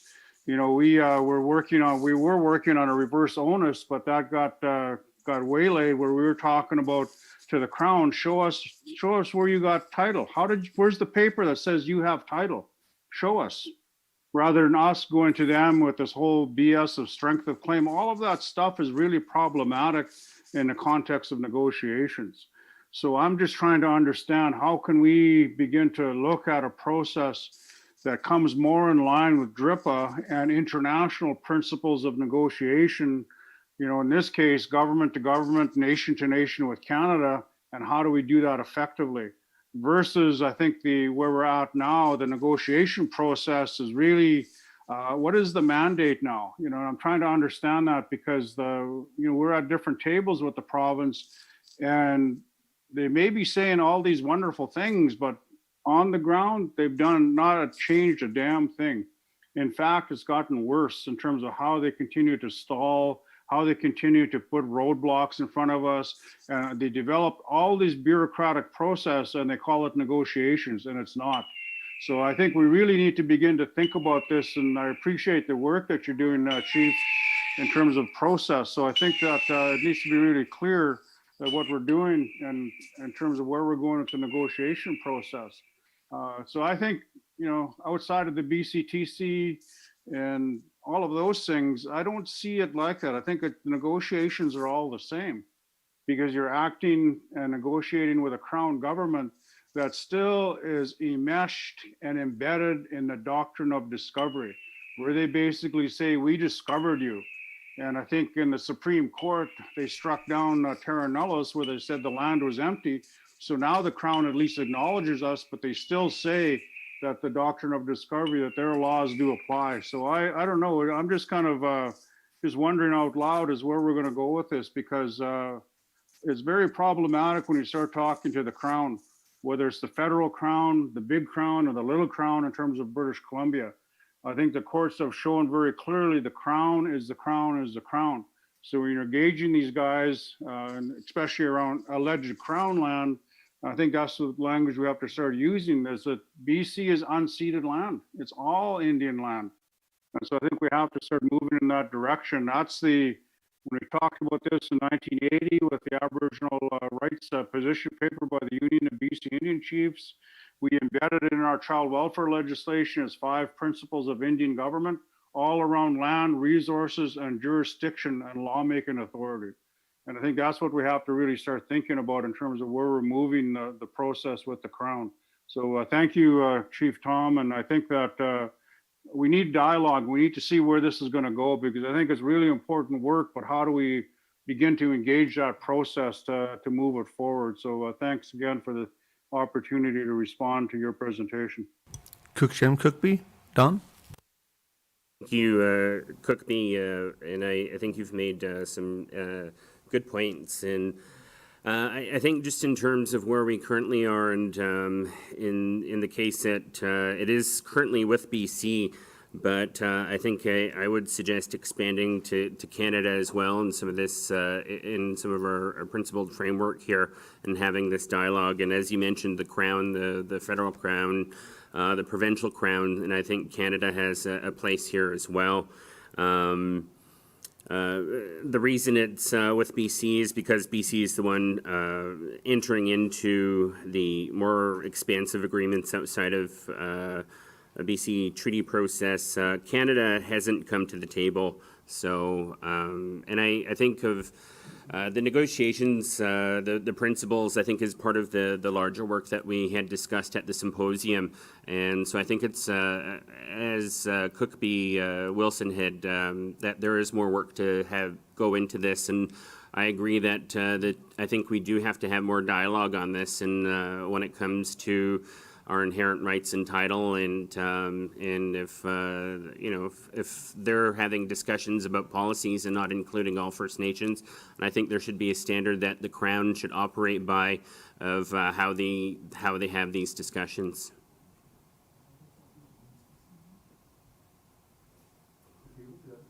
Okay. Cookby?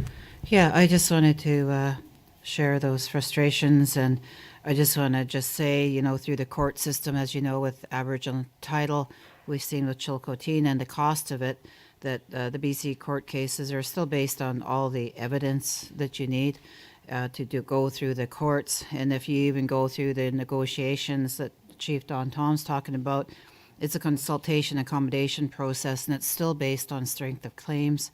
And then if you agree on the recognition tables, to have exploratory discussions on title and rights, they're still not being recognized fully as they should be.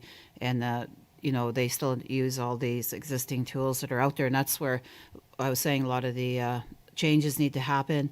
And there will be some through the Bill 41, but there'll be a lot of pushing on the implementation of those minimum human rights standards and some of the international law. But a lot of it, I think, you're right, is our Indigenous inherent laws, and our title and our rights are connected with those Indigenous laws. That's what I was saying. It's the work, we need to do in research and evidence building, and also changing this legislation. It's really problematic with the existing comprehensive claims, inherent right to self-government, and then also the processes they have in place for accommodation and consultation. And we're saying elevating the language through free, prior, informed consent under the UN Declaration. So I do believe we do need to have a follow-up session to that symposium. And so we could be in the room to discuss what that action plan is going to be, and also what kind of follow-up and gaps and key issues that we need to do to advance the work of the nations. We're saying we're standing up, our jurisdiction for children and family. We say we're, working on our Indigenous health, towards our jurisdiction. We're not there yet, getting there. And also on education. And all those are not full jurisdiction yet. And we need to have our title and rights and our governance in place to be able to do that for our nations. So thank you for all the comments. Cookshem Cookby, and if I could remind the chiefs and delegates that in your kit there's a document called Implementing Our Title and Rights, Upholding Self-Determination Through Nation-to-Nation Consent-Based Negotiations and Agreement Making. And in there's 11 principles that are proposed in the symposium. So if now we're talking beyond those principles, we need a mechanism to formally adopt those principles as the mandate for going forward. But reading the same document, and this speaks specifically to Cookby Wayne's comments and going forward, is developing a strategy for advancing and implementing the principles, develop an action plan for transforming negotiations, advancing approaches to capacity development that support First Nations further implementing the jurisdiction. So there is a process there that I think Cookby Wayne, that's the next stage of moving into, is now it was agreeing on these principles. Here's a way forward. Here's a process going forward to get some traction and some ground with both orders of government. With that, I'm not seeing any other questions or comments coming up on the participant list, but I'll go back to Chief Don for concluding remarks. Yes, thank you, Ty. Just wanted to, again, thank you to our great staff here at the union for doing a large part of this work and engaging with BC. And I know it can be difficult at many times when the province has their positions. But again, just appreciative of our team here and the work that we have done, and appreciative of the chiefs' work that they've done at the symposium. And I think also providing a mandate forward. And if we do have the mandate in the 2019 resolution to have a follow-up meeting. So I think along the lines of Cookby Christian, as to where do we go from here, I think I would suggest that we could host another maybe a Zoom session with the chiefs after this, as we do have the mandate to have a follow-up meeting. So I think there is room for that. And and just also to note that the membership did approve the principles through resolution and the 2019 one as well. Thank you, Mr. Chair. HCM. So we're going to move right on to our final agenda item for the day, and that's the New Relationship Trust with Hugh Breaker and Walter Schneider. You'll find a PowerPoint in your digital kit under presentations. Hugh? Thank you, Tyrone. Can you hear me okay? Yes. Thank you. Tlako UBCIC. Utlama. Kapushwa Istachit Ai Sashat. I want to acknowledge firstly the land that I'm sitting on today, which is the land of the Tsleil-Waututh people in the North Vancouver area.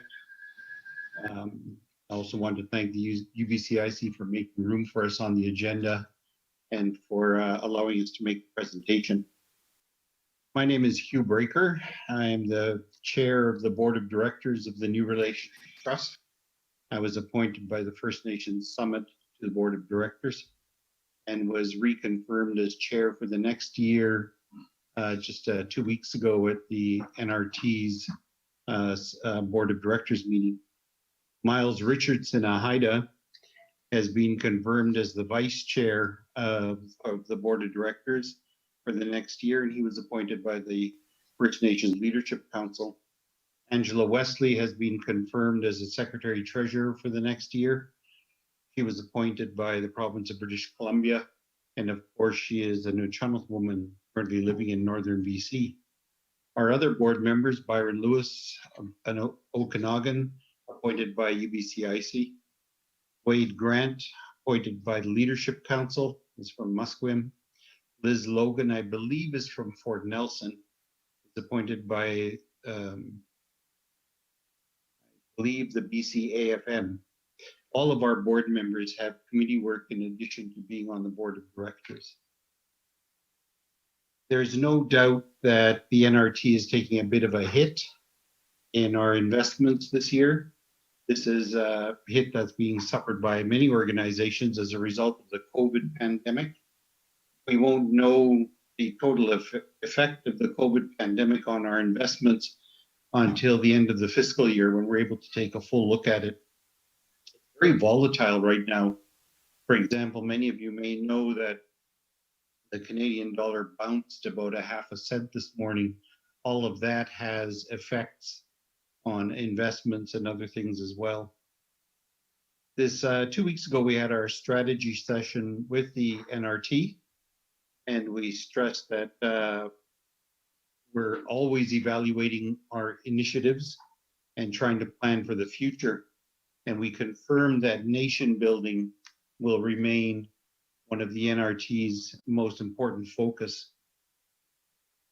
Some of our operations have taken a hit this year as well. For example, there was no Young Entrepreneur Symposium, which the NRT usually co-sponsors. It was supposed to be in Montreal this year, but it's had to be canceled because of the COVID pandemic. There was no golf tournament, which raises money for First Nations scholarships and bursaries this summer. It's usually a big fundraiser for us. That had to be canceled because of COVID. And our on-location staff here at our office at the Tsleil-Waututh administration buildings, they're beautiful new administration buildings, have been reduced as well. They're just here on a rotational basis and as needed. So lots of changes at the NRT because of the COVID pandemic, but I'm confident that the NRT staff and board have stepped up to the plate and implemented measures, not just to keep our people safe, but to keep our initiatives going in the province of British Columbia. That's been very important for us. My real purpose today is to introduce you to someone new. We have a new CEO at the NRT, Walter Schneider. Some of you may know him. He's a chartered professional accountant. He has an MBA, Master's in Business Administration from Simon Fraser University. For a while, he worked for an international investment firm, and he was in charge of their operations in Japan, where he lived. He also was the CEO for a major First Nation in British Columbia, and he was a CEO for an Aboriginal organization in Vancouver for a period of time. The NRT is very happy that he's chosen to apply and be successful in his application for CEO of the NRT. We're extremely pleased with the work thus far. He was appointed this past spring. So really happy to have him on board. We're already impressed by his organization and his initiatives, and we're looking forward to a good future with him. He's going to take you through our presentation, the rest of our presentation today, and then we'll have time for, hopefully, for a few questions at the end. So with that, I'm going to turn it over to our new CEO, Walter Schneider. Thank you all for the invitation, and we look forward to talking to you all. Thank you, Hugh. Thank you for those kind words. It's a pleasure to join you today on behalf of the New Relationship Trust. Do you have two microphones on? That was important for us to connect with First Nation leadership in BC because we don't define nations, they define us in the work that we do. This is why it's a privilege today to provide you with a quick update.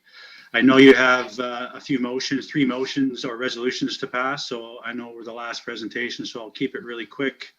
I think one of the main things, I just want to inform you of some key takeaways. That's part of my goal today. And so without further ado, I'll just take a quick look at the agenda. I believe you have it in your kit or PowerPoint. So the contents, Hugh gave that introduction. All I'll say is on the last page of your kit, my email address. So if today's discussion sparks any interest in what NRT is doing, please feel free to reach out and we can have a conversation about initiatives within your nation. What I will talk about a bit today is just to revisit the NRT strategic position, how we can support First Nation nation building. I will provide a brief summary of our historical performance and also provide some insight in how NRT is moving ahead given the current pandemic environment.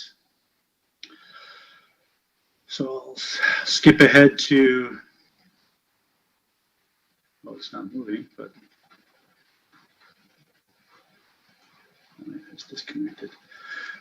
If you guys can move to slide 4, I guess, the next slide. So it's NRT, our unique strategic position. Every First Nation in BC is on a different path to nationhood, their self-determination and sovereignty. I think NRT, what we try to do is meet each First Nation on their journey to support them wherever they want to go.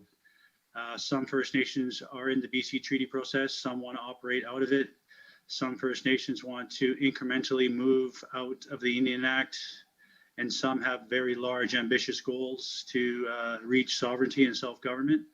So NRT is uniquely placed because we are First Nation led, we're backed by legislation, we're nationhood focused. So I'll just give you an example. A nation that we're supporting today reached out to us to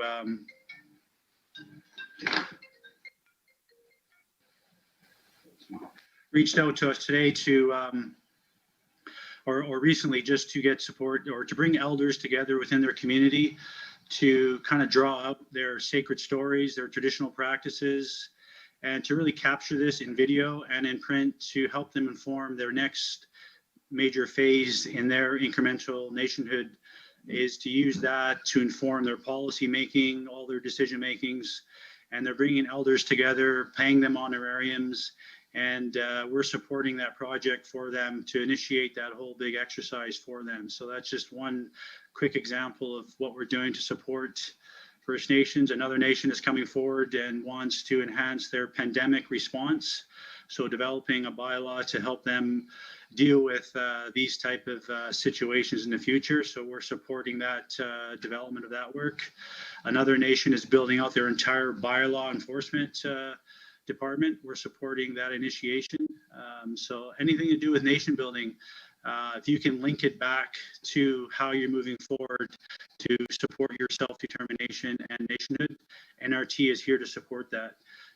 We want to become a center of excellence where we not only provide a conduit of funding, but we are working on a whole rebrand of who we are as far as providing a repository site where nations could come and get access to certain information. NRT over the last 14 years has supported nations on specific projects. So for instance, we've supported 20 nations develop a membership code. So through that experience, we can actually develop some best practices on how nations are going through lessons learned and some successes, and we can share some of that experience with nations who are just starting that process. So in the coming months, we're looking to build that website out and it be a very useful resource for nations in BC. So what we do, we want to support authentic nation building within your own context and to help subvert colonial influence. I'm a finance guy. I'm a chartered accountant by trade. I'm a big believer in that the current whole financial reporting system in Canada is very colonial influence and bias. It doesn't meet the needs of our First Nation communities and how we are communicating the financial results to our community. In fact, the Canadian public accounting standards allow for different ways of reporting, but somehow we're stuck in this one method of reporting like other governments. We're not like other governments. We are similar in some respects, but we're also looking at opportunities for economic development, for profit making, supporting entrepreneurship and what have you. So there's opportunities there if your nation is looking at different ways of reporting to your membership. Again, that's part of nationhood, a part of self-determination. So we want to become a center of excellence to support that for you. So everything else in my mind is very colonial influenced. And we heard from our last presenter that, still there's this subtle racism, within the whole Canadian framework that's impeding First Nations path to, their version of sovereignty. So nations need to be aware of that. NRT is here to help reveal that and support next steps. So next slide is a very quick update. Over the last 13 years or so, we have supported $68.5 million directly to First Nations and First Nation student learners through our bursary program. So 23 million went to direct payments to First Nations to support their various capacity initiatives. Education, as you can see on this slide, is a big component. What we've done, we've supported almost 3,000 bursaries and scholarships to First Nation learners across BC. Economic development, 5 million, and it's an area we're looking to refocus to support First Nations in BC. We acknowledge that economic development, as well as supporting entrepreneurs, is another key step in nation building. We also do projects for elders, youth, and K-12. So we've supported 6,575 individual projects in our 13 years for an amount of 68.5 million. Next slide, slide 6, is just a pie chart of the total funding again. We do get a third-party funding from the province and the feds for certain initiatives, like the BC Clean Energy Initiative. We've received $17.3 million in our history as a third-party delivery of government contracts. You saw on the previous slide that we funded $68.5 million. We've paid $5.4 million in our investment fees with our fund, which you'll see on the next page. And we've did all this work in the last 14 years. We've spent $13.4 million just on our administration. So that's our building cost, our staff costs, all our insurance and what have you. So it's pretty reasonable. Slide 7, as of August 31st. So for those of you who don't know, in 2006, NRT was capitalized with $100 million through legislation. So that $100 million is now just short of 91 million. As you saw on the previous slide, we have funded $68 million. So that $68.5 million represents a lot of the income we've earned on our fund. And this is just a snapshot of the fund. When that pandemic hit in March, our fund went down to 77 million. So we lost pretty substantial. It is coming back. And part of the reason is, the markets went down not because of financial reasons. It went down because of a health pandemic. So the financial markets just took a temporary dip. But there is some long-term consequences for us because we missed essentially a half year of making revenue.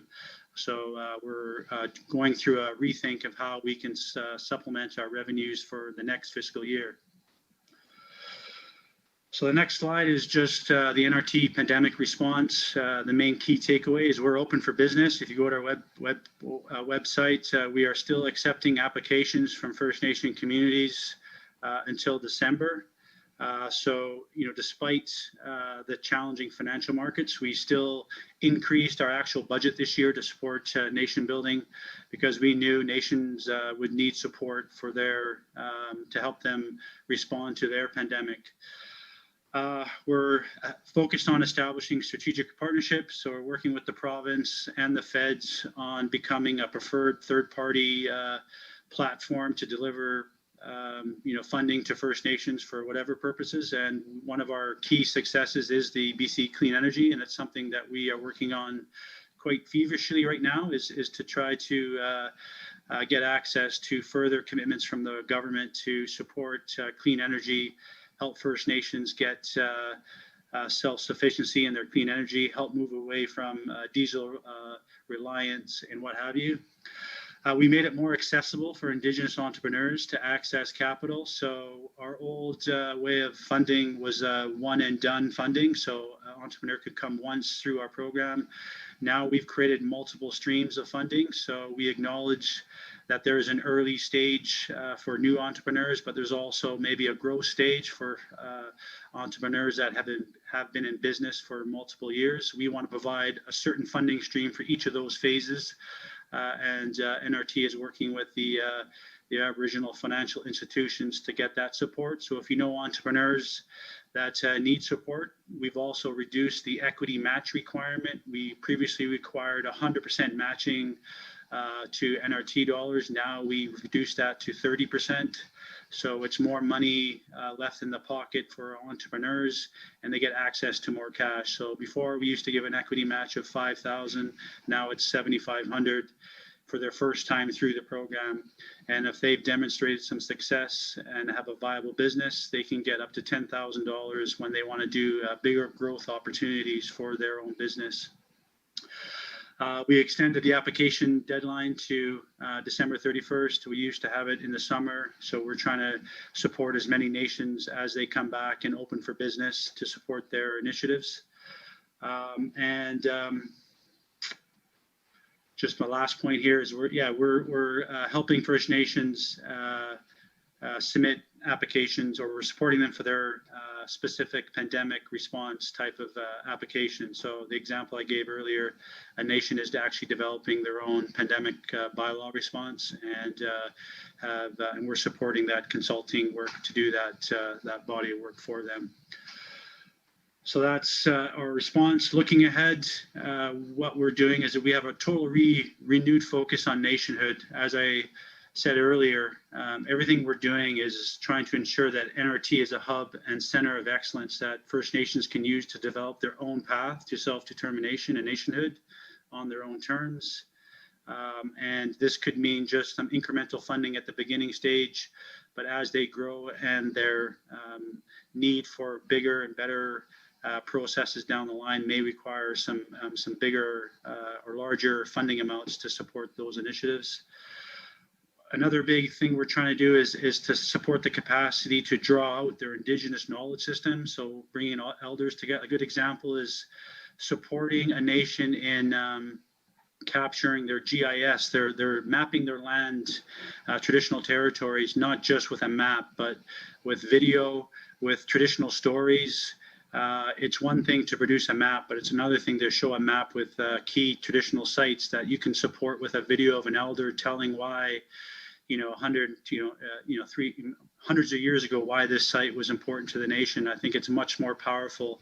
And if you could do a project like that, I think it, again, is one key step towards nation building. We're trying to be innovative to help multi-stage funding streams. So we acknowledge that we've been trying for many years just to spread as much money to as many communities as possible. We're now rethinking that, again, that there's different stages of nation building, and we're looking to rethink in how we support those different stages. We're trying to have a renewed focus on lessons learned and success stories. So as I said earlier, we're trying to gather success stories and lessons that nations have gone through, that other nations who may just be starting that same exercise, and sharing those stories, sharing those lessons learned, so mistakes aren't done twice by communities, and they can learn some Indigenous best practices. Rebranding, I'm in the process, but we're going to do a total redo of our website. My big goal for NRT is actually to be recognized as the best application process in Canada, that people speak really highly of that process and sort of complain about other application process, not to put down other platforms, but that's our goal. And at the same time, be a professional organization. So we're in process of putting a plan together to do that. So we're really going to streamline that application process. That's all done online, and our response time is very quick. We're focused on strategic partnerships with the public and private sector. Another thing we're going to try to do is really connect with the private sector, big real estate firms and other firms that have Indigenous reconciliation agendas, and we help them meet those requirements. Lastly, we're trying to leverage the success of the BC Indigenous Clean Energy Initiative to establish a regional national funding platform that really catalyzes the First Nation participation in clean energy economy. So we have a really successful program right now, and we're trying to reinvigorate that to support nation building in that area in perpetuity. So essentially have a fund that First Nations have they can come to over the next 100 years to get access to funding to support their clean energy initiatives. So that was part of our strategy session just the other week, and I think that concludes my presentations. We're willing to take questions, but again, if I know you guys were behind schedule and you have some resolutions, if you have specific questions that you want to talk to me individually about, my email here is on the last slide. Feel free to reach out to me, and I'd be happy to discuss any initiative you have for your community and how NRT can support that. Again, we're here for you. The time is now, I think, to really move ahead with nation building. Thank you very much for your time. Great. Thank you, Walter. We'll take a few minutes for any questions or comments chiefs or delegates might have.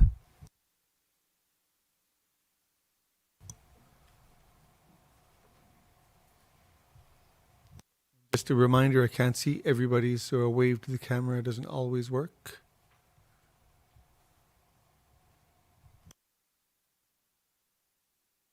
I think you blew them away with all that information, Walter.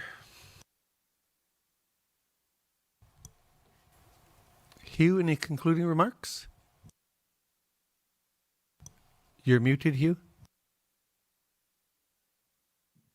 Thank you. I forgot to mention that, of course, Walter is a member of the Squamish First Nation. My slip up. Everybody who knows him will know that, of course. No, I have no other concluding remarks. Thank you very much for the invitation, Tyrone. We appreciate it. Tlako, Hugh, Heichka, Walter. Thank you for that information.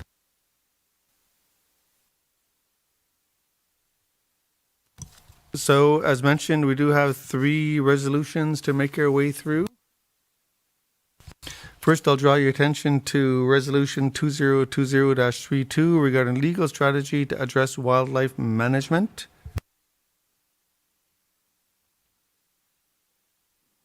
And just to be clear, we don't have a briefing note or anything on this, so we're going to read the resolution into the record and then ask Chief Byron to speak to it.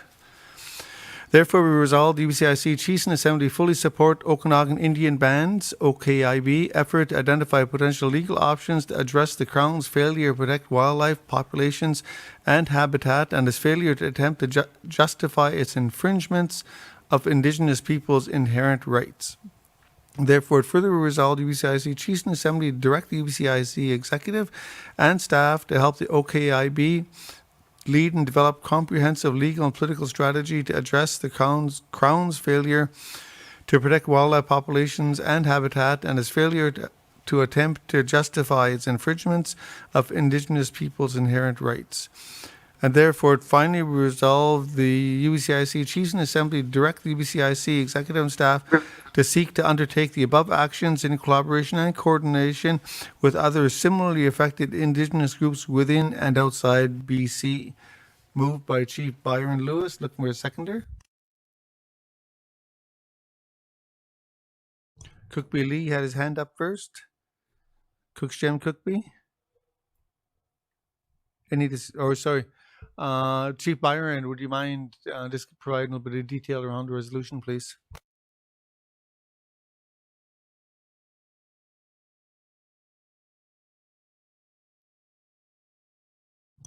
You're muted, Byron. Okay, unmute. That's better. There we go. All right, thank you. Sorry for pointing that. Yeah. Anyway, Byron Lewis, Chief of the Okanagan Band. One of the reasons for this is that, if we, going over the years, and like I said yesterday, if you look around at the province of British Columbia and the growing list of species that are moving dangerously close to either being listed or potentially listed as species of special interest, endangered, threatened, or extirpated, which means they're no longer found in a particular area, but are still found within a region, state, or another country. And we actually, when you look at this, and we talk about consultation, accommodation, and but one thing that we never do talk about is the justification of government to have the fiduciary obligation to justify infringements. And I think one of the very best examples of failure is failure to implement Sparrow.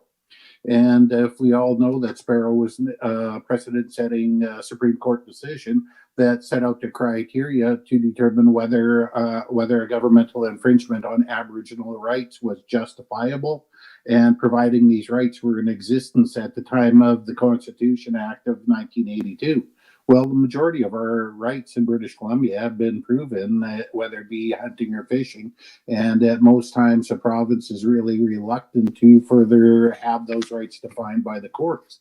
But one of the things that I stated yesterday is when you look at the amount of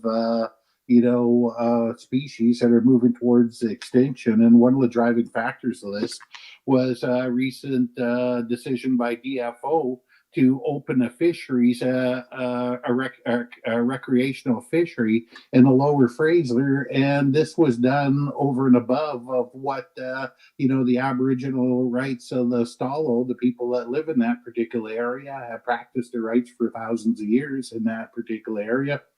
And suddenly saying that their rights are subservient to basically a recreational fishery. And how, the question should be is how did government basically come to that decision? Because is that a justifiable, or is that just another example of an extraordinary impact? And I think that's one of the things that we really need to do is collectively is force government, especially the province, to justify their infringements. And again, yesterday when we were talking about that in constitutional law, it's Supreme Court decisions, some of the most recent decisions were that, especially in decisions like Sparrow that had said that, that said use provinces under Section 92, they may infringe, but they must justify their infringement, but they lack the constitutional authority to extinguish. But you look in British Columbia, how many times are we turning around now? But it's not only Chinook, it's also the upper ends of the Fraser where they go up into this Carrier Sicani land, so they haven't been able to properly harvest or do food, social, and ceremonial use on those since probably for the last 20 to 30 years.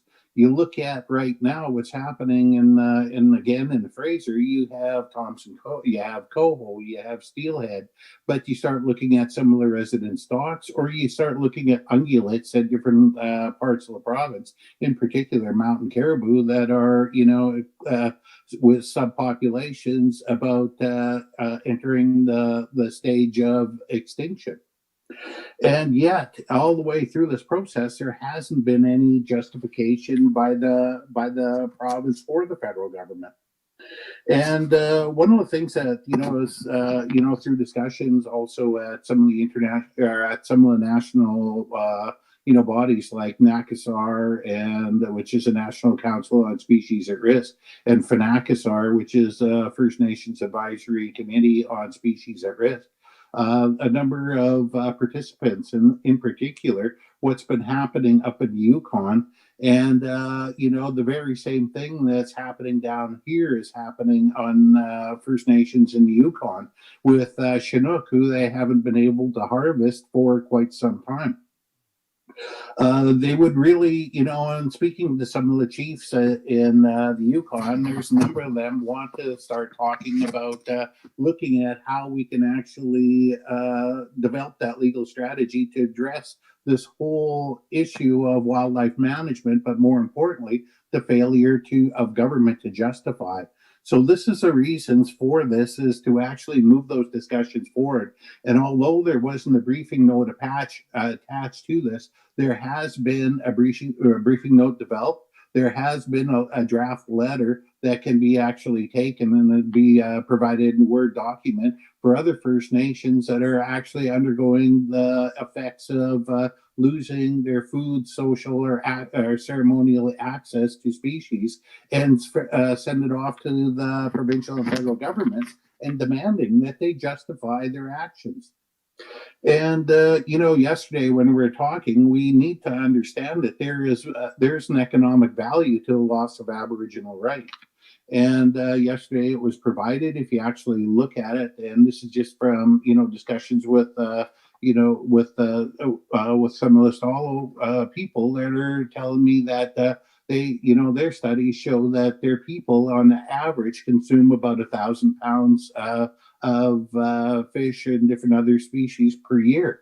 So if you actually look at that from that context, 1,000 pounds per individual, you times that by 10,000 Stalo, then you start getting into some very substantial numbers, and you over a year.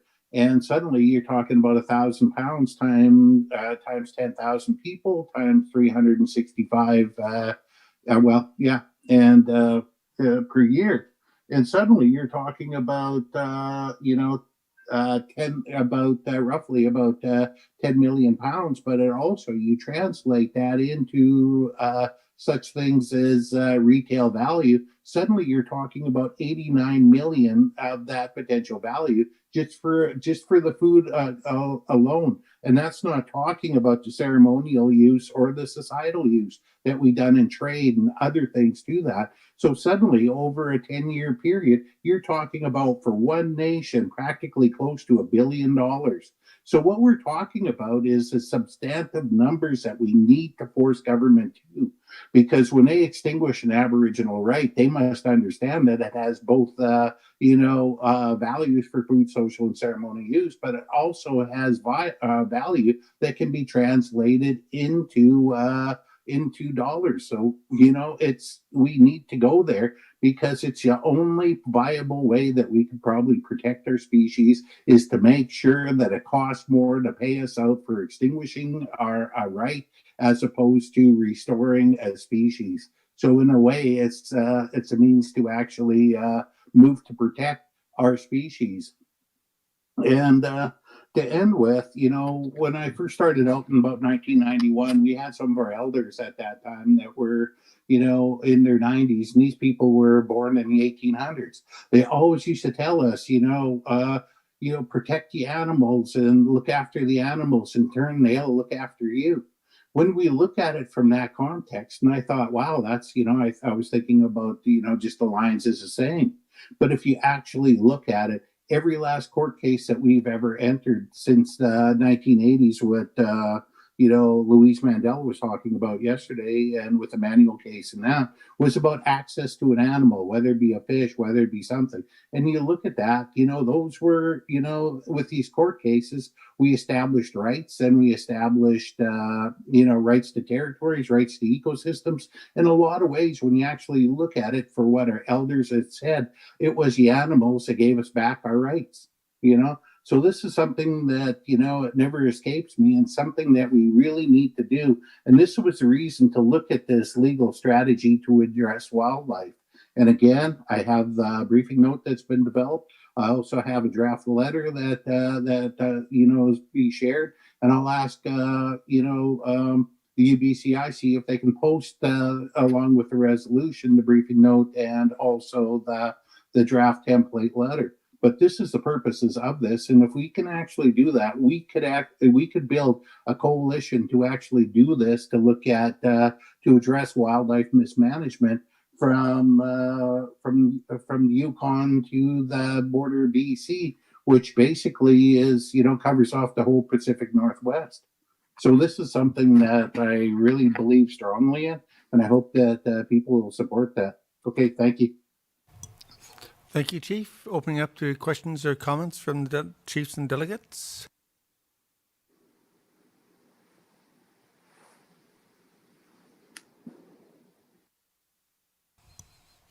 Are we prepared to go to question?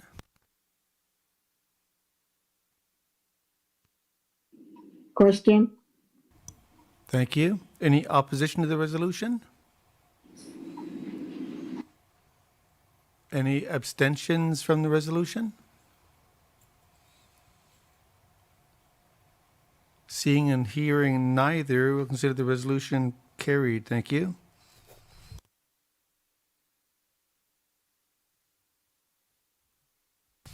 Thank you, Chief Byron. We'll now go to the next resolution, 2020-33, regarding support for the Mi'kmaq fishers and protecting their rights, safety, and livelihoods.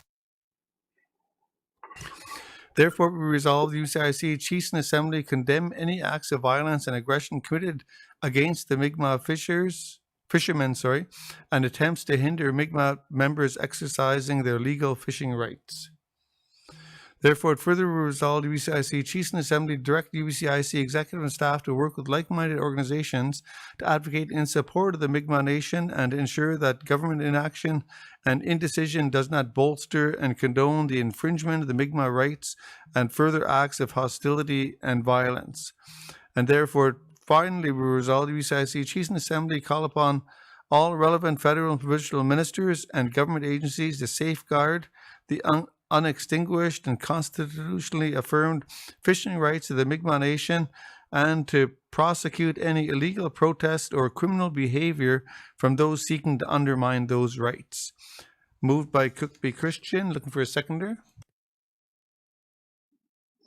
Byron Lewis, Chiefly Okanagan Band, I'll second. Sorry, Byron. Councillor Terry had his hand up, but I couldn't move over quickly enough. So I'll go to Councillor Terry for the seconder. Dorward, that is. Thank you. Okay. Open up to any discussion?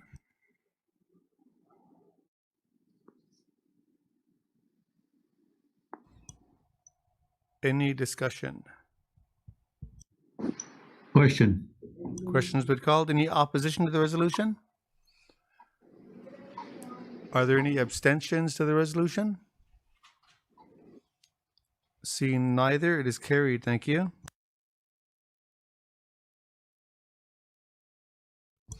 And our final resolution of the day is 2020-34 regarding support and federal funding for First Nations housing and homeless initiatives.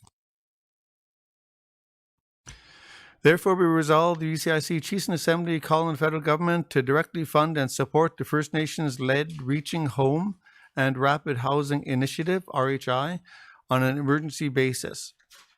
And therefore, it further resolved the UBCIC Chiefs and Assembly commit to offering advocacy and leadership when and where required by First Nations advancing Reaching Home and RHI. And therefore, it finally resolved the UBCIC Chiefs and Assembly call on the federal government and provincial governments to honour Indigenous title and rights and treaty rights with respect to access to the use of land for the purposes of realising any goal, objective or aim under the National Housing Strategy related to First Nations housing. Moved by Tilachton CM, Councillor Paul Sam, looking for a seconder. So how's it here, Mr. Chair? I have my name in the chat there. How's it supports us? How's it seconds us? This is Chief Greg Louie. Clucko, Greg. I had too much in front of me. I'd lost track of the chats. Any discussion on the resolution?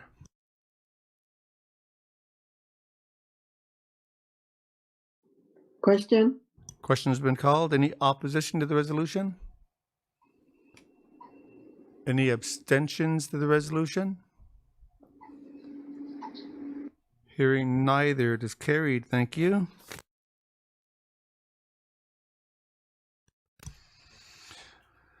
Chiefs and delegates, that brings us to the end of our agenda. We'll look to the executive for concluding remarks, starting with Cook B. Judy. Okay, Cook's Jam to all the chiefs and councillors, members of the Union BC Chiefs for sticking it out for 2 days and during our virtual forum. This may be the couple times we may have to do it pending the COVID, the next wave. I wanted to acknowledge Grand Chief Stuart Phillip first of all. Yesterday he was here at the 52nd Annual General Assembly, and also, you know, his words of cautioning, you know, the second wave of COVID and to prepare and get the necessary supplies and resources into our communities and into our schools. So our leadership is working on that diligently and with First Nations Health Authority and Interior Health and the province. So it's really important to be prepared. And also I want to congratulate Cookbee Christian and Mary Ellen on the ebook for the Child Caravan and the virtual exhibit. And just reminding everyone to send in their photos and stories because it'll become a historic collection. So I think it's really important that, you know, we learn and celebrate, you know, from our historic milestones that we achieved, especially in regards to jurisdiction over children and family. And the legal updates, there was a lot in the legal updates. I'm not going to cite all of them, but I did acknowledge the Gitniao case. I think that's an important one to learn from regarding, you know, the issue of inherent rights, section Constitution 35 rights versus treaty rights, and how the courts are treating this. And I was noting, again, Cookbee Wayne's question in regard to Indigenous laws and also how are the courts treating the UN Declaration Bill 41 in the courts. And the lawyer said it's not broadly in the courts yet, but also that the legal counsels are certainly raising it at the court case tables. And also the South Winds versus the Canada case, what our specific claims working group has been highlighting and working on for how to properly design a compensation, and Penticton Indian Band and Williams Light Band are part of that intervener, that part of that case. And so those are some of the, and also I wanted to say Coldwater worked very hard on their case, and I feel it was unjustly dealt with in the court system, and that's the common law courts. You know, they're working towards protecting their water, and they have every right to do that. And under their Indigenous laws, they have the right to do that. And even under the Minimum Human Rights UN Declaration, they have that right. And I just saw that's the legal highlights, and though there's a lot of them, I would encourage the communities to review them and be updated legally on those cases. And also the need to shift to Indigenous laws and not rely on just the colonial court systems on their common law. The UN Declaration and implementation is going to be a lot of work. As you can see, the provinces are still doing a lot of unilateral business as usual. And even with Bill 41, we have to really implement the change and the shift from those colonial laws, as I mentioned, and also the work Chief Don Tom and the union is doing on self-determination, using our own processes separate from the BCTC. I think that's what we're underscoring, the work that needs to be done in that area. And I really enjoyed the hunting and the forestry and the fishing updates that strengthens UBCIC's position we historically had and we're continuing today, and the work that we do need to do because we have free prior informed consent now in our self-determination. And I just wanted to acknowledge Chief Dalton Silver for our fisheries rep and Bob Chamberlain for all the work he does for wild salmon, and also the wild salmon working group. Ty was mentioning they're going to meet, and looking forward to what the work's going to come, how it's going to come together in fisheries. We can't, I can't imagine our nations and BC without fishery, without wild salmon. So that's, you know, we need to turn that around, that narrative around, and only we can do it. I'm certainly losing faith in DFO in what it's doing in management or lack of management. We need to turn that story around. And the investigation and the systemic racism in healthcare that Mary Ellen is also doing, you know, send your stories in. Our nation is coming together to be able to do that. I'm hoping there's a motion for our chiefs to be able to say how we can help the community members or help the nation put together the information so we can submit that so our nation is represented. And I also want to say the sad note of the youth who died in Abbotsford Care Home. We're still following that issue up. It'll be in the news, and we're following it up and advocating for the mother. Tragic loss of her son, and she needs the justice and the accountability of not just the province, but also the RCMP and the coroner's office on doing a full investigation and also an independent one so that we can get that, you know, find out what exactly happened and prevent this from happening again.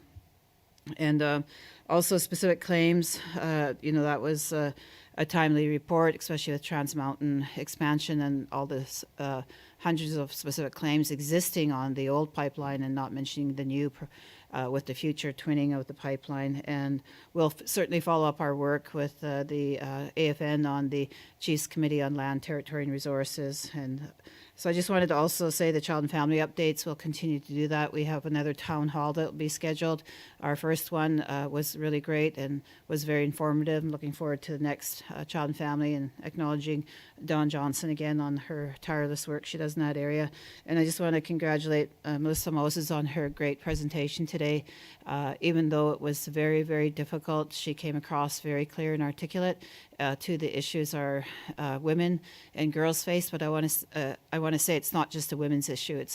It's all of our issue. It's the men's issue and the women's issue together, because the women are life givers, and they're bring up the children and everything. So I just want to say that we have to say this issue affects all of us, and give the support that Melissa needs and all of our women need that are working in this area to make those changes that are needed for a healthy communities and healthy leadership. And our future is at stake when our children are affected and our women are affected. So once it's more than just healing. It's a whole mindset, a whole change. And I think the House of the Moon program that's being launched on October 16th, I'm hoping many of the communities tune in onto that, and that it become part of it for this change that's happening. It's Indigenous women led, it's First Nations community led, so that's the big difference. Thank you. Chief Don? Thank you. Siem Nisalquan, Siem Nisiea, Haitzepka, Quatsitsap me, Tachlomet, Tinaquail. My dear elders and relatives here today, I thank you for this beautiful work that we had done over the last 2 days. And certainly, again, thanking Deborah Baker for the welcome and for the prayer, and also congratulate our new elders rep, Amelia Washington. And I certainly enjoyed hearing you speak and hearing your songs today. And it indeed lifted my spirit. So thank you for singing your songs. A really beautiful voice. To Cook B. Wilson, whatever you're doing, keep it up. You're looking great. I was telling her she had an outfit on yesterday, and I said, I'm going to have to go out and shop. I can't have you out dressing me. So I enjoy working with you, Cook B, and certainly good to see you in person. And that's kind of where I was going to, is seeing everyone in person and recognizing where we are in our, I think just during the difficulties of COVID, and some of the challenges that our chiefs are facing in the communities of isolation, of suicide, of substance abuse. We're in 2 states of emergency, one, the opioid crisis, and then also the COVID-19 pandemic that we're in. So, right now, certainly we're in trying times in each of our communities. And so just recognizing our chiefs and leaders have the ability to take time to continue to advance the work that we're doing here at the Union. And so I'm just very appreciative to the chiefs for your continued commitment and willingness to take the time 2 days out of your week to join us here. Certainly thank our staff here for putting this together. And I think I can't say enough that how I'm talking directly into a camera right now, and just how bizarre it is not to have our chiefs here. And for someone who likes to socialize and talk with the chiefs and joke around, it's certainly different. And I miss you. I miss the chiefs, and miss everyone out there as well. I wanted to do a shout out to Urban Native Youth Association, who gracefully brought me an orange T-shirt here today at lunchtime. And so thank you for, I wanted to do a shout out. And thinking of every child matters today. And I think of my mom, I think of my grandmothers who all attended residential school, not by choice. And, I was reflecting today on just remembering and hearing Melissa speak and hearing Amelia speak. And reflecting on the contributions of my mother and my grandmothers, and just particularly today with Heavy Child Matters, and you know, the difficulties that and the experiences that you had in residential school, and that you, for me to be here, I think is certainly a miracle, because having two grandmothers who attended residential school and having a mother, and so I'm very fortunate to be here and to have the opportunity to speak with you today, and I think that, you know, for those who attended residential school, that and I've shared this before, that you provided us this opportunity here today, and much like to the discussion about the Caravan, that, you know, how do we measure the success and how do we look at our community? And one of the things that I truly appreciate is the resiliency of our elders who attended residential school, and know that today our language is alive because of you, and our culture is alive because of you, and you didn't give up, and you gave us this opportunity here today.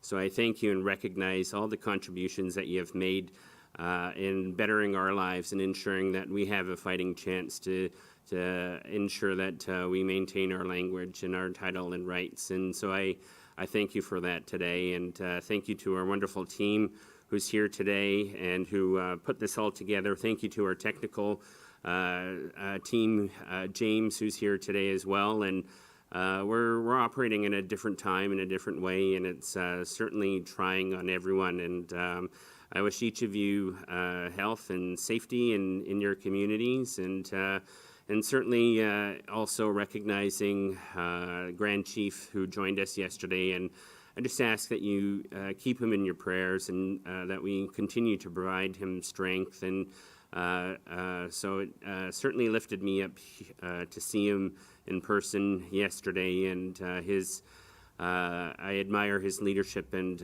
all that he brings to the union, and certainly we're blessed to have him to be part of our team. So Grand Chief, we're thinking of you today, and sending you some good vibes and prayers and energy. Thank you, Mr. Chair. HKCM, just to Don's comment about sitting here in front of cameras instead of in front of chiefs, if you follow the UBCIC Facebook, I actually took a picture, panoramic type picture, when Don first made that statement earlier today, just to show everybody that all we see in front of us is a camera, a whole bunch of TV screens, and probably several hundred meters of wires. So it is a little bit weird in that fashion, but just in terms of my closing comment, just reiterating a shout out for James Haldane and the technical team behind us. They're remarkable. There was all kinds of glitches along the way that you're not even aware of. The majority of them, but they're fixed before they became too big of an issue. And shout out for Jody and Andrea, particularly from all the staff. They're remarkable too. The staff here are tracking everything on an app called WhatsApp. And there's literally over 100 comments from everybody over the course of each day, just checking on things, double checking things. There's a glitch here, it's fixed, that kind of conversation. So they put lots of hours along with the tech team into preparing for this meeting. And I think it's demonstrative of the last 2 days, where I think we had one minor audio glitch and all the rest was pretty seamless, knock on wood. So they make all of our jobs so much easier. So really appreciating the dedication and hard work of both staff and our technical team. So with that, I invite forward Sister Deborah Baker to close us off in a good way. Deborah?